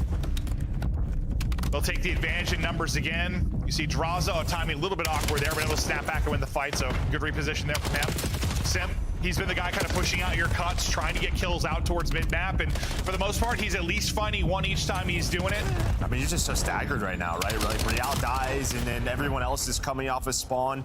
2 are dead now, so now the final 2 have to commit. It just feels like you haven't hit this hill with 3 or 4, no nades behind it, and now you get all 4 again through the middle of the map. And is that something that happens, like with the role swap, it can get a little awkward? I mean, on Blackheart, this is probably what they're used to, right? I mean, they're probably running 3 Dravics. So no excuse for you there. nothing on this Okay, map. well, that's all I was wondering. I think we've kind of heard from our pros. Depending on the map, depending on the hill, you have to be able to run it. No, 100%. But yeah, no, the Real woes continuing for now at least 3-10. I noticed when watching some scrims of like FaZe in Toronto early, like when FaZe lost, it was usually against Joe Deceive, so it was dropping like literally a 1.6 with 2 minutes in the hard point. We know the takeover ability that he has, but if you're looking at the scoreline right now, it seems like it's one of those where he's going to need to literally drop a 2.0, 5,000 damage for them to win a match. Well, you talked about 04 dropping doubles, and while to open up this P4, he finds the first two. You're just trying to find some space if you are Koi to get somebody like Real going, but it just feels like you haven't been able to find that quite yet. But you have controlled this hill, still only down 50. Kleenex starting to slay. I think 10 of his 14 are doubles. Go 4. Like, it's actually been insane. Some good time, as you said, here to crawl back into this.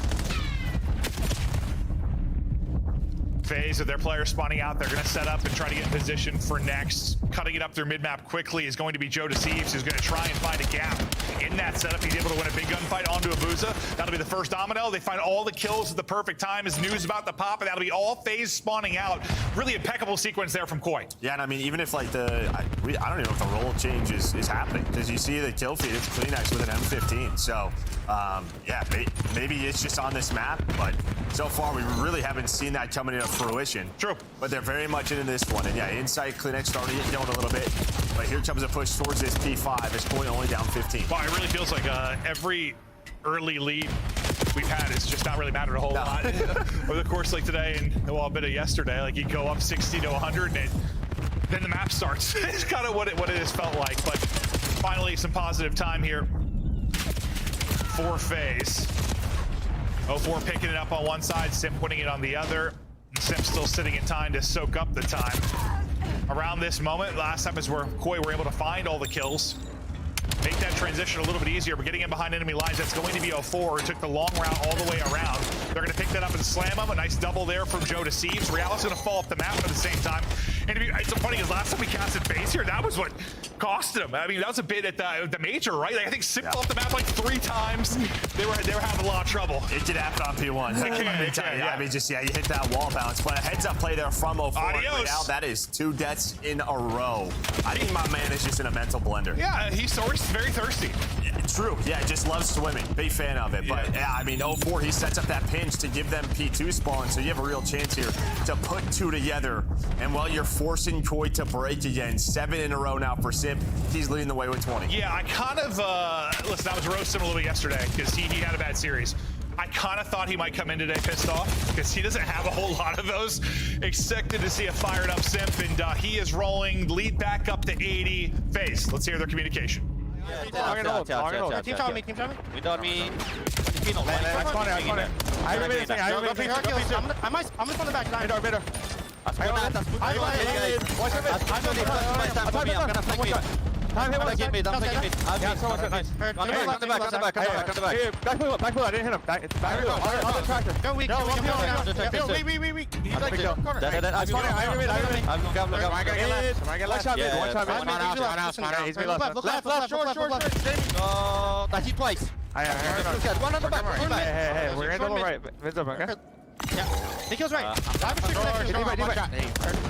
One could be long, I mean. I'll see him long. Be right. Take time. Yeah. I'm coming along. Go along, Jordan. He's in the blue. He's on time, weak. Look your back door. Back door dead. Go right out front. Yeah. Nice. I'm nading over you. I have your front. I have your front. They can be dumb. I'm coming. That's fine. I'm winning speed you. Top dead. Off far. Jamie. One shot. Get along. I have trophy. I'm back. Kill him, P4. Back up. I'm going super low. Keep on. Back to the action. 04 and Simp getting it done. Lead still right around 80 as we went into it. Joe Deceives trying to go Hercules mode, but I mean, everybody struggling a bit. Yes, you're floating about even, but Real's double negative. You're down 70. Been a lot of staggered pushes like you've talked about. Been a lot of having to try to break early into hard points. Yeah, I mean, like, how is someone like Real, you know, you want him to make plays on the map, but they never have spawns, right? Yeah. So he really has no room. The one time he did, he found a couple of kills. Outside of that, it just felt like Koi has had to break, and that's just due to the rotations and a couple of breaks that FaZe have been able to find. And when we've casted FaZe on this map, they've usually been in good position. Honestly, a couple of the losses we saw, they just couldn't win a gunfight to save their lives. Like, they were rotating well, in good spots, just getting gunned to sleep. Here, so far, able to win the gunfights when they need to. It's going to be on them to break this time, and as they find two, the opening's going to be there. The big one for Sim to get into the point, he's able to win it. Movement is there, Gunny is there, break is on point, and that could seal it, but you have one more close spawn in the back. We'll see if they can get through to keep this competitive. They know that FaZe have one more they've got to deal with back there. But already, this is good enough, right, to sort of break up this setup, force them to have to overcommit. Nabuza almost snaps. You do have a close spawn, you can still win. Only needing 13 if you are FaZe. You can see Sim, he's just cutting off the spawners. So, hey, deal with this guy. Let's win on this hill. That's the calm. He does get traded, but it doesn't matter. 0-4 now in a great spot, and now Koi have to run. No, that's beautiful, because, you know, you can easily turn to try and help with the hard point, but no, cut off the reinforcements. Even if you don't get a lot of kills, slow them down, get some damage in, make it staggered, like Koi was staggered so many times. Solid map there, top to bottom for FaZe.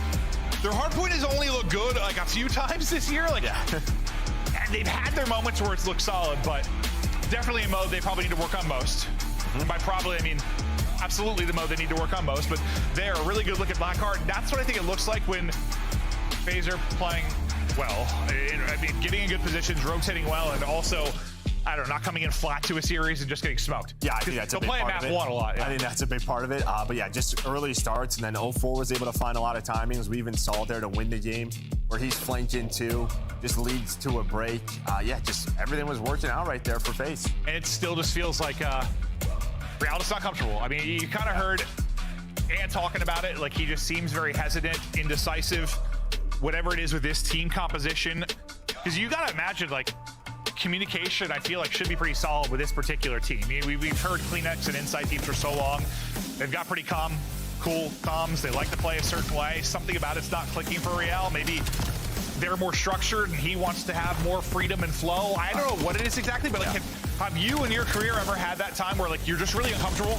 Like, I think like a lot. I think it could happen, right? You pick up a player who's had a really good year the year prior, and then it's just like, what happened, right? But again, our titles change each year, right? There's different play styles needed. You just never know what's going to happen with a roster change. But I think you should just tell whether he's not confident in his own gameplay or doesn't like sort of the style that Toronto wants to play. Fact is, yeah, I mean, yeah, it's just not looking good right now. Yeah, no, it might just be a mental thing. I mean, no, it wouldn't surprise me if there happens to be a change or a trade, whatever, and he went to another team and just started frying. Like, yeah, no, we've seen that before. No, we absolutely have.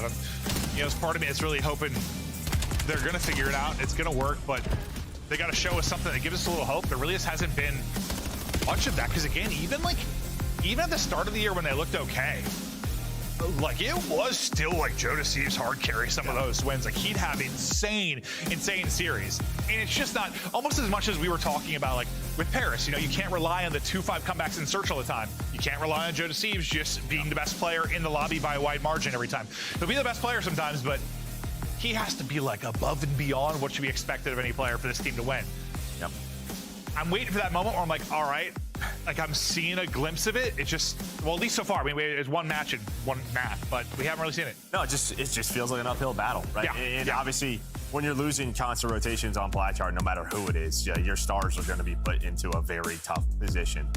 But yeah, it's sort of the same conversation so far for Toronto. Just not looking organized. Well, and it's difficult when, at least in the past, when you talk about the old Toronto teams, or I don't know, whatever, old FaZe teams that like Hardpoint was, you know, pretty good, but they had like a really good search game to fall back on. The issue for Toronto is you haven't had a good search game to fall back on at all. And when you think about this franchise historically, with having Insight and Kleenex, they've typically been an above average search and destroy team. That just isn't there at all. Yeah, it's a big map pool issue, right? Because they've kind of gone back and forth, like with map ones with these Blackhearts or Colossus. Normally Blackheart's their auto veto. They don't want to play Colossus Hardpoint, so this pops up again. Yeah, they just haven't found. Yeah, map pool issues, game mode issues. It's been a rough year. Issues. Yeah. Underlined, bolded, circled. Bring back Hicksy and Vance, honestly. Yeah. Those are my guys. Oh, those are my range duo teammates right there. Bring them back. I'm dying. Oh, that's right. You told me you like. Those are my guys. You were playing, Dominate. matched up with them a bunch. That's great. That's great. Well, Inside looks to get dialed in. The whole team really looking to get dialed in. It's just one of those things, you feel like you're spiraling, and maybe you do make a little bit of a change. You know, you're hoping you're improving, but then you get to that first match yesterday and you just get blown out, and it's like, oh shit, well, back to the drawing board. I mean, any former player, ex-pro can talk about it. There's just nothing worse when you're trying to figure out issues. Maybe you have a good day of scrims, then you like spawn up map one and you just start losing in a series, and you're just like, here we go. Shit, here we go. Yeah. It just feels like no matter what, sometimes nothing's working. And we'll see if it just takes some moment where these guys start to click, whether it happens in a live patch or happens in a scrim. Not out of this series yet, just, well, you know, it's a hole because their search has been so poor. And you lose that map one hard point. To exposure we go. We'll see what Koi decide to do with the rock here early. Inside will have the snipe out on one side, pretty defensive. Heavy setup towards B for FaZe. Now it looks like they're going to push this out. 04 and Simp want to get very aggressive. They're going to be able to isolate Joe Deceives here. See Shadow? Yeah, he did. Okay, I thought maybe he was going to get away with his life, but yeah, Sniper spots him, and then they just fly at him. You're going to have a one-on-one on the other side. Draws is going to get caught on the timing with that, but still, I mean... The problem is yeah, Real's across the map. Yeah, you got Kleenex Your by entire himself. team is dead. Yep, I mean, that was one of the more aggressive defensive rounds you're going to see. No, we haven't seen too often sort of a double hit solar with a sniper looking over you. It's just very unique round there from FaZe. Yeah, I mean, honestly, what we see on B often is like that 2 or 3 person stack in the corner defensively. Like, they'll stack it up and try to catch somebody. You like lure them into the trap. They're like, this is our lane. We are big on solar energy. Yeah. Well, it's in Vegas. Yeah, probably a ton. Yeah, true. Windmills and solar panels. Down with petroleum. Good stuff, though. And that, yeah, I mean, it's just the Koi spawn very quickly was FaZe's control. And you thought, yeah, maybe just a chance for Joe Deceives to get out of that. But I mean, that's like, I mean, not only is it like early aggression in a pick, but it's got bombed out and eyes on it so fast. So Koi looked to answer back here, and looks like FaZe maybe playing around Abuza with the snipe out solar lane, and yeah, that's going to be the play. Just seeing if he can get a pick early before they start to work it up, and he sees nothing, so now they start to inch forward. Shoulders for Abuza, insight.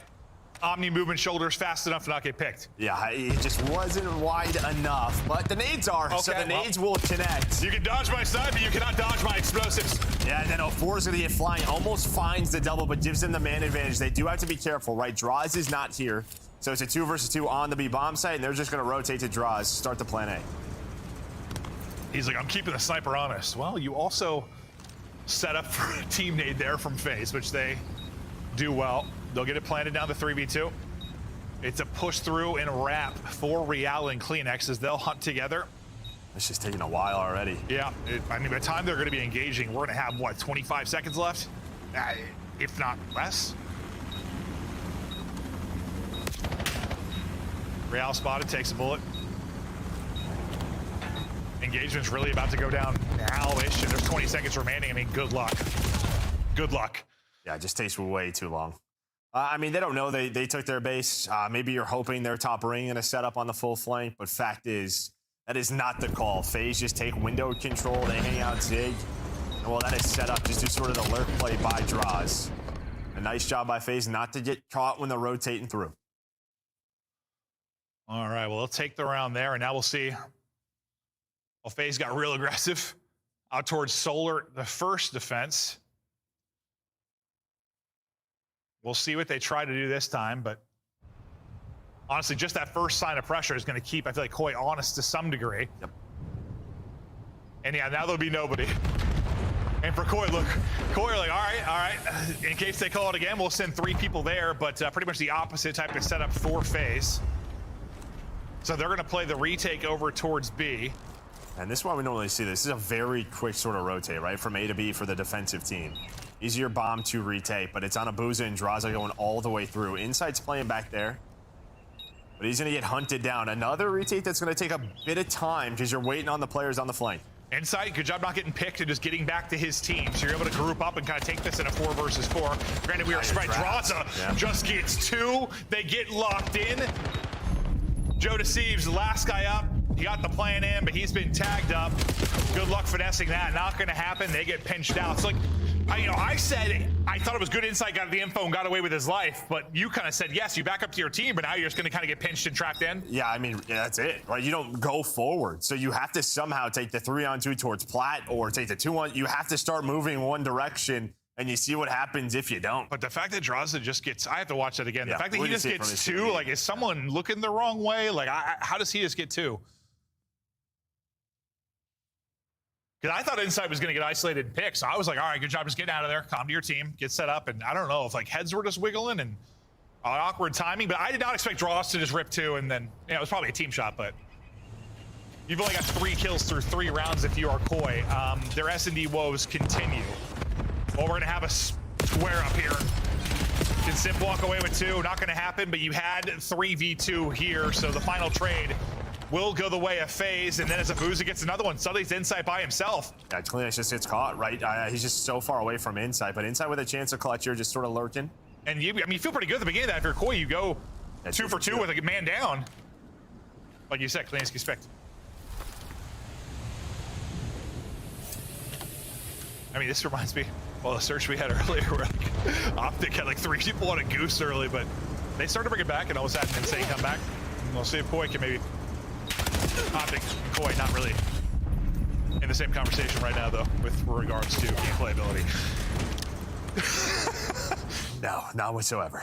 Not based on what we're seeing. And yeah, I just, you should see it. You can see how disconnected the team is. Like, you're watching it live. And that's really how I felt. I think that is the #1 word I'd use with Koi. That's the #1 word I would have used with Thieves. Just very disconnected, not on the same page, and whether that's a pacing issue, a communication issue, it's like hard to watch almost. Because you just want to say like it can't be that hard to get on the same page, but it can be. No, it is. Yeah, it can be, especially depending on titles. 5 in a row for Abuza, 4 in a row for Draz. The Insight Kleenex duo, one of our longest standing duos on 0-8. Go to Siebes, you might have to do it all, sir.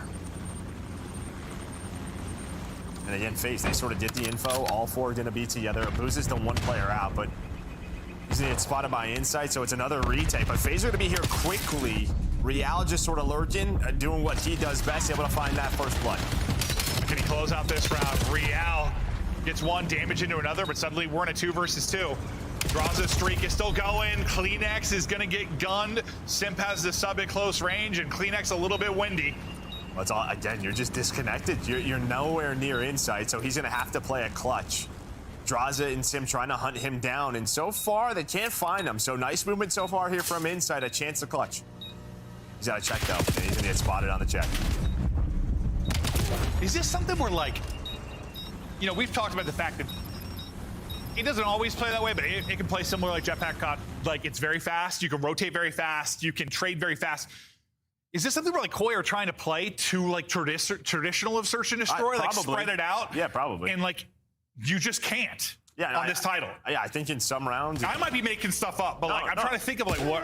No, it's very similar. Yeah, I mean, I've been saying this pretty much a Jetpack COD all year. It is, especially in Search and Destroy on these maps. And like you're just trying to play it like traditional Search, where you just need to be able to group up quicker, be able to guarantee trades faster, just fly together more. Like even sometimes in Jetpack COD, it's like the wrong call is okay if you're doing it together type thing. They're just not doing anything together. Yeah. 5-0 now for FaZe. 7-1 for Draws. His spree still going. Hellstorm, so. Hellstorm going to be in. Well, that helps. Helps. 4 going to get picked. They're going to live, though. The guy's mid-connector. That's the key. You have 2 inside of mid-connector. Stuns and nades are probably Here we go. Nope. Real is gone. And Sim pushes forward on the comm to take out Joe Deceives. 3v2. And you might have a A little double gooser for Insight and Kleenex. Yeah, a little double Dunkin' Donut here. It's funny. It's the second time today we've talked about double donut, which I guess in Canada it'd probably be double Timmy's, huh? Yeah, double Timmy's. Kleenex. Good damage in. But he gets hit down to 11 HP and has to back down. 30 seconds to go. Kleenex is on the board. Can Insight get one? He does get one! They're coming alive! Draza, though, can still clutch and call game. And he might. I like that you just hop on it right away if you are Insight. You didn't really see him, so there we go. Insight with the vet play, and we are on the board. Yeah, no, you're right. Jaws just didn't get. I think he's smiling. He's like, my bad. I didn't think he got the timing to get through. It's a 50-50. Yeah. That is a bomb site where you just get popped up. You can kind of just get snaked, and yeah, you lose. Oh my God, I'm not used to having a ring on my finger. I like the Aura ring. I just clapped and I broke my other pinky. Ow! How do people clap with rings? Guy's fired up. Oh! I was trying to clap for them. They got around, Joe, and Insight Cleus both got kills. Honestly, this is similar to that optic search. Now Corey's gonna rip off a bunch. Okay. Unfortunately, they don't have Hercules. He went on like 9 straight, so that was kind of the difference. But hold up now. Nope, Kleenex is swarmed, and again, no one there for a trade. The one guy that might have, I think, took damage and backed up. Real gets his kill. Can he stay alive? I think the answer is a very swift and resounding no. And again, he's pushed up, and then you just have Insight, Joe Deceives, elsewhere on the map. And match over. Adios. I don't even know what just happened. I have no idea. How did he just blow up? Was it a grenade? Did someone just toss a nade over the top of the map? I thought he got sniped. I have no idea. Was it a nade? I thought he got sniped. I'm not sure. Maybe it was a nade. The body just ragged out. No, honestly, 100 yards. Yeah, no, it was just, it looks so funny. He's like, okay, well, that one's done. So there's levels to how ass you are. Oh, boy. Because both these teams got 3-0 bop yesterday and looked sloppy. But Koi's now just getting rung through. Yeah, I mean, you know, you gotta give props, I guess, to Miami, right? They're improving their gameplay. Looked real good yesterday.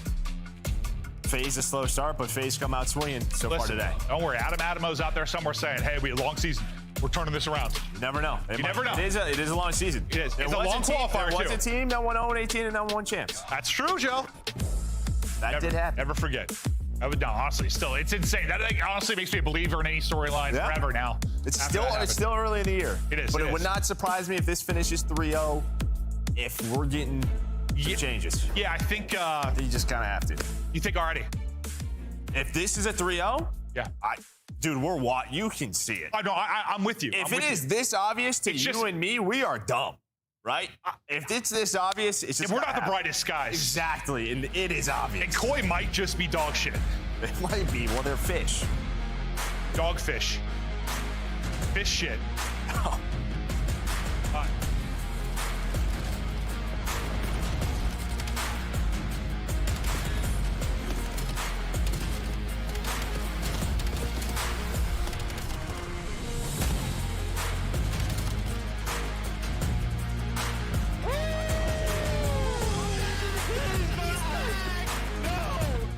Oh, great. This again. Oh, they're gonna dig this. Enemies up in my sight. They better run for the night. Cause when we show up, we load up, then we pow, pow, pow. Finish the mission. Hoorah! Can I get some help? On the way. Look out, freak bag. Rising, they climbing, they guarantee we never stop. It's you and me against the world. Controlling the show. Blow for blow. You cannot see me. I leave eyes closed.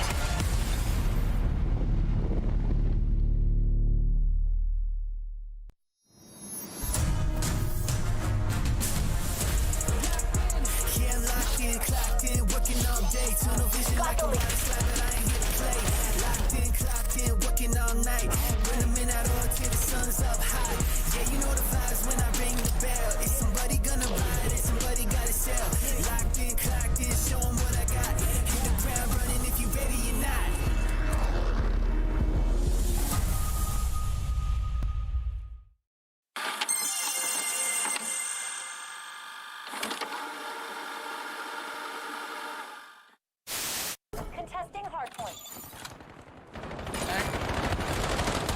There's 2-1. Nice. My God, they were both 1 for you. Oh my god. Yeah, that was it. Yeah, that was cool and all, but just know those first 2 were 1. Oh my god. Door. Come on. Their door. Oh my God, to their door. I my pants. Okay, now I Oh my god. Oh my god, what have I done? Microphone muted. Slaying with the 10 bomb as I just hit the 4-piece.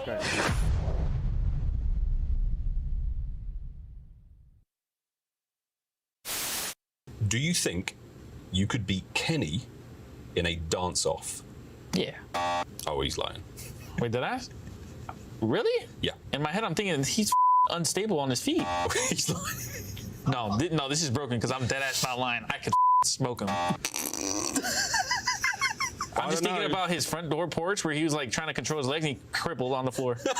That's like the first thing I got. Damn, I'm lying on that? That's bullshit. What? I mean, I smoke him. Where is he?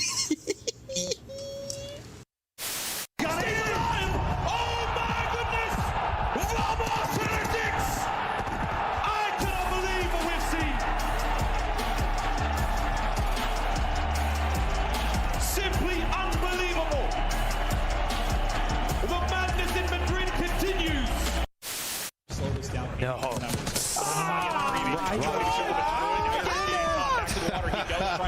Oh my God! Out this map. Get out of there! Come on, Ant. Where you at, Ant? Too late. Yep. Now hand activate. Oh, I love it. Just over 20 seconds to go. Where you at? Hand activate behind him. They isolate him. Yeah, get him. Take it on shot.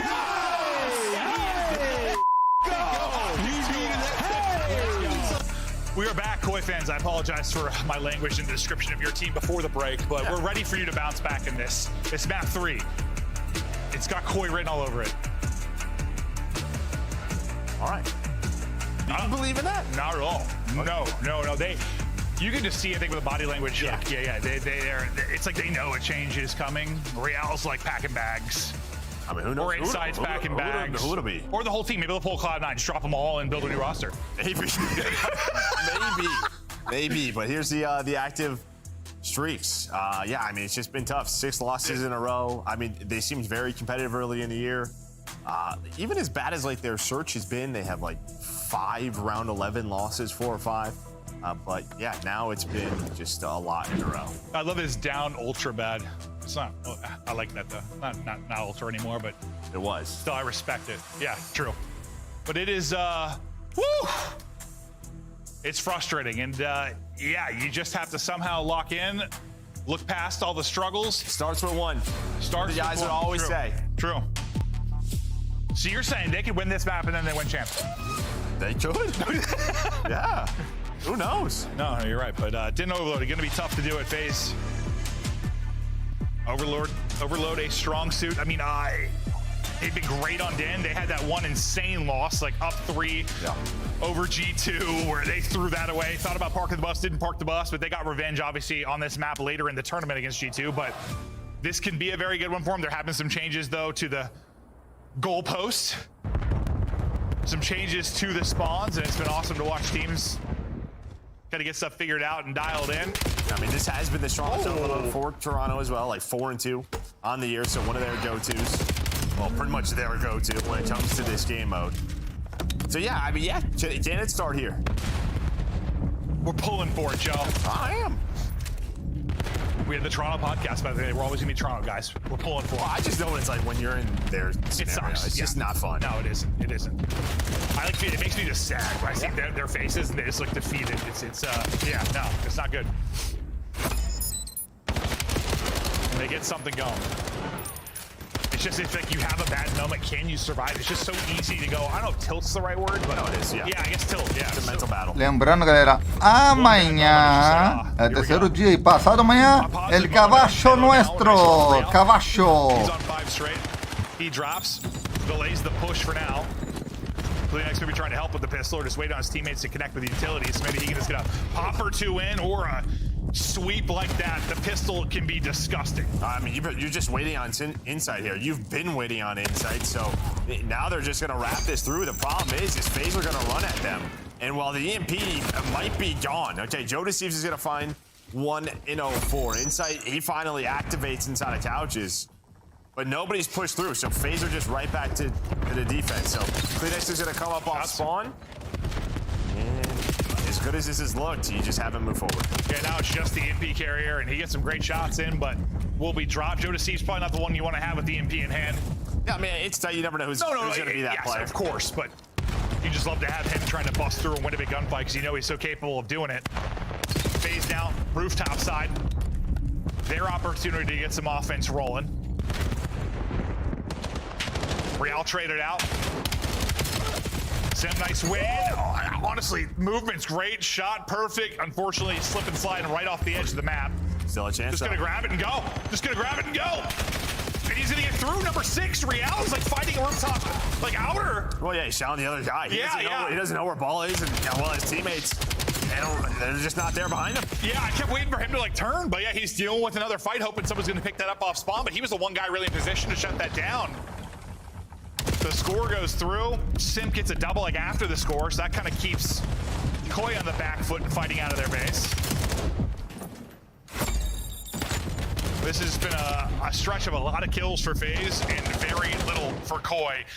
Another score gonna go through. This has been bully ball. Yeah, now, I mean, this is sort of what we were just talking about, that tilt. You're battling that tilt right now. How do you stay locked and focused? Down 0-2, down 0-2 in map number 3, and they are just rallying on your forehead, and this might be it. No, I think that's exactly what I was talking about. Like that sequence, I think, might have just killed them. Like, literally. You're playing pretty well.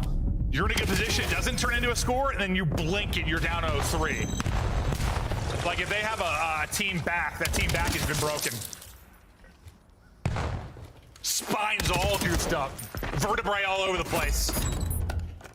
Yeah, and I mean, ice might be broken on Valentine's Day, but not this way. That's a good point, Joe. There are good ways to go about it. And that's with love. Holy hell, what are we gonna do with you? I don't know.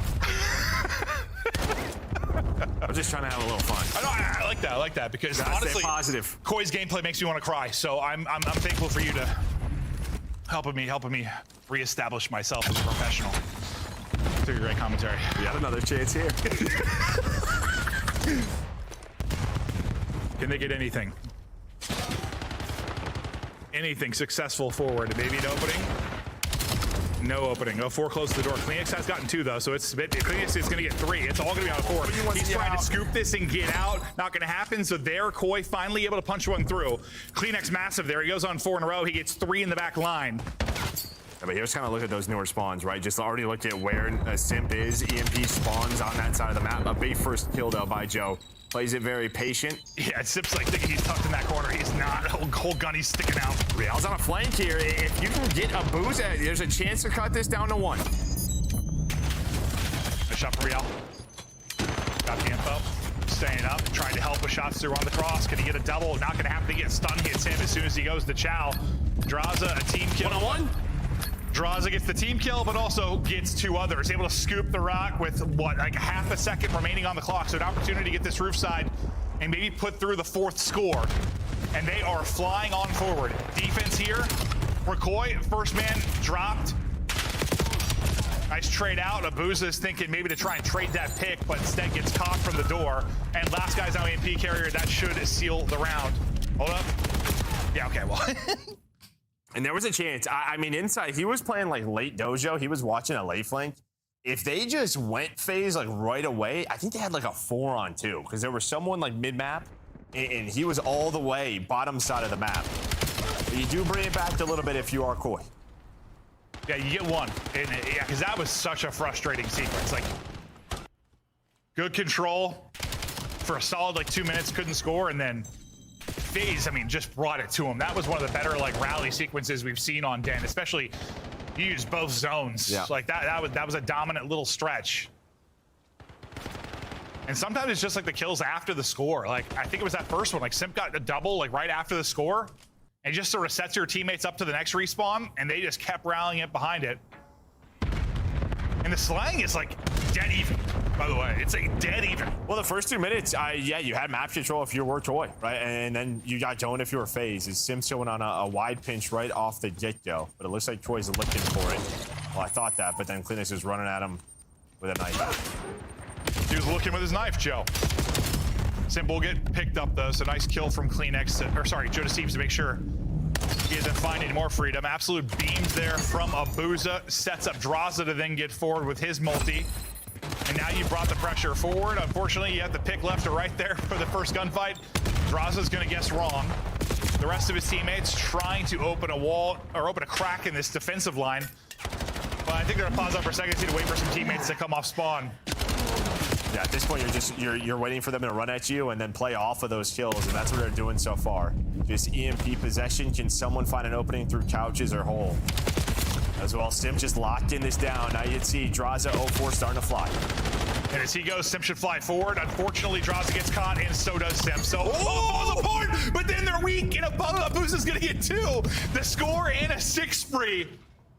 I didn't see that happening after everybody dropped. You're just looking at the kill feed like this is dumb, but that was like a 1 pop for both players with pistol. No, they were both weak. You got shots in on the crossfire, and just another dagger. That stinks. You did almost enough. You did 99%. Abuza just makes the play, and he continues his hot hand in this map. 3 minutes to go, down 3. Obviously not an ideal situation, especially with what's a bottom side spawn currently. Streak gonna come in from Abuza. He's gonna be able to call out 2 players kind of pushing through, and that's gonna be Draza that's gonna look to deal with that. Draza gets 1, then drops. Insight able to get 2. 1-on-1 on the other side of this is gonna be 04 trying to get it done. We hop to it late. Just kind of see the awkward chest bump and hip fires. He can't connect. I mean, that was a one. Joe one's a 1-on-2, right? He gets the EMP carry, then wins the second one. You still had Insight in the base, and he's trying to get it through. Real should see where these face spawns are, and there we go. Okay. So now it's down to 2. Much more manageable now. 2.5 to go, down 2. Kleenex starting to saw through him. I thought he was off the map, but just able to stay on by the hair on his chinny chin chin. Oh. Okay, got some help. For a second, I was like, he lost him. I thought he finished the kill and absolutely didn't. This has been an incredible stretch from Koi. They'll get another score on through. Suddenly, from 1-4 to 3-4. And this is like the stretch he had from FaZe. Just lights out gameplay there from Koi. And good resilience considering what we were worried about early. Yeah, and I mean, listen, sometimes when you're making that push and it's not clean, 2 or 3 of you guys die like we saw from Real's point of view, it's honestly a good thing because your teammates spawn up your base and then they get to roofs before FaZe do, right? So you should set up 2 caps in a row. That's exactly what happened. EMP down mid, getting forward is that number 4 and Sim. Kleenex wins it, Inside wins it, massive gunfight wins because both those gunfights go the way of FaZe, and I mean, that's a scoring opportunity for sure. Right now they can isolate EMP carry, and that's what they're trying to do. Stiff out 04, he's trying to back up to his teammates for now. I think some good utility use keeps them at bay and actually turns into a Simp 04 kill. So like you talked about, trying to kind of bait them out, make them get aggressive, and the timing of it could not have been worse for Koi. A score here would feel like a dagger. I thought it was going to be a crazy pistol play again that might get it done, but enough defense from Koi. Yeah, just too many players in position there for Toronto.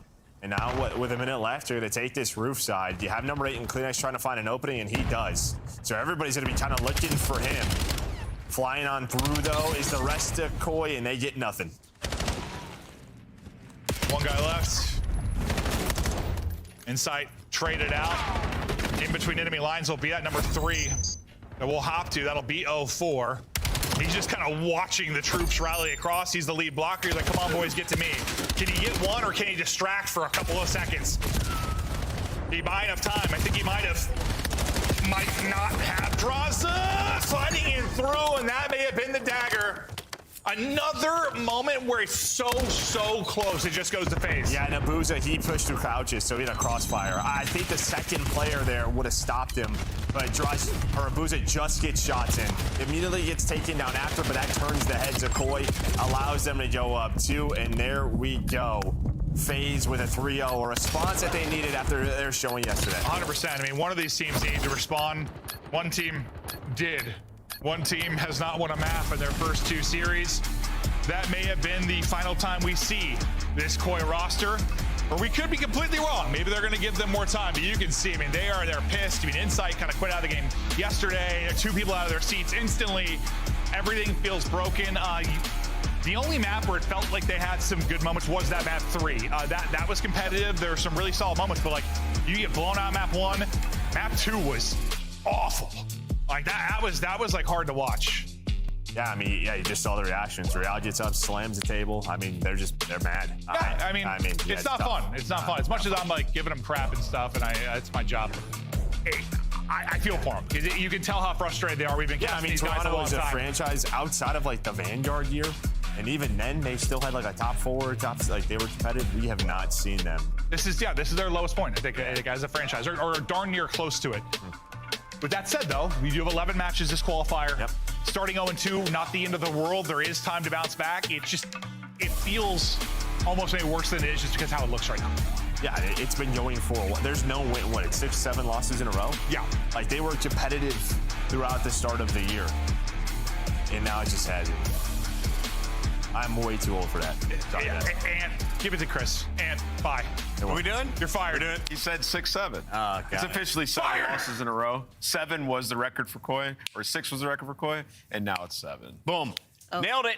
3-0. FaZe gets us back on schedule. I did not see this one finishing as quickly as it did, mostly because of that game 2. Let's go to the game 3, though, as we take a look at the highlights. Allie, Overload got messy for a moment. We saw some rallies A little bit of from life. Toronto, but overall, FaZe, with that EMP in hand, seemed to be the stronger team. Yeah, a little bit of life near the very tail end of this from the side of Toronto. Koi started to get something going, but unfortunately just way incredibly too late. I mean, FaZe Vegas is already a really good Overload team, but it just doesn't feel like Koi's playing together. There's just too many moments where people are flying out, sending their life, and it's just not what you would expect from a team of this caliber with these level of talent.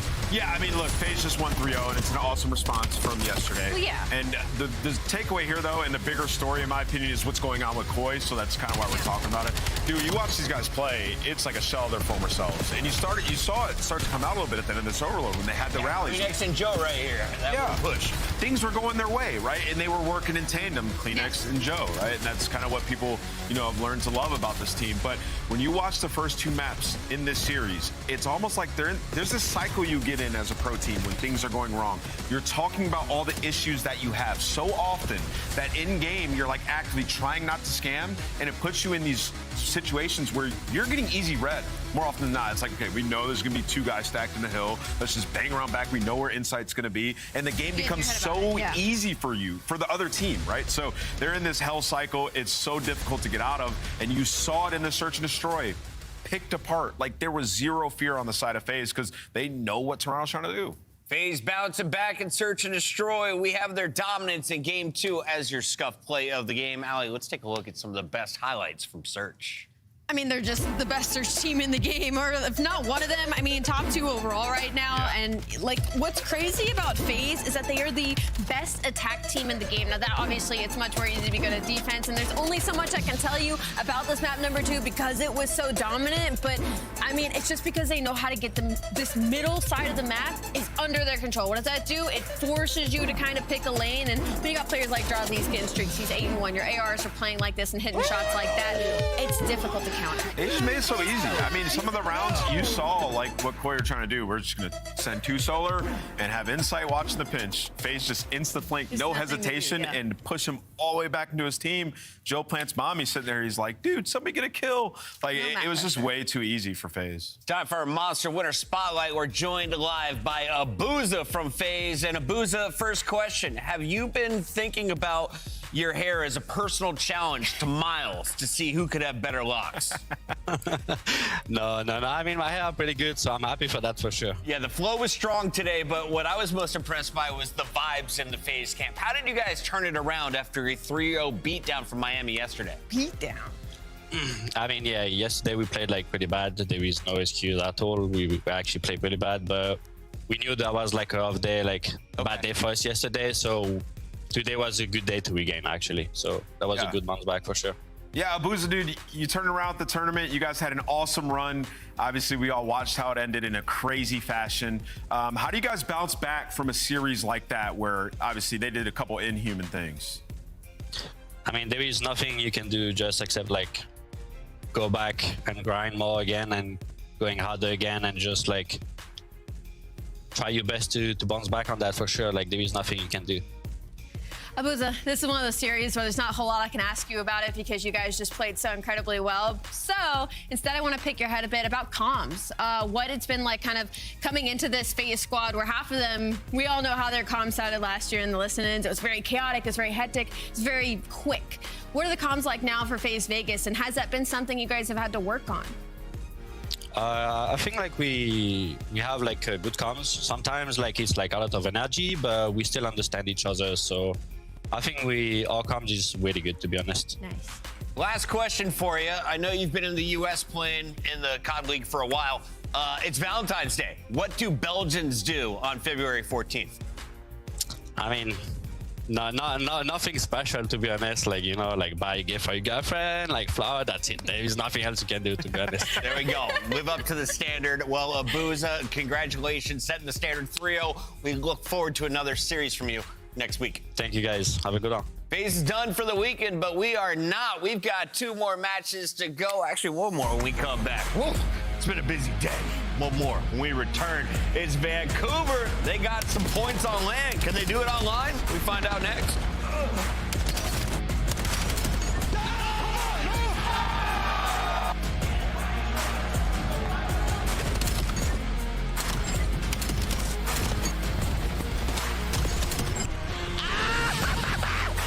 What can you do? What can you do? COD Champs tickets are on sale now. Come see the best teams lock in for this season's grand finale in fabulous Las Vegas. All 4-day passes come with early venue access. Head to FaZeVegas.com or scan the QR code to get your tickets now. Scuff, official controller of the CDL. Start the season strong with the 2026 Call of Duty League Pack. Grab yourself the CDL operator by scanning the QR code on screen or check it out in the Call of Duty store in-game now. Black Ops 7 returns to the Esports World Cup in Riyadh this summer. Scan the QR code to be notified when tickets go live later this month. Monster Energy, the official energy drink of the CDL. Let's find out who's built for the big save. The Heretics ready to dive in. Thanks, Tim. 4 and Snoopy. Come on, what's the ball? But Hydra with the switch impossible. He's making top room. So damn happy. Insights. Down a bruiser. Dominance on the grandest stage.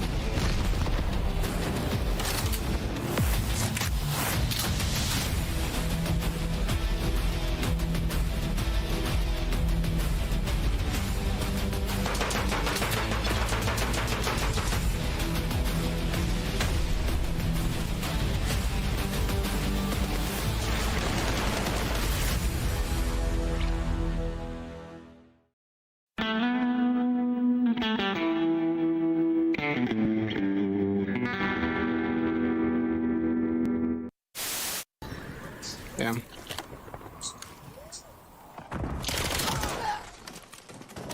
Hostiles are setting the device. You're our last chance. Think smart, move fast.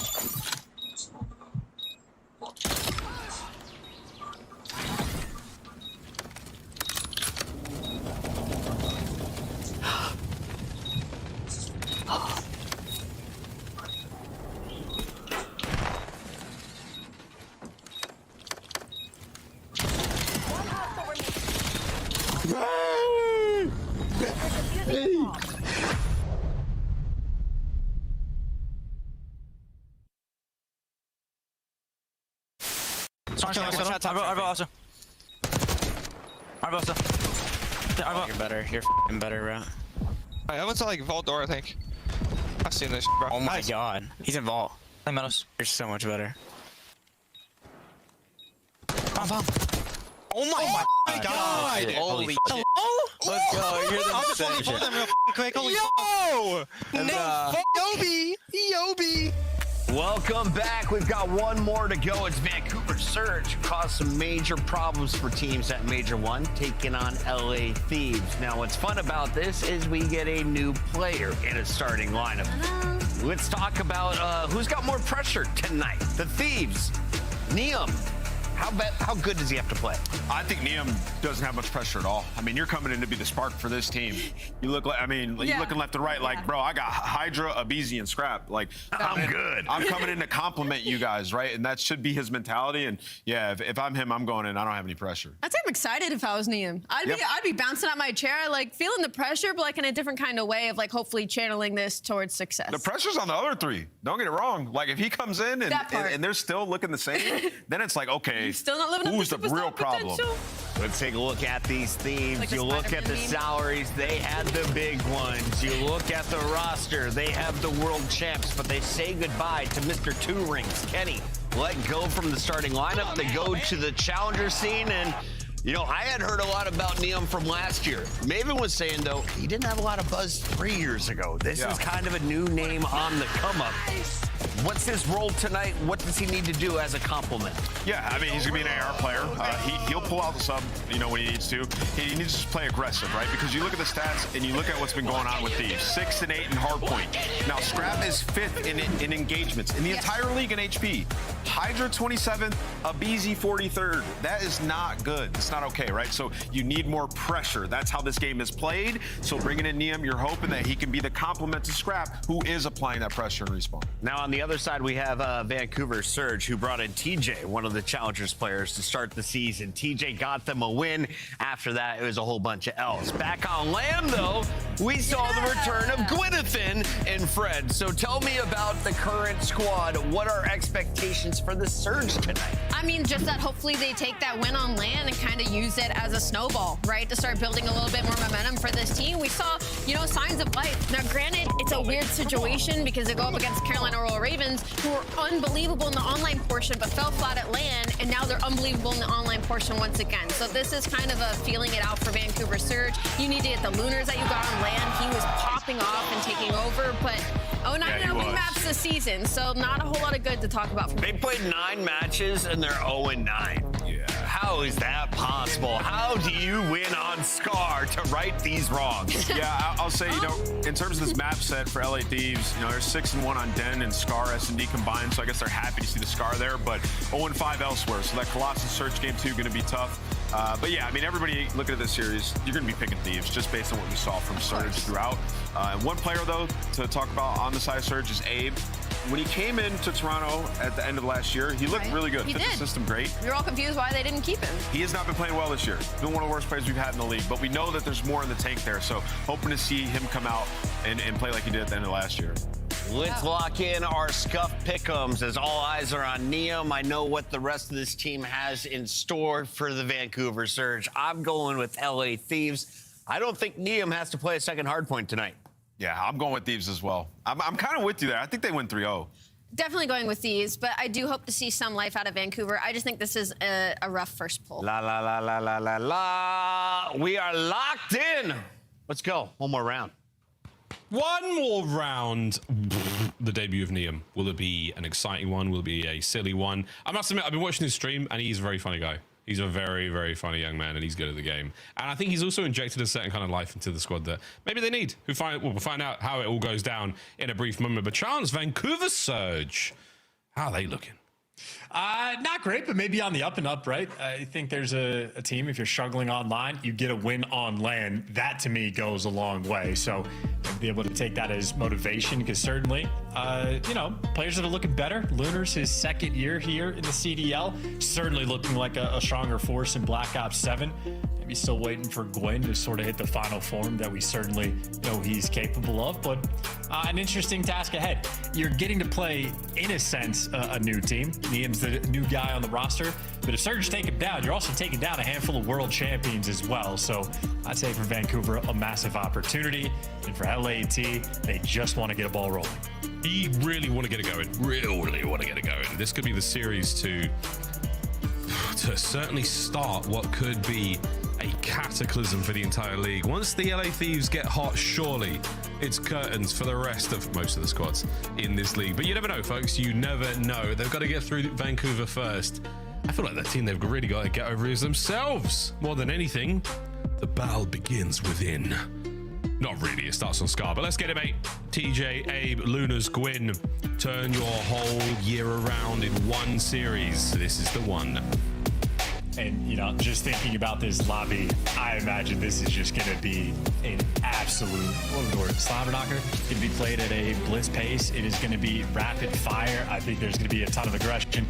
Might not necessarily be the cleanest Call of Duty at the end of the day, but this is going to be a top-notch lobby flying at each other in an environment I would imagine LAT are going to thrive in. Certainly going to be fun to see how Neum slots into the roster. Here we go, and we're going to find out in 3, 2, 1. Terrible nade, washed, drop, what a mistake. Fire the coaching staff. Into P1 we go. Nah, he's just clearing space, man. Now he's looking towards P2 and letting players slip underneath him. But hey, there for the trades, no biggie. Look at how crisp and clean those shots are. Yeah, they're pretty good. It looks like the Thieves are winning champs by the sounds of things. So far, it's a lot of time for the Surge boys, and Gwyn from inside time catches himself at least one. Abe and Hydra back at it again, and we're getting good looks here so far. It's a very, very aggressive P1 for both squads. Yeah, fun thing as well. Maybe should have made a bigger highlight. His first kill in the CDL on TJ Halley, taking down a legend to kick off the career. Many have tried, many have failed. But so far, not terrible out of Vancouver Surge at all. Happy to see this. And we're going the roundabout way with Abe. Try and get over towards P2, soften up those players on the inside of Market. Not going to happen now. But on board with Neum. As we try to break that P2 hole, the Vancouver Surge have got themselves in early on. Yeah, LAT are going to be breaking through the front as well, and they're going to break through the front successfully. Gwyn, last man standing, doing everything he can behind the box. In the meantime, you got Hydra flying forward, but actually, Vancouver Surge stabilized. They lose the first 2 gunfights, and then Gwyn and his teammate do enough just to slow LAT down. And once again, Thieves, well, they're not trying to break through the front this time. Now they want to take some pinches, but they're getting stopped on every front. Yeah, they're going for the pinch, but yeah, absolutely. Slowed. Oh, wow. Slowed at every possible turn. Vancouver Surge.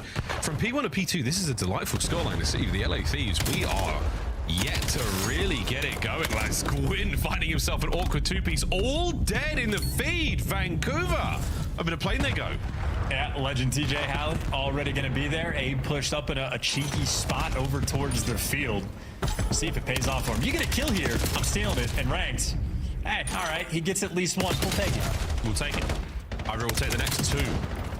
Luna's down on the cross. Get a lovely work in on the next 2 players. They got damaged up and out over the head.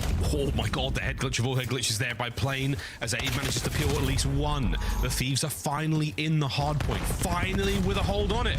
How long can they do it for? And of course, if you lose the rotation to playing Heady, you feel like the hill's going to be a nightmare. So LAT just skill diffing them on the way for the break, but a little bit mixy. You got a BZ, I suppose, trying to play keep away down low before he makes it to the time. You go to the plane Heady, 2 players to deal with. Last man on time is 1 HP, and then Hydra secures the time, or it's Hydra. We'll play for the kills. Dead. Another one. Pressure now towards noon. Thieves once again trying to find their way in on it. Vancouver Surge, what a delightful hard point we're seeing so far.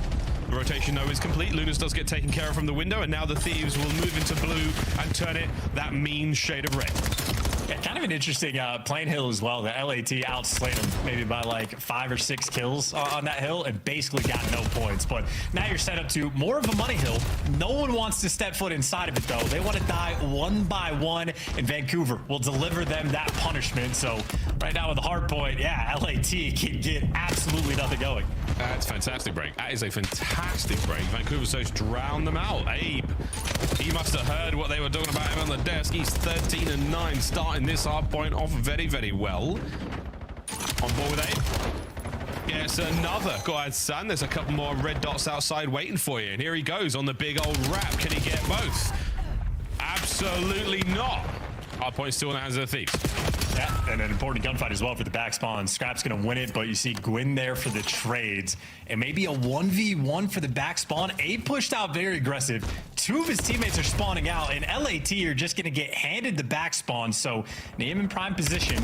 White time for the moment here on P5, but LAT, they're going to have the advantage. Absolutely turn Niem. I'm loving what I'm seeing. We've got the back line here covered for this hard point. Can we turn it into some time? Thieves need it. Here comes Gwen. Top window. Cuts him down. TJ on the trade on a Hydra now. Trying to break time. Oh, Will wins a big one there against Abe with a little bit of help from Abizi, who makes it 2. Thieves with solid control so far. Gwyn picked. Oh, and the spawn in the back now for Vancouver Surge. This might, I mean, listen, I know it's very early on, but 2 minutes and 45 seconds on the game clock on a Scar. Yeah. I'd be shocked if it came down to it, but it is for the moment a very low scoring game. A lot of white time, teams that aren't super interested in always fighting for the spawn. So a mixy one indeed, but first set of rotations, and it will be Vancouver Surge with a 50-point lead. Keeping an eye on it, 242 for the first time it happens this year. We'll see how it goes. Well, first set of hard points complete, and we're close to the 200-point mark, Vancouver. Here we go, the P1. Can you make it a productive one? Answer is probably not. Thieves, now it is your turn to turn something magical here. You got to be easy on time. You get, well, you had blue control. You're going to have Vancouver Surge take that over. So yeah, LAT doing their thing, running away from time because they know they're going to die, and Vancouver Surge completely take it over. Work out of Teach again. Can't account for the 3 members of the Thieves behind him. The Quinn's not going to do what he can to keep everyone off time, and it's scrapping the V finding a couple. Abe joins him, or Abizi rather, onto Abe. God, that's confusing.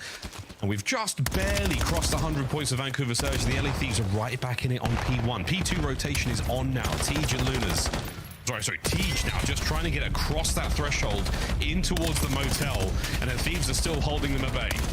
Well, 2 kill, well, make it 3 going their way, and yeah, last in line. So that was a long time effort to get the break on P1, but more importantly, Surge have now set up fully around P2, and this is the hill the first go around where they set themselves apart. Still trying. Big kills there from the Thieves.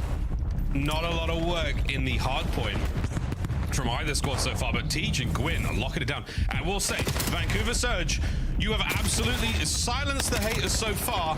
Now let's go for a listen and see how you sound. Oh, dude, I got stoned. 2, 3 front, 3 front. We're good. Yeah. Get nades on that. Showing top. Right here, get nades on that. I was gonna be up, you want to see top, going our elbow. I hear you. Top, telling me weak, Abizi. Not elbow yet, not elbow. Top blue, Abizi not chilling. I hear you. I'm top right now. Top BZ, top BZ. BZ, one top right. Chilling off time weak, he's I'm absolute. I hear you. One top in the gen, one top laying down close right. Fuck. Sticker corner still. You put up spots. Nice job. You're by yourself up there. You're good. Let's get a row. I'm playing out right. Missing Paco and 2 on 2 on 2. Yeah, both there.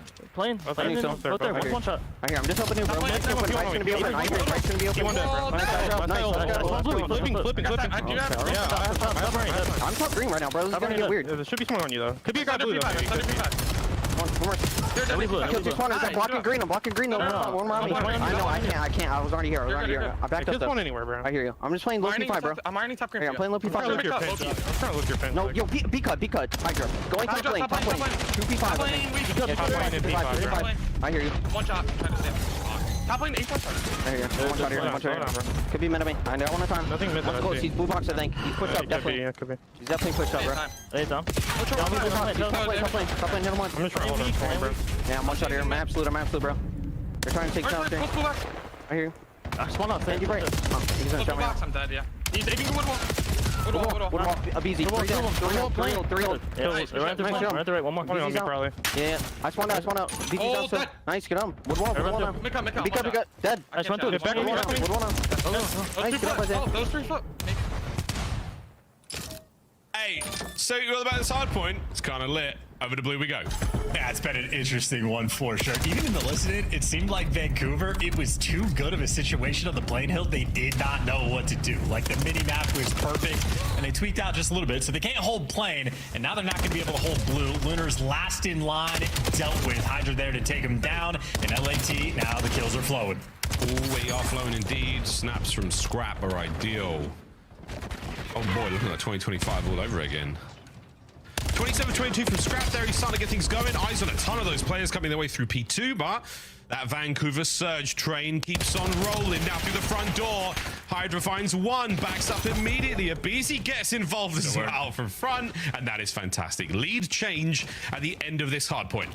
And now Beezy doing what he does best, try to take some aggressive space or pump the brakes, but now he's got his team to work with. So 4 seconds of that old time is going to be active. Number 6 spawns all the way out for Abe. So Vancouver Surge, the pressure's on, and TJ delivers. B5 they should be able to hold on to, or we'll get gunned out of time. Well, it's one or the other. No one has dealt with an EM. There we go, through the front, cleaned up. No one's making the green hops, and now it's just eyes on Hydra. Where the hell is he? We're about to find out, Teach. There he is, and that should be... Oh, Abe gets put on his back. Hydra's pistol, a mighty thing, and now the opportunity for a pinch. Pressure out through the front as well, catching the spawners. Oh, LA Hydra can't find any more on the life. Last man scrap. Toe-to-toe with Lunas, and he goes down. Vancouver Surge maintain control. 1 minute 36 game clock. It could happen. Yeah, dude, what a sequence as well. We're farming kills off the spotters. Can't break time. Vancouver Surge now 2 sets of rotation in. Is now there's dude, these spawns are getting wild, by the way. The players pushed over towards blue. But yeah, 2 sets of rotations in. Vancouver Surge looking to maybe get their first Scar hardpoint win. They had a 40-point lead. There we go. Third and final set.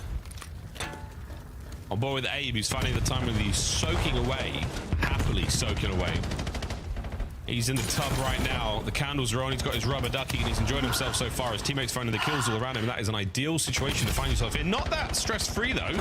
Thieves are making a case for it. Gwyn has managed to slip through, not finding a single thing whatsoever. And all, the moment of Zen is over. The Thieves are on the time.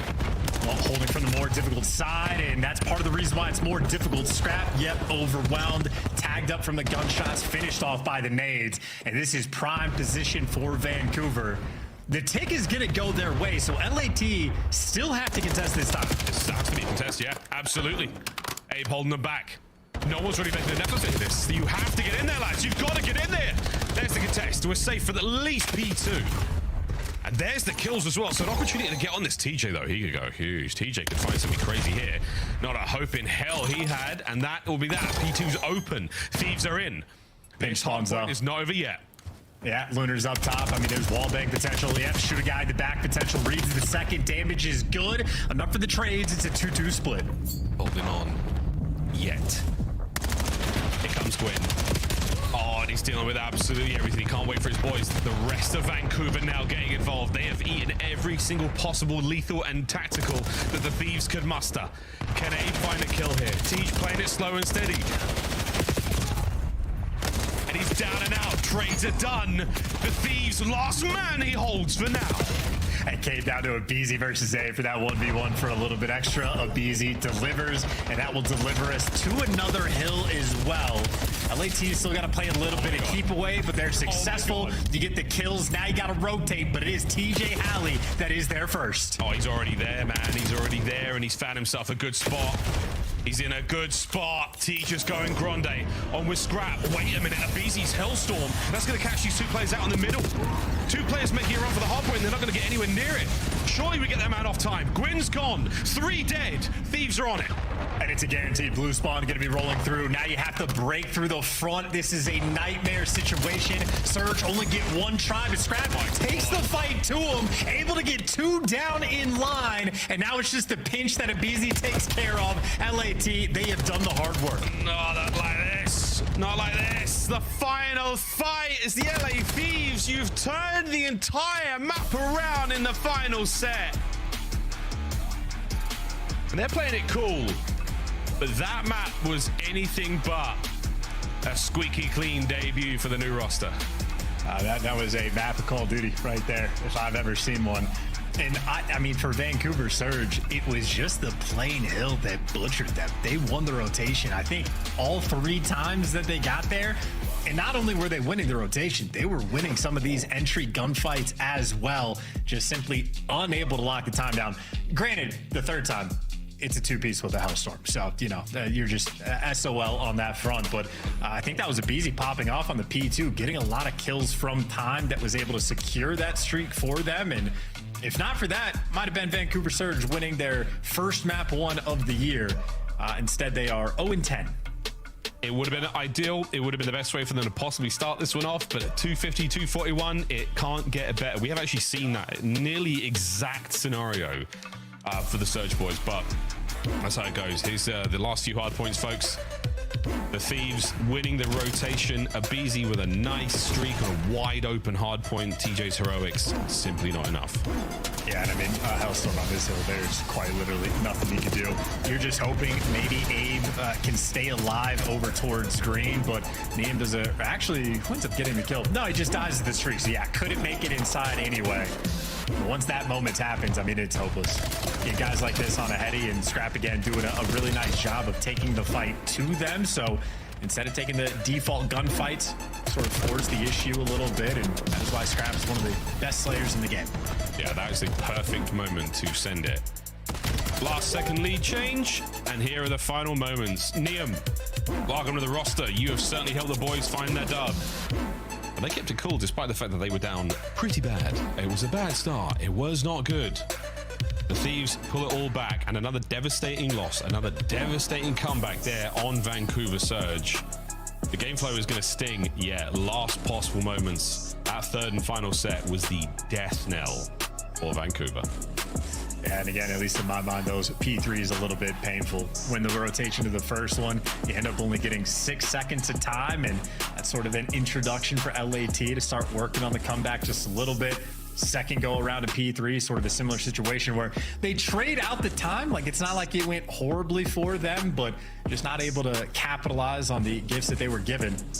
But nonetheless, at least Vancouver Surge shooting their guns. Certainly warmed up just a little bit. They're going to need to stay that way as we go into Colossus. You're going to need it real bad, because this is going to be a nearly must win for the Vancouver Surge boys. Don't be going in that Den, but we are going to put that brand new LA Thieves roster to the test on Den. The Colossus, though, coming up first. Charles, how are we dressing this one up? What do you think this one's going to go?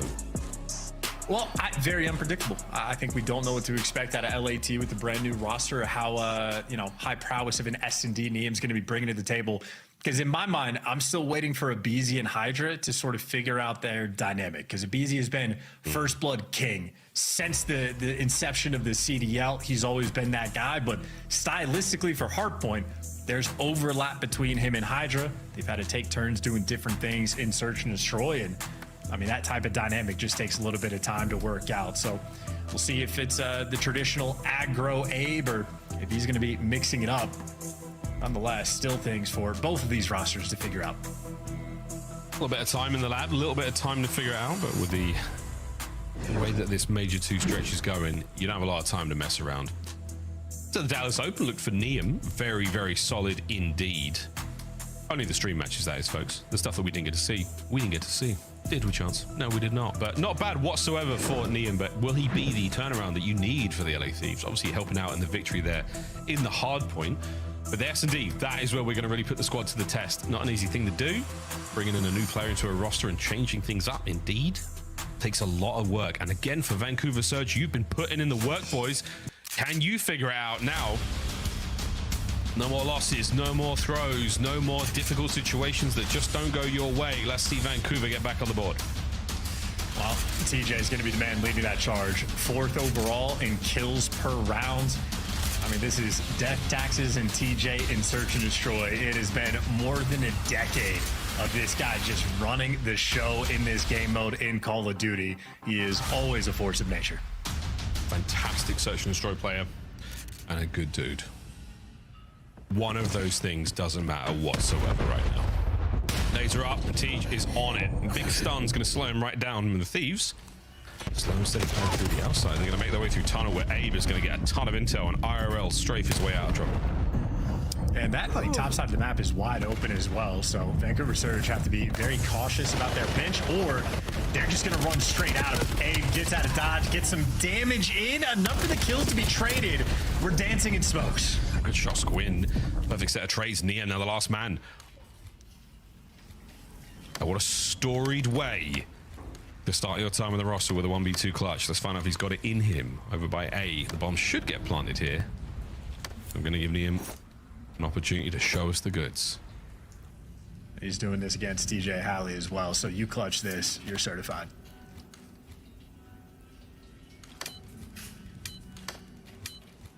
Waiting game here from Vancouver, no bomb plant. We're going to try and squeak every ounce of patience we have out of Liam. There's the damage. No one on the flank.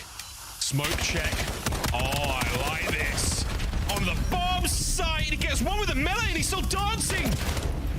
There it is as the smoke clears. And I tell you what, Liam, I tip it. That was an attempt. Yeah, he turned me into a believer for that brief moment in the chaos of the smoke. Oh my God. Once he picked up the Dravik as well. Yeah, we'll take a second look at it, but ultimately Gwyn is there for the cleanup kills. Gwyn out here shooting through smokes like it is nothing. Yeah, that is an interesting thing to see. I mean, from Gwyn's POV, there's probably no smoke there. That's just the way it goes. But an outstanding attempt from Liam. Yeah, I was believing. I was ready to flip my desk if he picks up both of them. But either way, great stuff, Vancouver.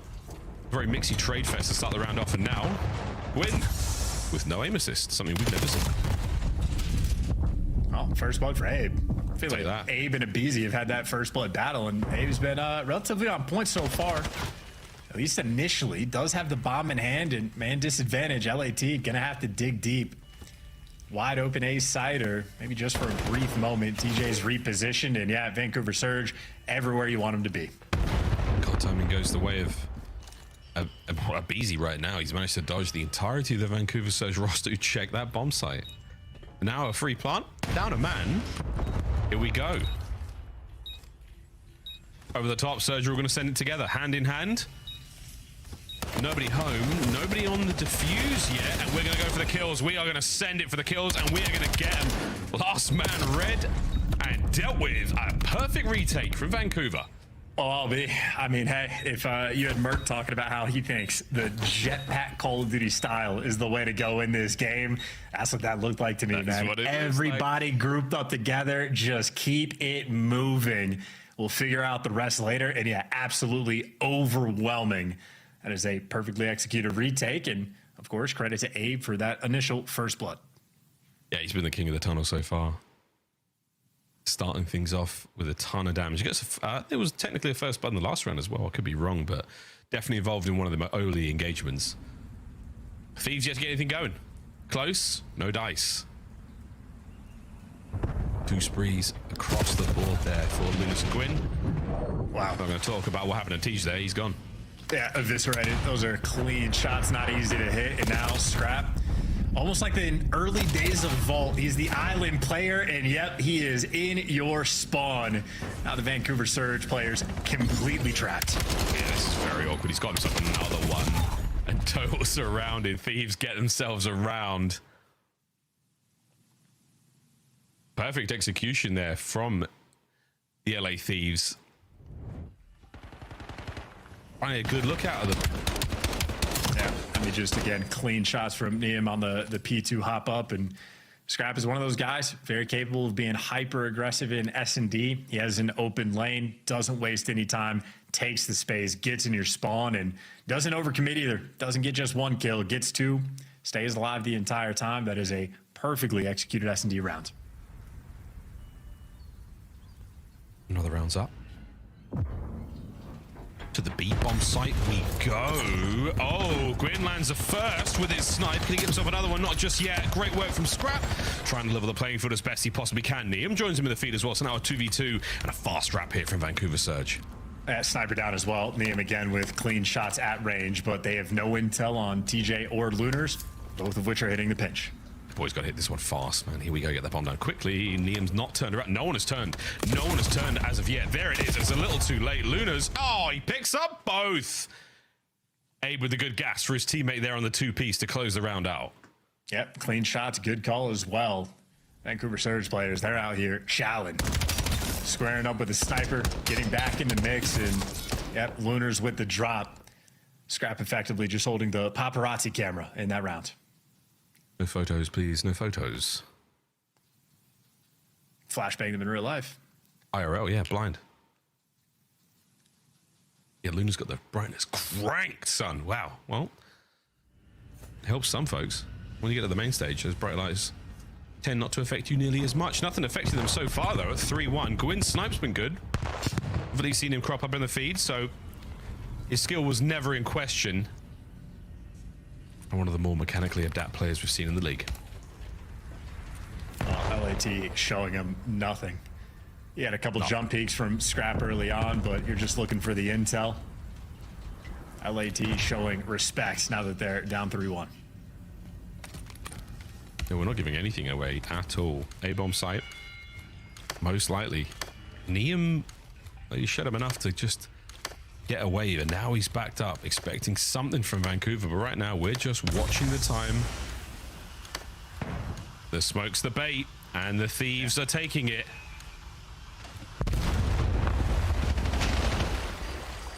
Salvo fire.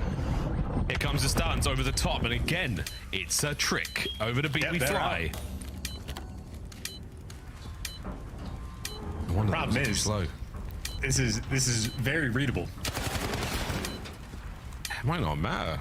Still not planted the bomb yet. Gwyn, oh, you gave it up at the last possible second. I can't believe he's taking a scrap anyway. Mac and God, 10 seconds ago. They gotta plant the bomb. Miles, they have to plant the bomb. If they don't plant the bomb, they're gonna lose. Just get them off the bomb. What are they doing?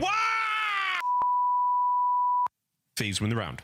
Oh my God, I haven't seen a round of S&D like that since I was playing ranked 3 hours ago. That was, I mean, brother, do something. Like, the only place you can safely plant this bomb, like, at that site, you do have to go for that, like, back spawn control, because a player just swings out. It's free and easy kills. So if you have 20 seconds left, you have to be full sending at least one person on your roster to go and take that space, or you're not comfortable. They didn't even try to play it until there's 5.5 seconds left in the round. That was horrid. It was great up until they stopped doing the thing. I felt like that after they got the move. Anyway, it doesn't matter. What a day. Next round, they're up 3-2. Next round, we're up 3-2. This time, surely we're going to be hitting that A-bomb site a little faster. Even if the smokes do start getting rolling. Hello. Oh, goodbye. Scope's a little bit too big. You can't see a thing. And this time, Vancouver with a big advantage. Not going to let it get away from them. Abizi, I mean, it would have been something, brother. It would have been something. Vancouver back up. Yeah. Looking good so far. Going on point with the snipes. Able to get the leg up there and the final kill as well. Been a part of a nice few clutches as well. Gwyn having himself a very solid map number 2. This shot, not an easy thing to do at all, but Gwyn, again, fortunate enough that Scrap is aiming low there, and as you can see how large the scope is of that VS Recon, it does obscure a lot of your line of sight. You've got to be on point with it. We've seen a few of those kills now, and it's a little bit of bad luck there from Scrap, but we'll see how this one goes. 4-2, Vancouver are up. LAT on the defensive end, pumping the brakes again. And Gwyn playing a dangerous game, but survival for a moment. Able to take care of Tunnel, and now that just means for his teammates, they don't have to worry about the pinch at all. Take care of P1, everything else is all about that A site. Gwyn now with an opportunity to come through Tunnel. We're going to reinforce and try and hit A. Wondering if the smoke's still in play. There should be. No, first blood to be found. Hydra gets it. Scrap gives it right back. 3v3. Creeping forward again. No one's showing a whole lot of face here. No one's showing anything. We've slowed everything down. We've got a very good idea of where everyone is. Clock's ticking. PTSD is kicking in slowly but surely. Liam holding the line. Here comes a flurry of action from TJ. Abe's got the bomb. Abe no two-piece. 15 seconds. Tej, he's got to track down Hydra. He's got to plant the bomb as well. Is he guessed right? Holy, it's another one of those rounds. Hydra's going to check it. And that is how you play Search and Destroy. No, it is not. Do not listen to him. That's a good way to play defense, sort of, but that is not a good way to play S&D. You should give yourself more time. I'm cool with Hydra. I'm complaining about Surge. Like, LAT didn't play great because they got the first blood, and Scrap was like, I want a gun so bad that I'll go into dangerous waters to, like, go and get it. Not the brightest idea. Hydra does a great job, but I'm talking about Vancouver. Just do the exact same play 20 seconds prior. Everything else is the exact same, but TJ just has more time to go to work. Like, if you want to bait out the nades or do whatever, that's fine. Well, now we got to bang out. Have fun. Here we go. And look at Vancouver. Look at it. TJ. Look at him. TJ, give him the ace. He wants it. He's going to get it. TJ Haley, put some in the dirt. Why are you slowing this man down? Like, God, that's a 10-second ace there from TJ. That's all he needs. Get him in the mix early. He will get in. Also, teamwork, by the way. That's just teamwork. Look at that SMG duo. Hey, but that SMG duo on Valentine's Day, they were sacked to crack. Wow, then Neum caught unaware. Tej, is it going in the highlight reel? For us, it is. For him, it's another day in the office. Dude, I'm just thinking about it. Like, Scrap, one of the best slayers in the game. Hydra, best slayer in the game. Abizi, one of the best slayers in the game. Shout out to the OBJ players that actually made things happen. Map point, Vancouver. Oh, you were close, Gwyn. Tried to give Scrap more than a short pack in size there. He was trying to take his head clean off, and he came close enough to it. TJ. Mr. Ace. Oh my god. Geez. Oh my god. All right, he's out. See you, mate. It's a 5 spree. It's a dud nade for Gwyn, and it's Luna's. Oh dear, Thieves are falling apart. Tej back at it. Back at it. Scrap now in the 1v3, and he's managed to slip past Luna's, so go on, do it. Okay, sure. Man alive, it was a worthy attempt, but it was not good enough. It's Vancouver Surge finding the search and destroying, tying its series out of Anawan. Yeah, and outside of having 2 painfully slow offensive rounds, even in both of those, the idea was right and the execution was good. They just needed more time to work with. So a little bit more of a go button, and that is an extremely well-played Colossus. Even with those, 2 sort of mishap rounds in my mind. Get the dub, a clean and comfortable win. A lot of things going right for him. Abe certainly made his impact, got a few first bloods.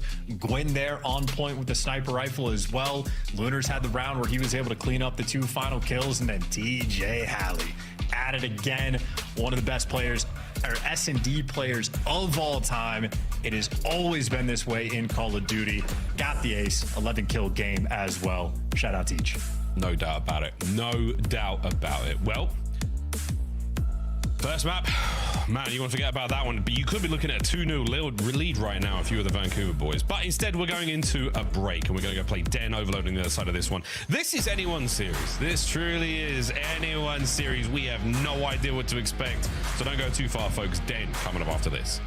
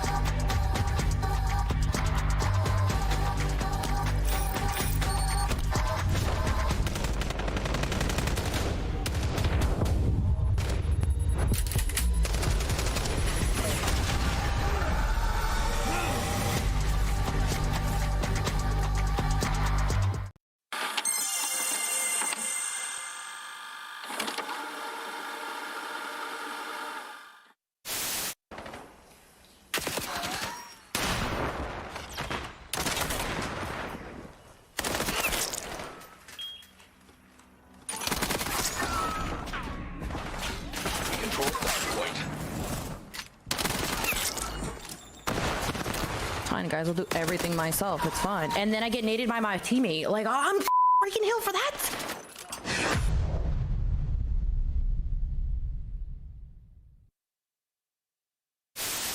Go one by one. You gotta This is not how you play the game. AG hit front by himself. That's the best. How many times did we praise Optic for their ability early on in this game to understand how challenge the good help from inside on the cross as well. Keeps him alive now. The regen. Look at the battle. 30 seconds. You see him? Got it, one bullet. Got both of them. God, 81 bullet. I just shot the ball.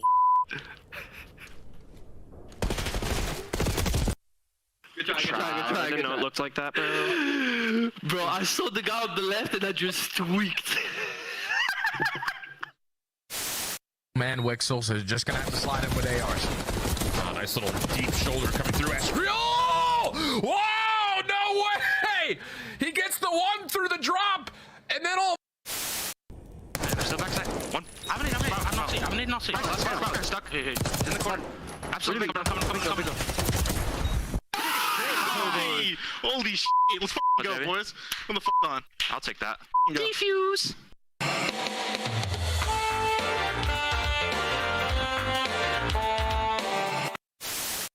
Oh my God, what a play. Coming in from old time, and I love this. Well, now shots Can't this. Yeah, what a play.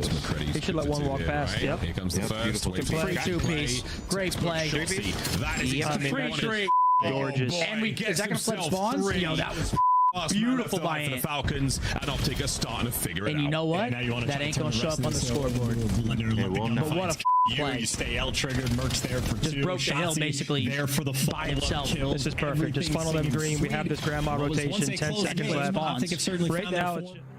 COD Champs tickets are on sale now. Come see the best teams lock in for this season's grand finale in fabulous Las Vegas. All 4-day passes come with early venue access. Head to phasevegas.com or scan the QR code to get your tickets now. Look like the pros to play like the pros. The CDL team skins are available now. Scan the QR code or check out the in-game store now. Scuff, official controller of the CDL. Welcome back, friends. It is time for the LA Thieves and Vancouver Surge to play a game of Overload against each other. That's right. Map number 1, what a comeback. Map number 2, we ain't going to talk about it. Map number 3, let's find out. And as everyone that has played Ranked Overload has experienced, if you're not in a 4-stack with comms, this is a mode that is extremely punishing. A single bad route off of spawn, one guy just doesn't pay enough attention to the device, you get punished immediately. So this is a real test for both of these teams. All 4 players have to be on point. You need good communication as well. Neither team fantastic at 10 Overload, but it feels like Vancouver Surge, I mean, they're trying to shake off what has been a tough season for them so far. And the LA Thieves, essentially a new roster. Neum doing what he can to try to help a struggling super squad out. We're going to find out what both our teams are made of here against one another. Somebody has to win. Somebody has to improve the record today. Unless we go to a draw, which honestly would be hilarious. Then we reset and play the map. I'm pretty sure is the rules. So I'm not going to pretend to have read the rulebook in this exact. No, that's what happens. Yeah. If it's a 4v4 draw, time ticks down, nobody touches the device. I think the game just does end in a draw, and you got to play the entire thing again. It will happen at some point. The monkeys on the typewriters are getting up.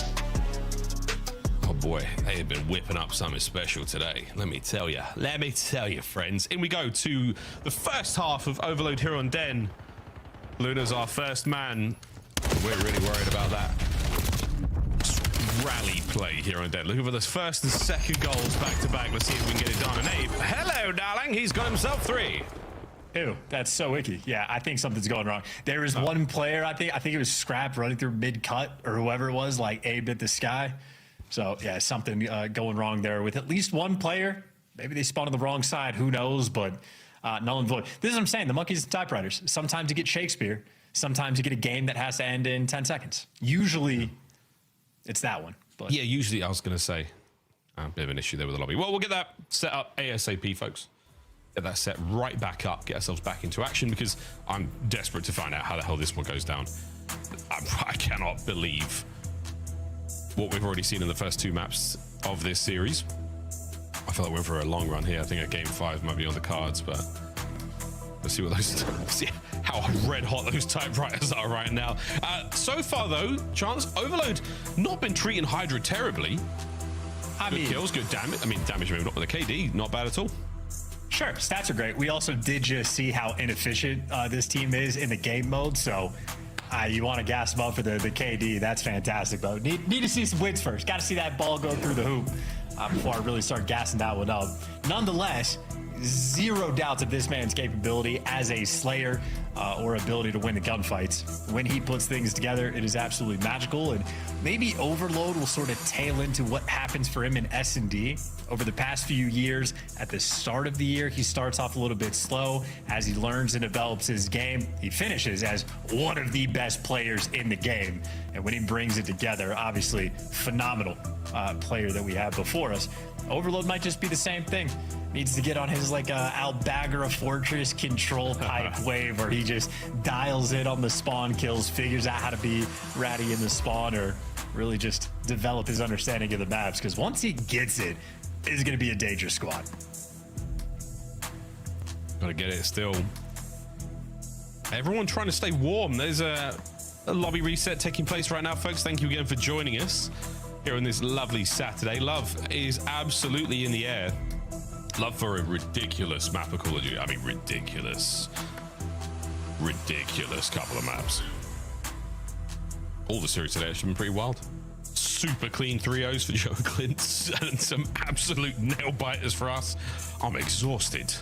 Tell you, ain't tired though. None of those Surge boys bounce back in the series, get themselves that much needed S&D win. Still unable to crack the first map curse. Still unable to break that curse, and they've got to figure it out, folks. They have absolutely got to figure it out.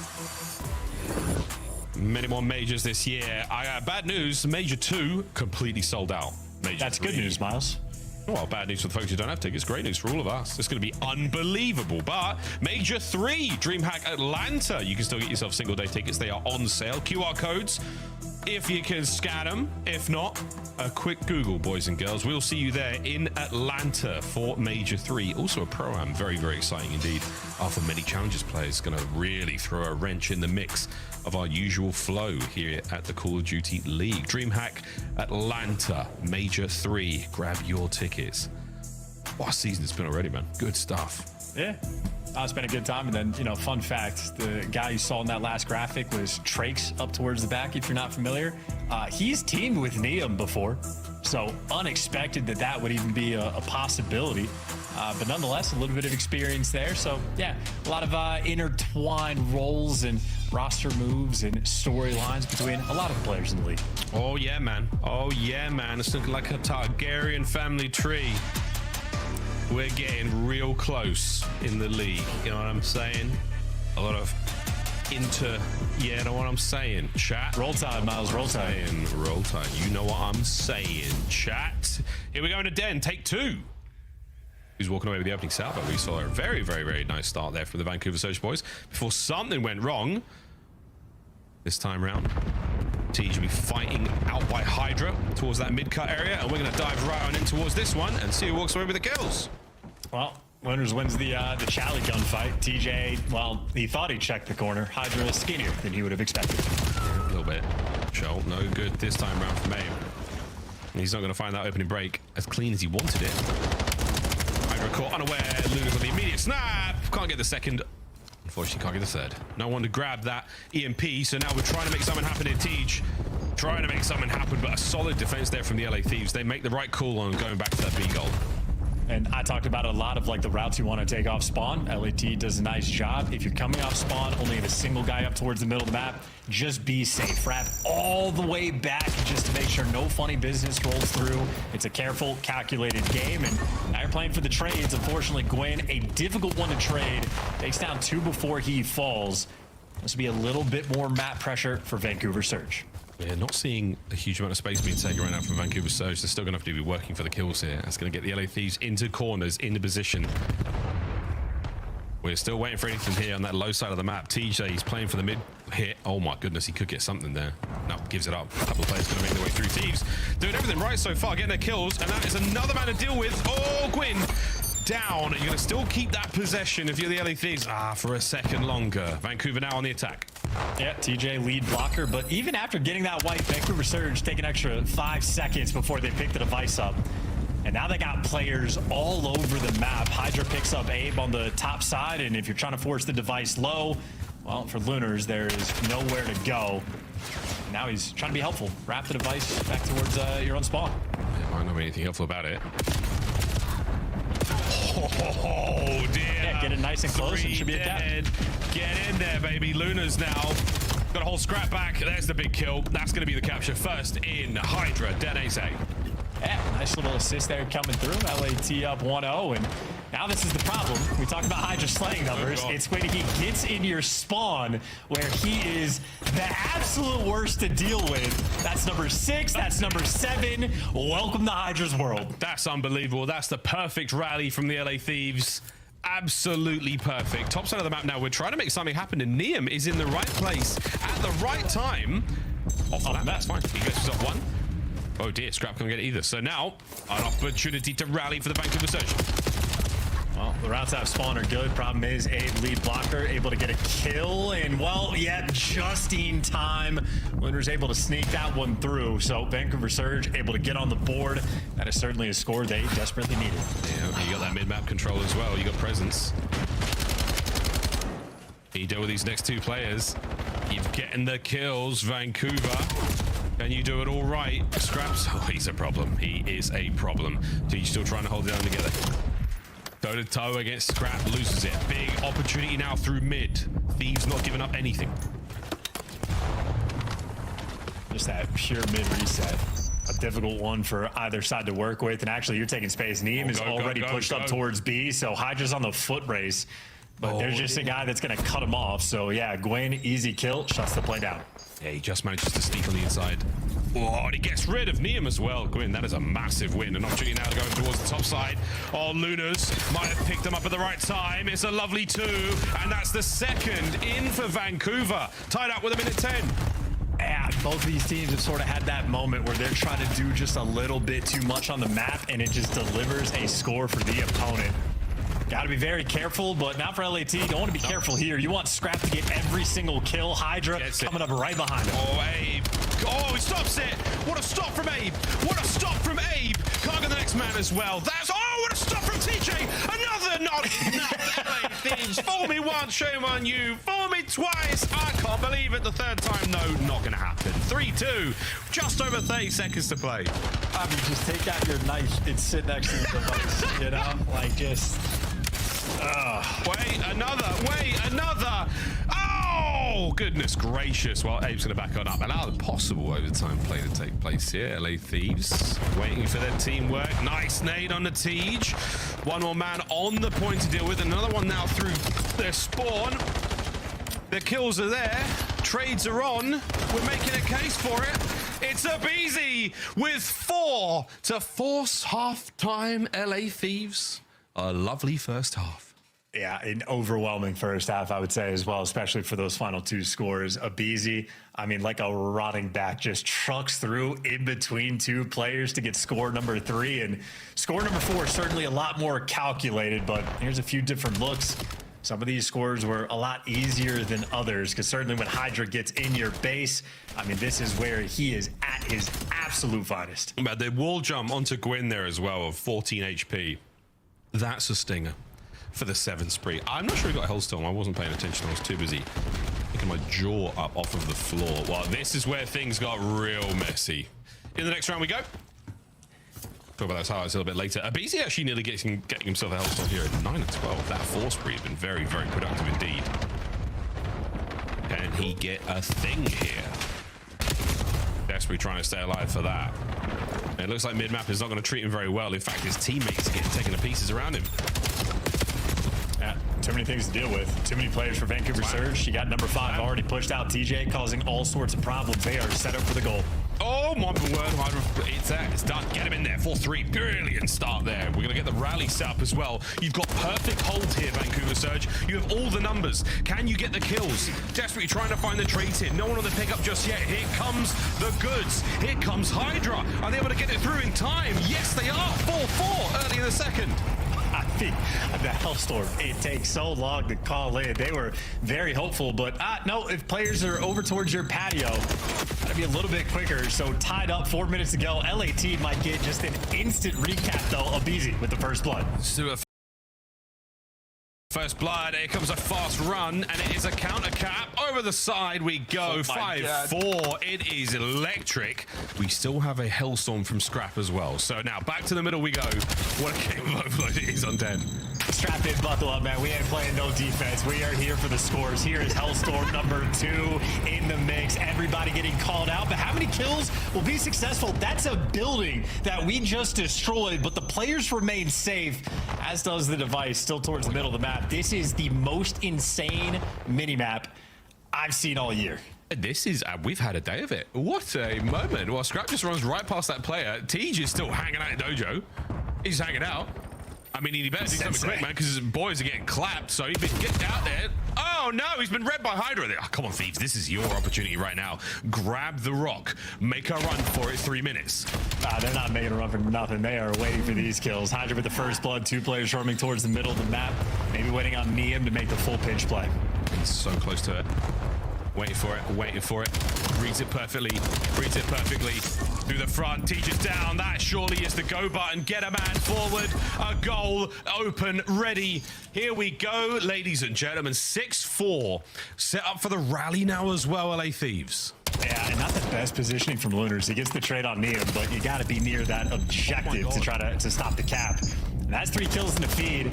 Abe's doing the smart thing. He's just playing keep away. Not going to cook up anything great, but he buys his team a ton of time. Great shots that Scrap. No one's getting out of spawn. Right, no one's getting out of spawn. No one's getting out of spawn. Here comes number 7.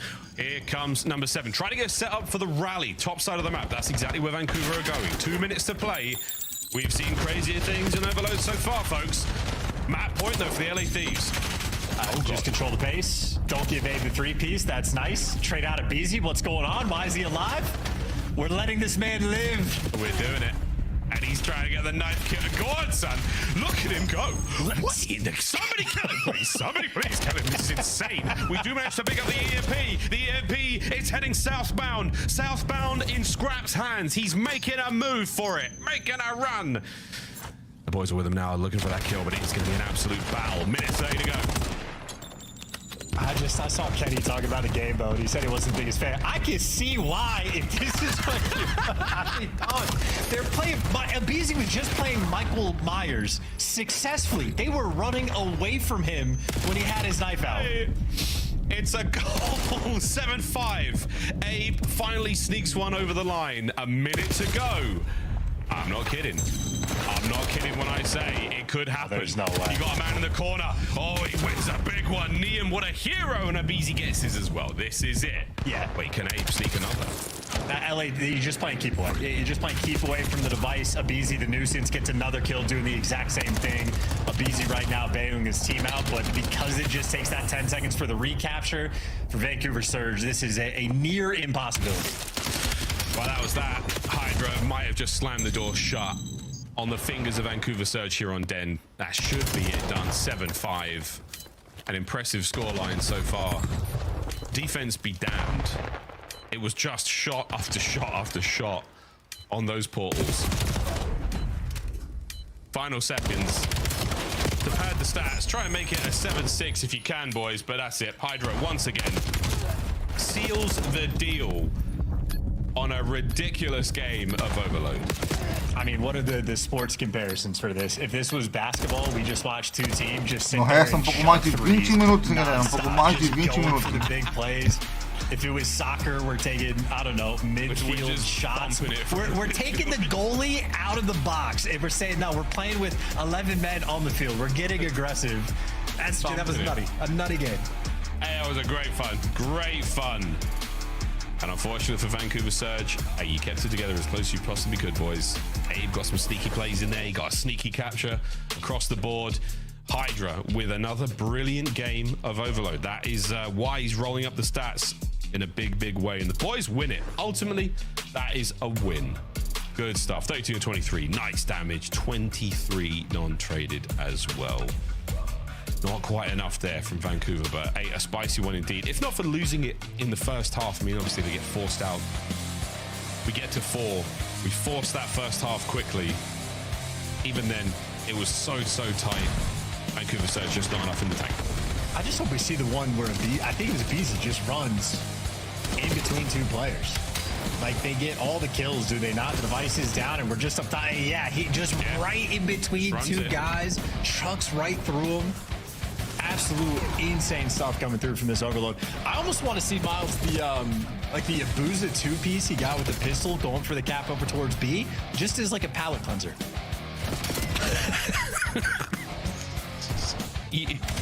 You're not gonna get it. You're not gonna. You're not. This was fantastic though, man. I mean, you were not wrong. We're chucking threes. This was end to end. We're just charging. Good stuff out of thieves. Dub's a dub, man. You're gonna absolutely take it. The surge now. It's match point for the LA Thieves. They've got to turn it around now in a hard point. Now the chances are they can, and we're gonna get that game 5. Very, very good chances. Exposure gotta go right. The first hard point, I mean, the comeback is certainly going to haunt the Vancouver boys, but if we get to that Scar, search and destroy, things look super duper different. Oh my word. Wow, here we go, folks. Exposure hard point, map number 4. Mate, how do you think about this one? Where are you going? Because I genuinely think Surge do it. I think they would get a game 5. Why do you think this, Miles? Because today is insane, Brev. That's why. Because today, the typewriters are ablaze, flaming, red hot keys, insane. That's why. It's Valentine's Day. It's insane. It's silly. It's just silly. I hear what you're saying. I'm thinking LAT should have this one under control, would be my expectations. I think the AR players are going to be on point. That Neum looks solid enough in map number 1. Very much a straight shooter. And like the gas that's come from the Neum camp or people that have seen him play in challengers talk about how he's sort of like a vet style player already. He's been around for a few years, has a good amount of experience in his back pocket, and it's just the way that he approaches the game should fit into the CDL quite nicely. So far, so good. But I'm thinking the ARs on exposure going to be shooting their guns. I think Scrap is out here just lighting the kill feed up. Certainly in the overload, anytime the game was made easy for him or Hydra in any capacity, just immediate running it up, ridiculous slaying power like rolling through, and just sort of these pop-off moments. But I think the long lines of sight are going to treat him well. It usually be like that. Well, Vancouver, let's see what you're made of, lads.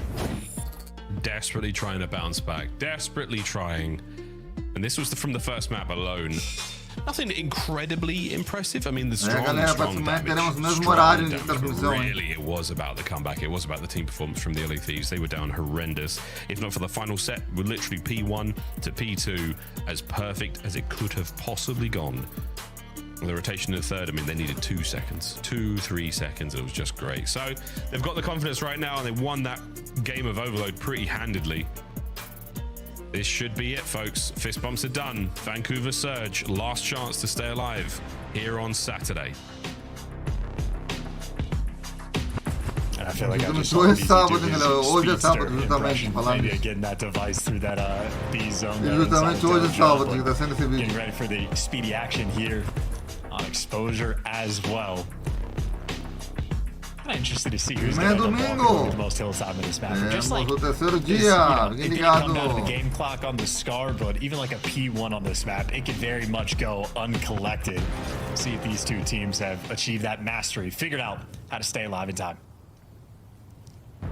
Good luck on this P1. A free through the window? Yeah, sure is. Damn, someone now. Oh, damn. What an opening for a Scrap. A lovely 2. Last man, Tej gone. We're in time.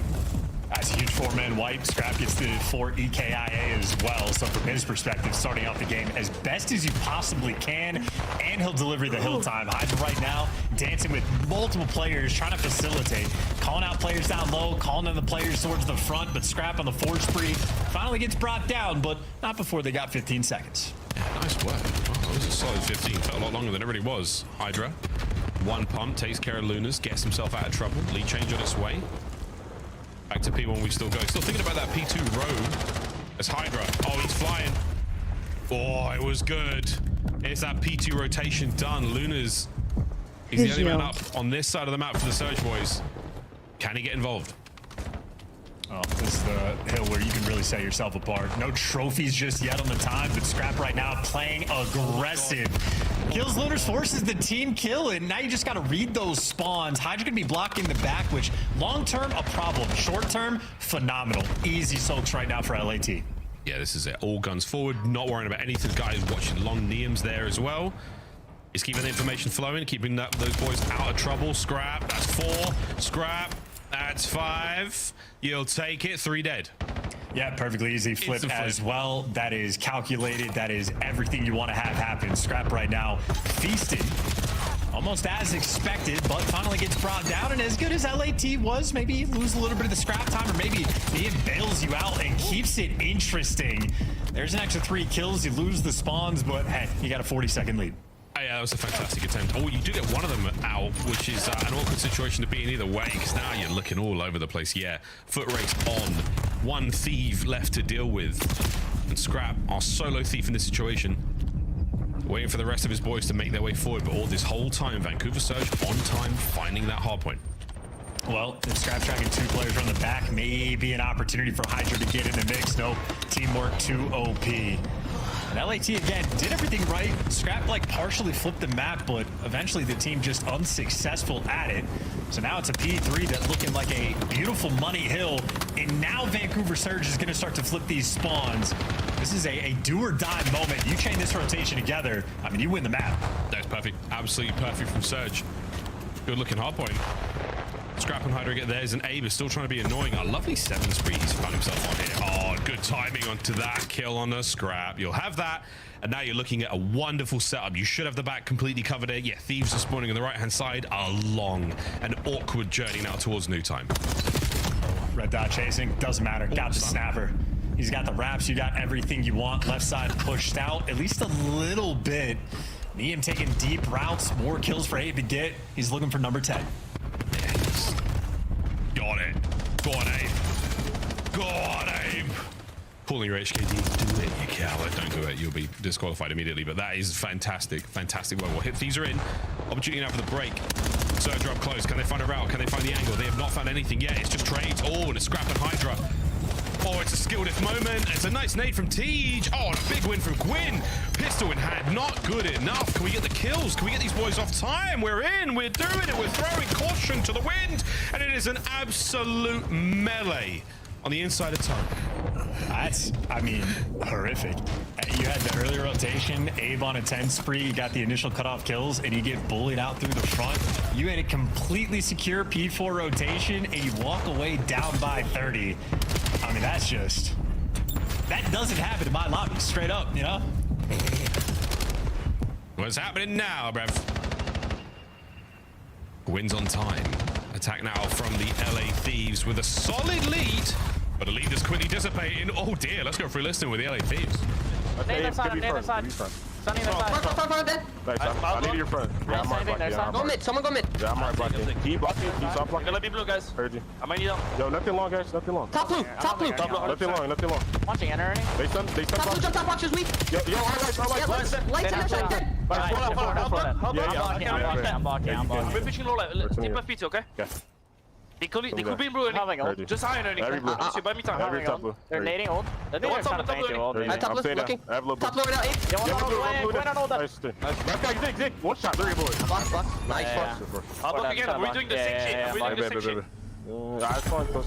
If you want to use soap, take your time. I'm needing your Zig. I'm laying down. I need your Zig. One with Zig. I need your Zig. Zig, chop me on time. Grab your light. Give me Zig, chop me on time. Blue. Okay. Last two. Yeah, I'm trying to go to your car. Last two. Yo, I have all your boxes. Stay down. I have all your boxes. Stay down. Every box. Nothing boxes. Nice. Two boxes. Stay down. 2 boxes, one shot. Play my life. Ace in need. Ace in need. Nice. I'm just laying down on time. So I got naded. He could be boxed. Yeah. Top white blue. I didn't need your Zig. I'm laying down on time. Didn't need your Zig, guys. I'm shot on time. Yo, you want? Hard some Zig. One box is dead. Zig. Low blue boxes. Nice. I'm fishing left. On, I got a block. Y'all pitch right, okay? They have to play for this. No, Watch it, I'm staying new. I'm staying new, guys. Heard you. They're all hitting y'all. There you go. Last guy. You shot me down. Yo, what the fuck? Okay. Alright, I'm gonna take a right route. Yo, two con. I'm taking a deep right route. Cut right now, weak dead. Nice, that's one, guys. Yo, I have a cruise. I hear. Yo, I'm cruising. Yeah, you I hear. I'm playing to deep. One offside out. Offside out. Cruising. Gonna be. Still spawning quad. What's Eno on me? Yo, Arner's going dip. Nice, stay alive. Yo, ready? Yo, one they're inner, one's like under their quads, and one they con. Under their quads? Yo, like, on quads. Under quads, one shot. One shot dead. Nice. 20 out there. Yo, come, guys, come. Last guy's winning. Flip. Last guy's winning. Yeah, last guy. We can Hold my mid, hold my mid. Okay, I got you. One streaking. I'm taking a chop. Taking a chop. Weak hitter. We have another streaker now. Yeah, streak. Challenge time. 2 on time. Take your time. Once we cut. I'm gonna need time last one. Need time. 2 me cut. That's a great run from the LA Thieves. And Chance, your question about who's getting the hard point time so far is 8. I mean, well, true. Yeah, there you go. I was about to say it was a P1 from LAT. That was a masterclass. Hydra just over here commenting. I'm doing the exact same play again. So dominant, nobody can keep up right now. Vancouver Surge certainly on the back foot. Doing a great job of hunting players down in spawn. That's the easy job. Hard job, breaking time. Yeah, breaking time, not easy. Last man Gwyn, and he should be gone. That is indeed LA Thieves firmly in control. Now this is cruise control, man. 100-point lead, no looking back. Kills just flowing their way in a map where, I mean, just to be frank, Hydra and Scrap have looked unstoppable. Yeah, this has been a Hydra. I mean, Scrap indeed. We heard the listening. The Deads were there. Every gunfight he took was immaculate. Complete and total takeover. LA Thieves' confidence key in this map of exposure. And we're sending it. We are truly sending it. Late break here from Surge, desperately trying to stay alive. Yeah, hitting hold for that 5 seconds, but you can absolutely do that when your teammate has the rotation. Yep. Would have been his first. Thought about it. Got a 2-piece instead. Neum, welcome to the big leagues. That is exactly how you want it to go. A delightful start to his time here on the LA Thieves outside of what was a very, very difficult game of search and destroy. Respawn for the LA Thieves still looking good. They walk away with a dub there, and Vancouver Surge struggles continue. Undoubtedly still haunted by their map 1 record. 0-10 to start off their series, and the first one they had there on Scar, probably the closest that they had been, but no dice there. And instead, it is an LAT, 10 extra CDL points, starting off their split right, getting a win with the new roster as well. Has to feel good to see that ball go through the hoop. And I mean, not that anyone's necessarily surprised, but like, Neum looked good. Did his job, decent amount of kills, even there on that map, 18 and 17. Feet up, because Scrap and Hydra was what, 55 and 33 combined. And Scrap, of course, doing this while soaking up some time as well. One of the better maps we have seen from Scrap this year. He feasted, did whatever he wanted. Yeah, 100%. That's the good Scrap. That's the Scrap you paid for. That's the Scrap you fill seats with. That's the kind of Scrap you really wanted to see LA Thieves fans. 3-1 final score outside of the Colossus. Not a bad series whatsoever. The comeback on the first map, like, that was the real tone set for me. Well done. When the pressure was on, those big names, they made the big plays. Fantastic stuff. To the desk, to the desk, to the desk we go. Well done, fans. We did it again. Correct picks across the board. Unfortunately, though, I have to ask the question. Everyone's running with the storyline. Neum is the right fit. True or false? The same result would happen if you had Kenny in the lineup. Yeah, I mean, probably same stats. It's hard to say. I mean, they're playing Vancouver, so more than likely. I will say though, that last map was like the best hardpoint performance and kind of what I've expected to see from LA Thieves from last year. Like hard blocking, letting Hydra make plays. Everybody remembers on the P5, Hydra reflanked them twice. And then even in listening, you heard it, like Scrap talking to me. I'm like, yo, just do this for me. He's like, just play my I'm already here. He's like, I'm already here, right? So I'm not saying Kenny wasn't doing those things, but it does seem like they're flowing a bit better. That was an easy match, though. Yeah, you're playing the bottom of the power rankings right now. Vancouver, an unexpected S&D win, though. So let's take a look at Game 4 highlights as we close out the final series on the night. TJ pops off in the search and destroy. Abe has a great start, though, for Vancouver in this Game 4. Where did LA Thieves take the game back? Because it was a blowout if you look at the final score.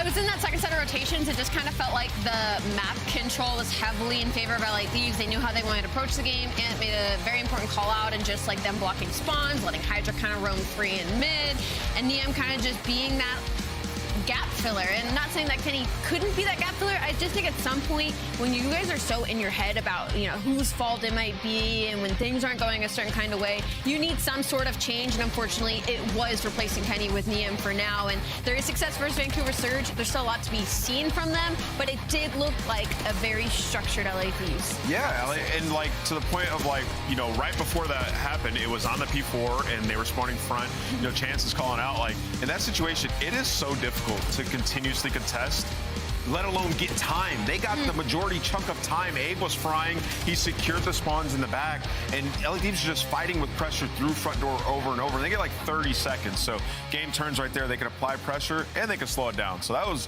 by all accounts, a phenomenal performance. LA Thieves with another 10 points towards their overall season standings. Their first 10 points, though, in stage number 2. And they've got a fresh face joining us live. Niam, welcome to the show, my guy. Congratulations on your first win at the CDL. What you say that again? They were being loud in the back. I'd say congratulations on your first CDL win. Talk to me about joining the Thieves. How did this all come up?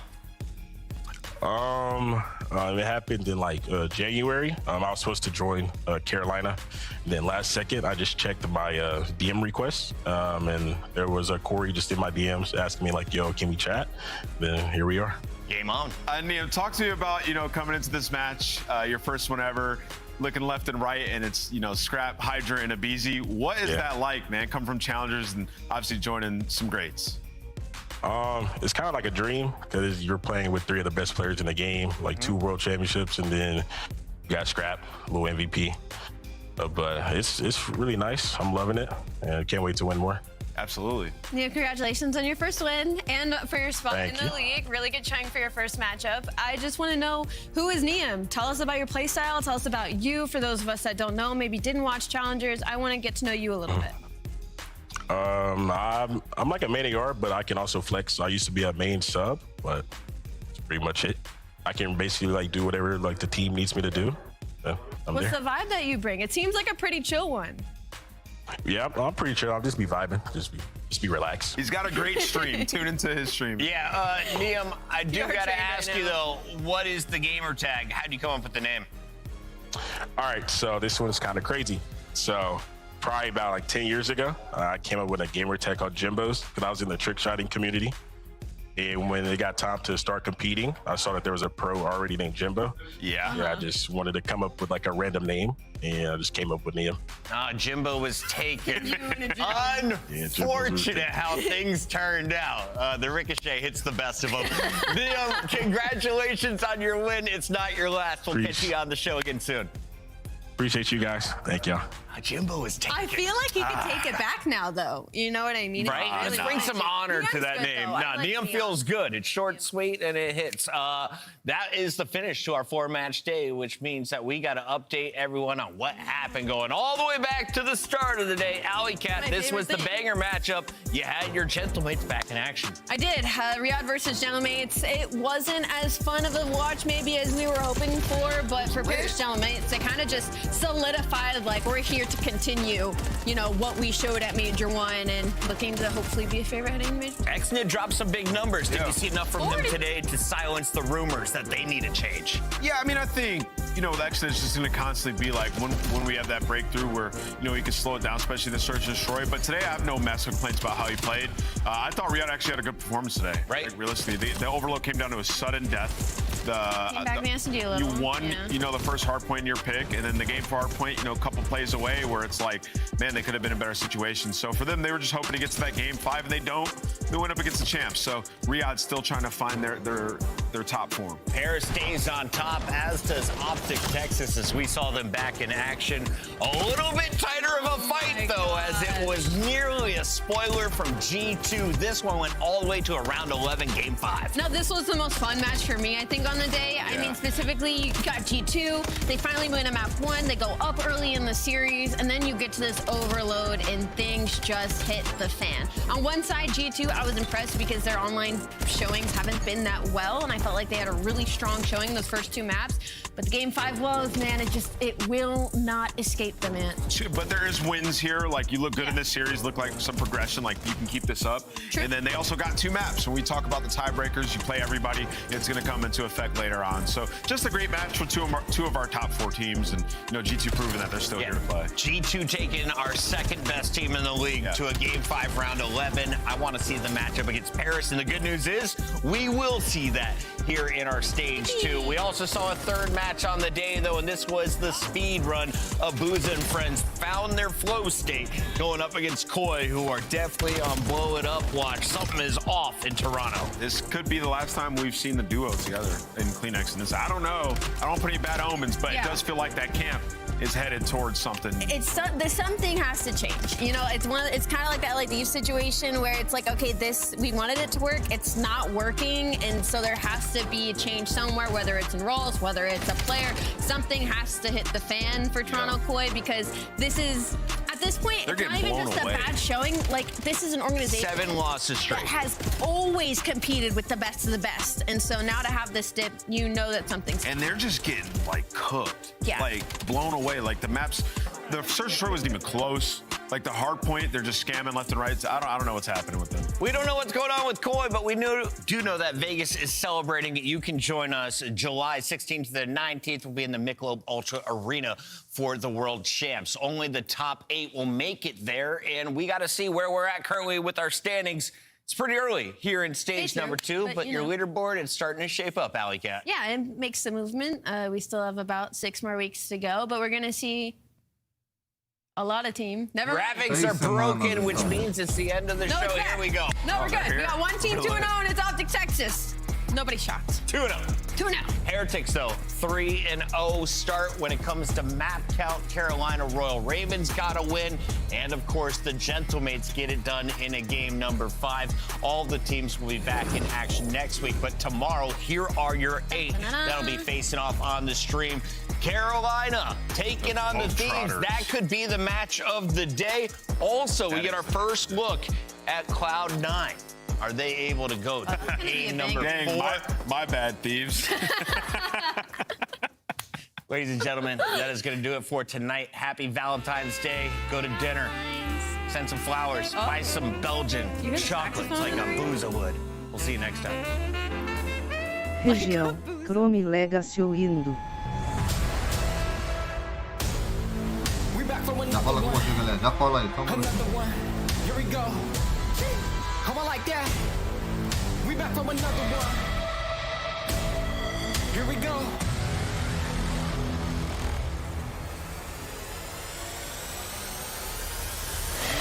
We back on the scene like we never left. Time to go put them back on the shelf. No, we do not need permission. We came in alone, now we leaving you by ourselves. Now nobody wanna play me. Everybody think I'm crazy. Guess I gotta live up to it. Nothing but to do it. Hear me? We going home, bro. Let's go. They know we done been there before. They know I done been there before. I think we gon' do it again. I think we gon' do it again. I'm ready to go for the win. Tell them let's do it again. No way, bro. Do it again. Do it again. You know what we doing. Do it again. Do it again. Tell them I'm here for another one. Another one. Let's win.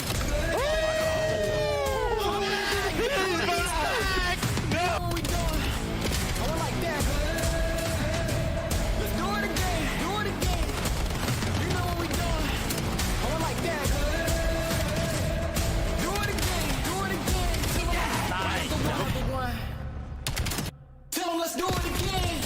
There's 2 front doors. Nice. Like, what are they doing? There's one 18 already. Watch out left, absolute set. They're go, boy. Okay, get out there, get out there. Yeah, it's start BMing. I'm Get off time, get off. Bro. Nah, bro, we're getting this over, bro. We going home, bro. Get the out of here, bro. Get my 10, I'm about to GG's, bro. Bunch of beasts, bro. Yeah. That map was dog shit, dude. Oh my god, dude.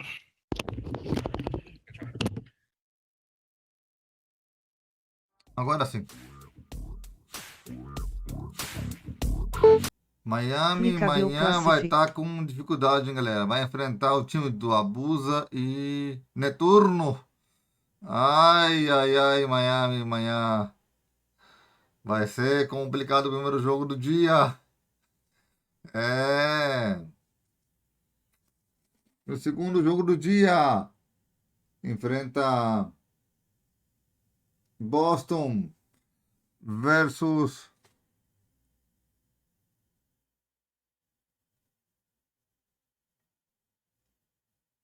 Falcões. Terceiro jogo do dia.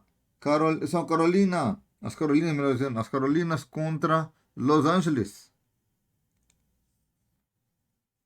E o último jogo do dia. Nova York e G2 de Minnesota. Galera, amanhã vai ser dia 22, um vídeo bem complicado, porque serão... Estou torcendo para Miami vencer, né? Amanhã para ganhar os pontos. Como ela falou, né? Aqui, a moça aqui falou que 6 semanas para se classificarem para o grande torneio em Las Vegas. Estamos em fevereiro, março e abril. Até começo de maio. Por quê? Em junho começa tudo, né? Começa a bagaça. Teremos aqui trazendo para vocês o torneio inteiro e também as preliminares. Lembrando, amanhã, dia 22, temos o terceiro jogo da semana. E passado amanhã, que abaixo é nosso... Meu amor, Maria Antônia Gavilotti. Muito obrigado a todos por me acompanharem. E nos vemos amanhã, dia 22, com muito mais aqui no canal. Muito obrigado, abraços. Valeu, falou, e eu fui. Não esqueça, deixa seu like, hein? Iniciar janela. Pesquisar janela. Pesquisar. Widget OBS. Exibição de tarefa. OBS. Interromper.